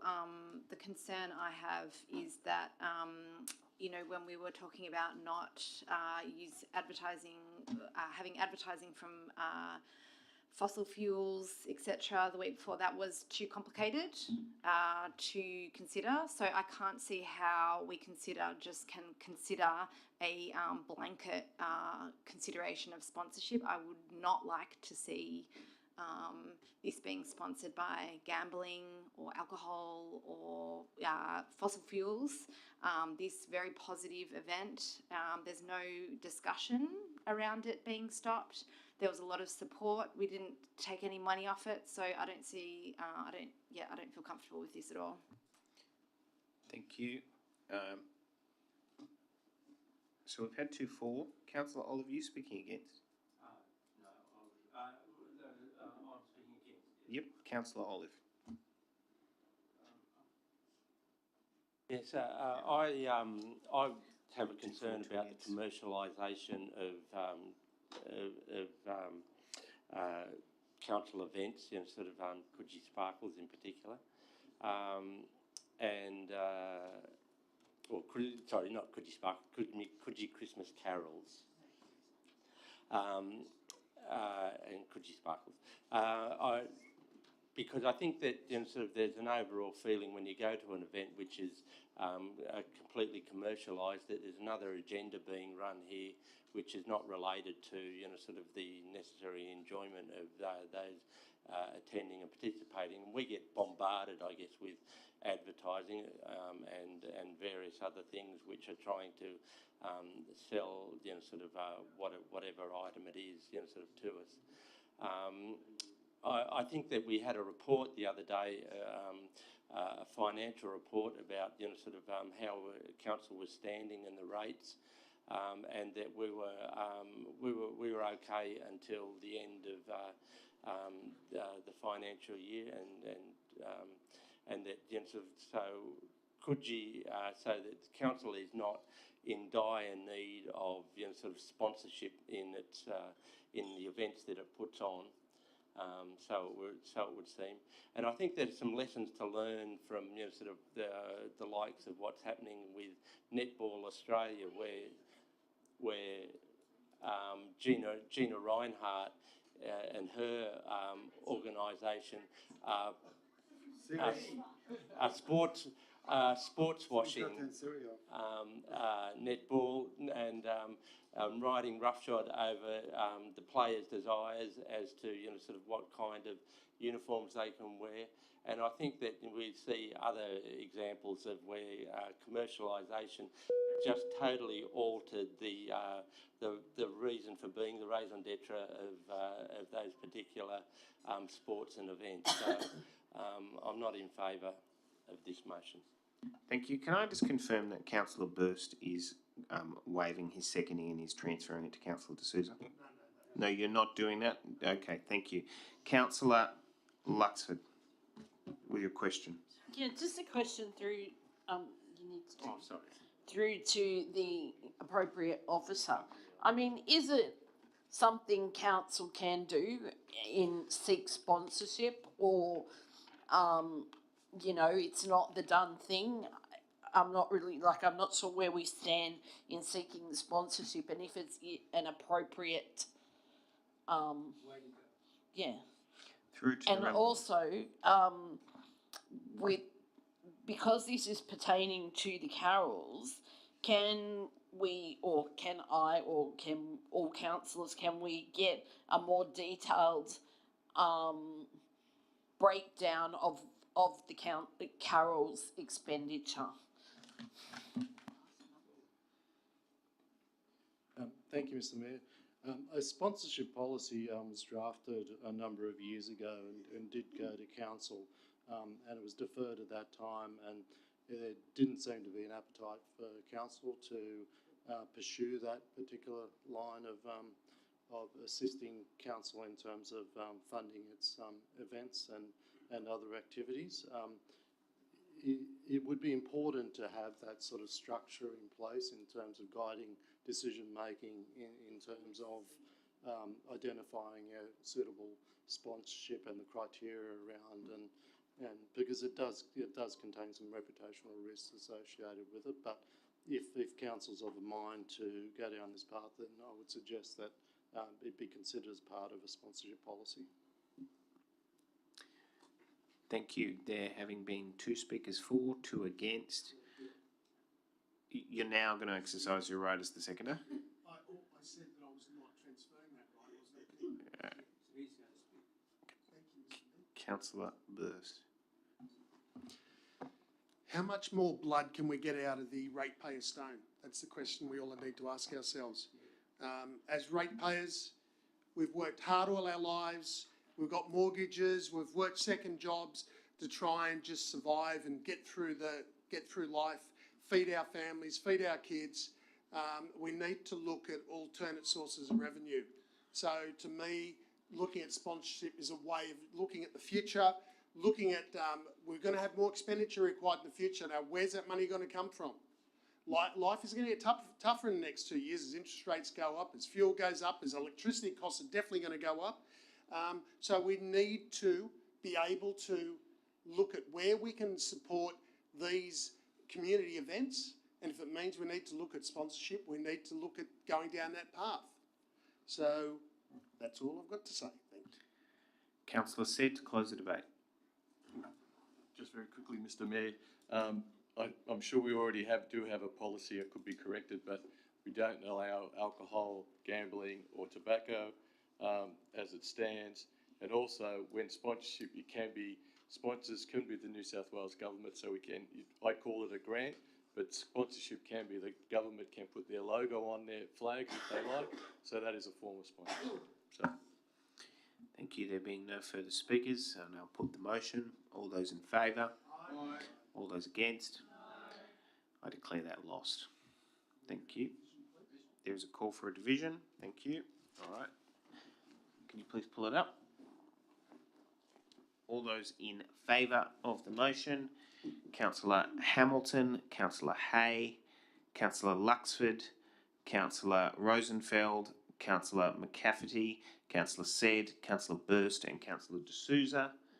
Okay, thank you. All those against: Councillor Pandolfini, Councillor Nielsen, Councillor Veach, Councillor Chappell, Councillor Olive, and the Mayor.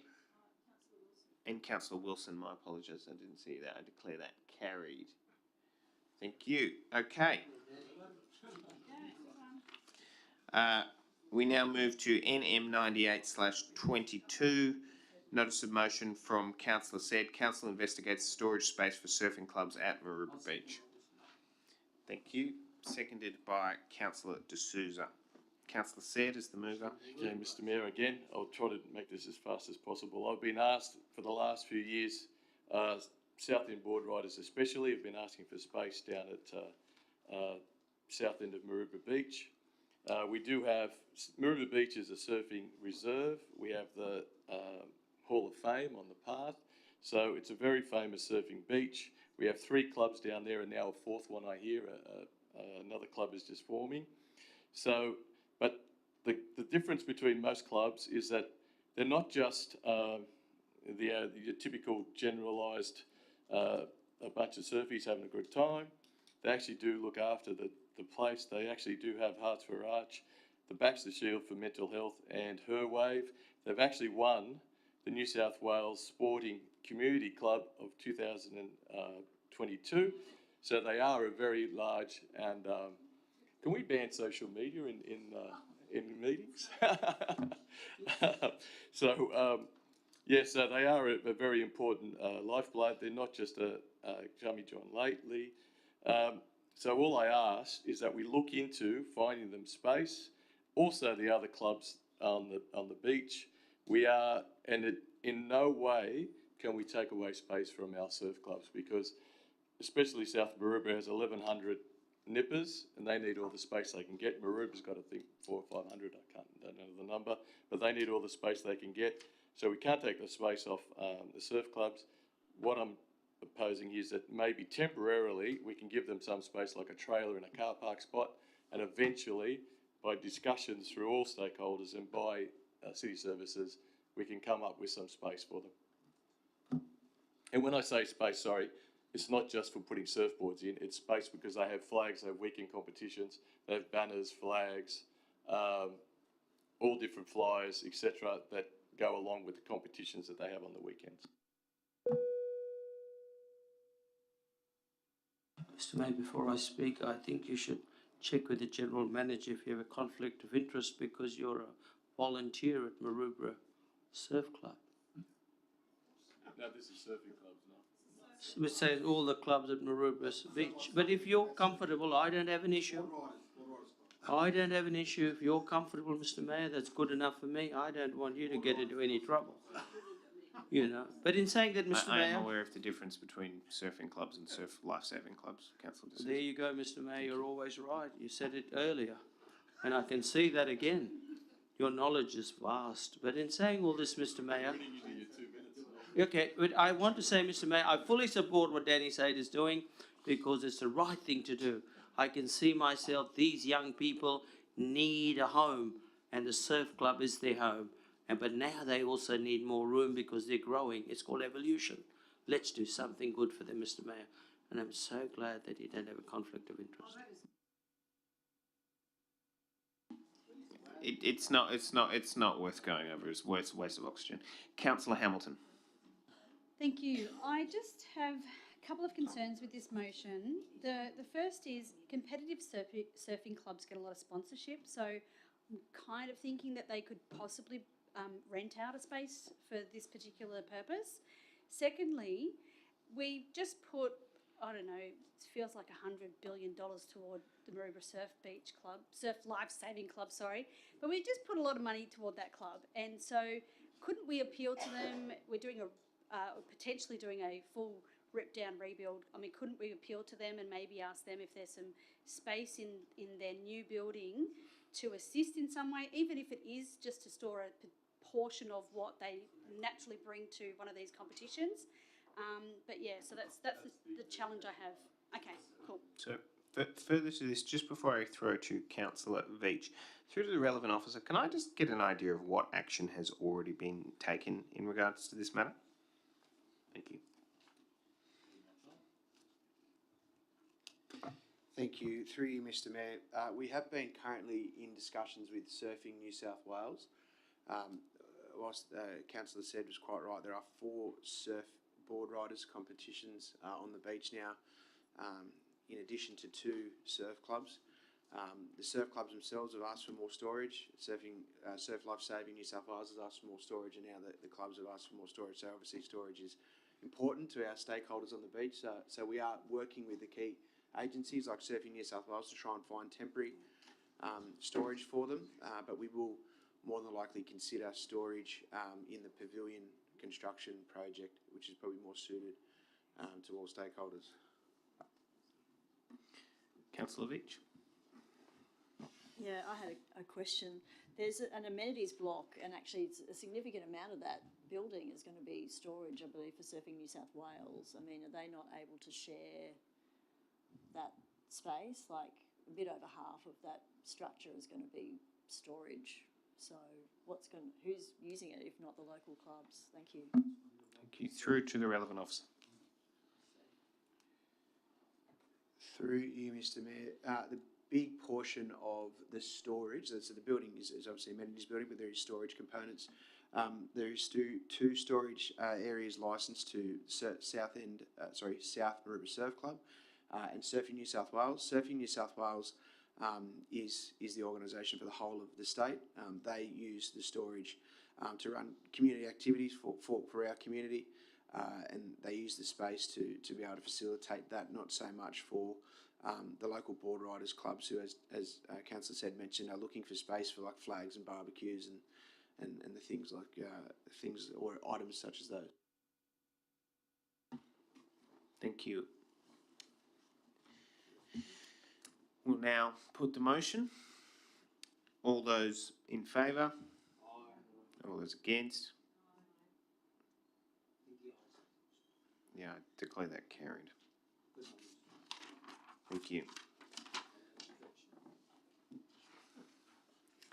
NM 99/22 notice of motion from Councillor Olive, moved Councillor Olive, seconded Councillor Nielsen. Councillor Olive.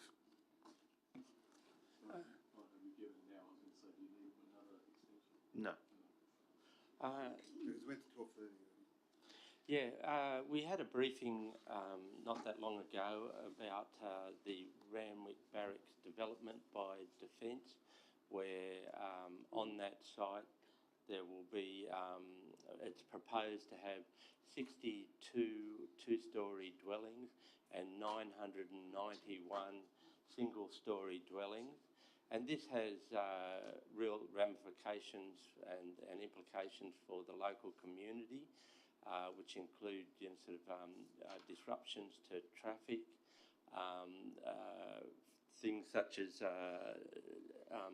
in construction, noise and amenity, the appropriate remediation and oversight of contaminated land, that there could be implications for established trees and for critically endangered eastern suburbs Banksia scrub, which exists on the site. Plus, I'm sure that there are many other things that I haven't considered here. When this was announced, a community meeting was held, between the local member and Assistant Minister for Defence, Matt Thistlethwaite, Defence, who are all on a panel, and about 150 community members. An upshot of that community meeting was that there would be a community liaison committee that was meant to liaise with Defence, and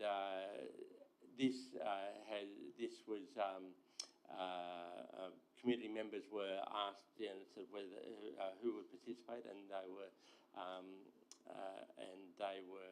the community committee was constructed, or was formed, and it had a particular name, but they renamed themselves the Randwick Barracks Neighbourhood Defence Committee. They've since had meetings with the minister. They've had tours of the site, and this is an ongoing process. And their problem is that they don't have a venue to feed back to the community in some form of a forum, and they're just asking for. I've made a slight amendment. Mr. Kelly, did you add that amendment to their? Instead of determined between the 20th and 31st of October, determined at an evening to be decided. Yeah. Point of order, just about gone 3 minutes. It's supposed to be 2 minutes. Can we? I have reminded Councillor Olive. Oh, okay. He's not summing up. He's not taking that reminder on board. All right. Okay. I do uphold the point of order. All I'm saying is that they're just requesting 2 hours at some night at the Randwick Community Centre to be able to hold a forum with community so they can give feedback on what they've been doing. I haven't put the expenses up there, but it's quite cheap, about $70 an hour or $120, not very much money. Thank you, Councillor Olive. The seconder of the motion, Councillor Nielsen, waives her rights. Are there any further speakers? There being no. Councillor Hamilton. Yes, I struggle to support this. Unfortunately, Councillor Olive hasn't researched enough to put in the exact price and within this motion. And so normally what happens, and people can say all they want, but we get done for it as well. If we don't have some amounts in here, it goes off to consultation or goes off to investigate by the council to come back with an amount. So this should be no different. And so I'm just sorry, I just can't support it. Thank you. Are there any further speakers? I saw Councillor McCafferty first, then Councillor Chappell. Yeah, I'd like to speak in favour of this motion. I've had a lot to do with the community around the Randwick Barracks area, and I know how mixed the feelings are about the way that this has been handled. And there are a lot of recriminations coming back at Randwick City Council for some of the confusion that is being spread both by the Department of Defence and local people.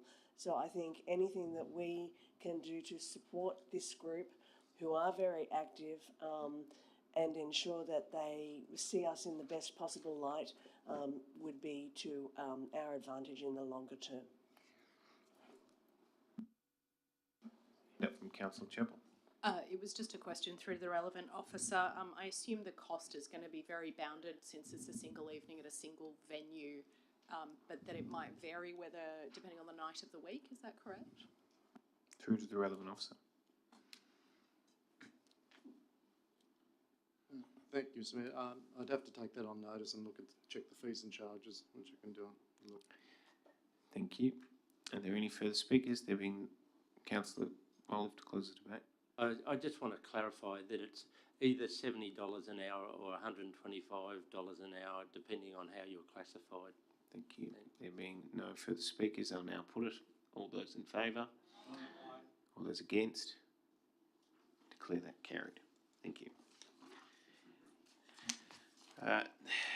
Can I just get a move that the questions on notice are read and noted? Okay, second. All those in favour? All those against? Carried. Thank you. We now move into confidential session. Yeah, before we do, we'll just do a quick toilet break for 2 minutes.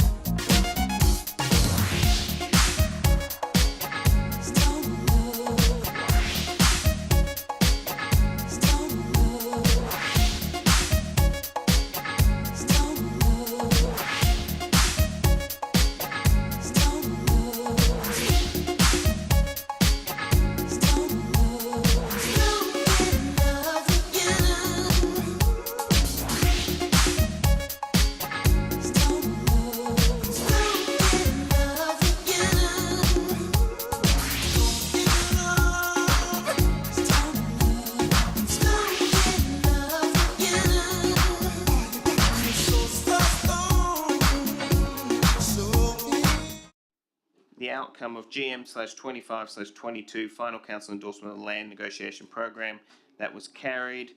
CO 52/22 provision of waste auditing services, that was carried. CO 53/22 mattress collection and processing services, that was carried. Thank you, councillors.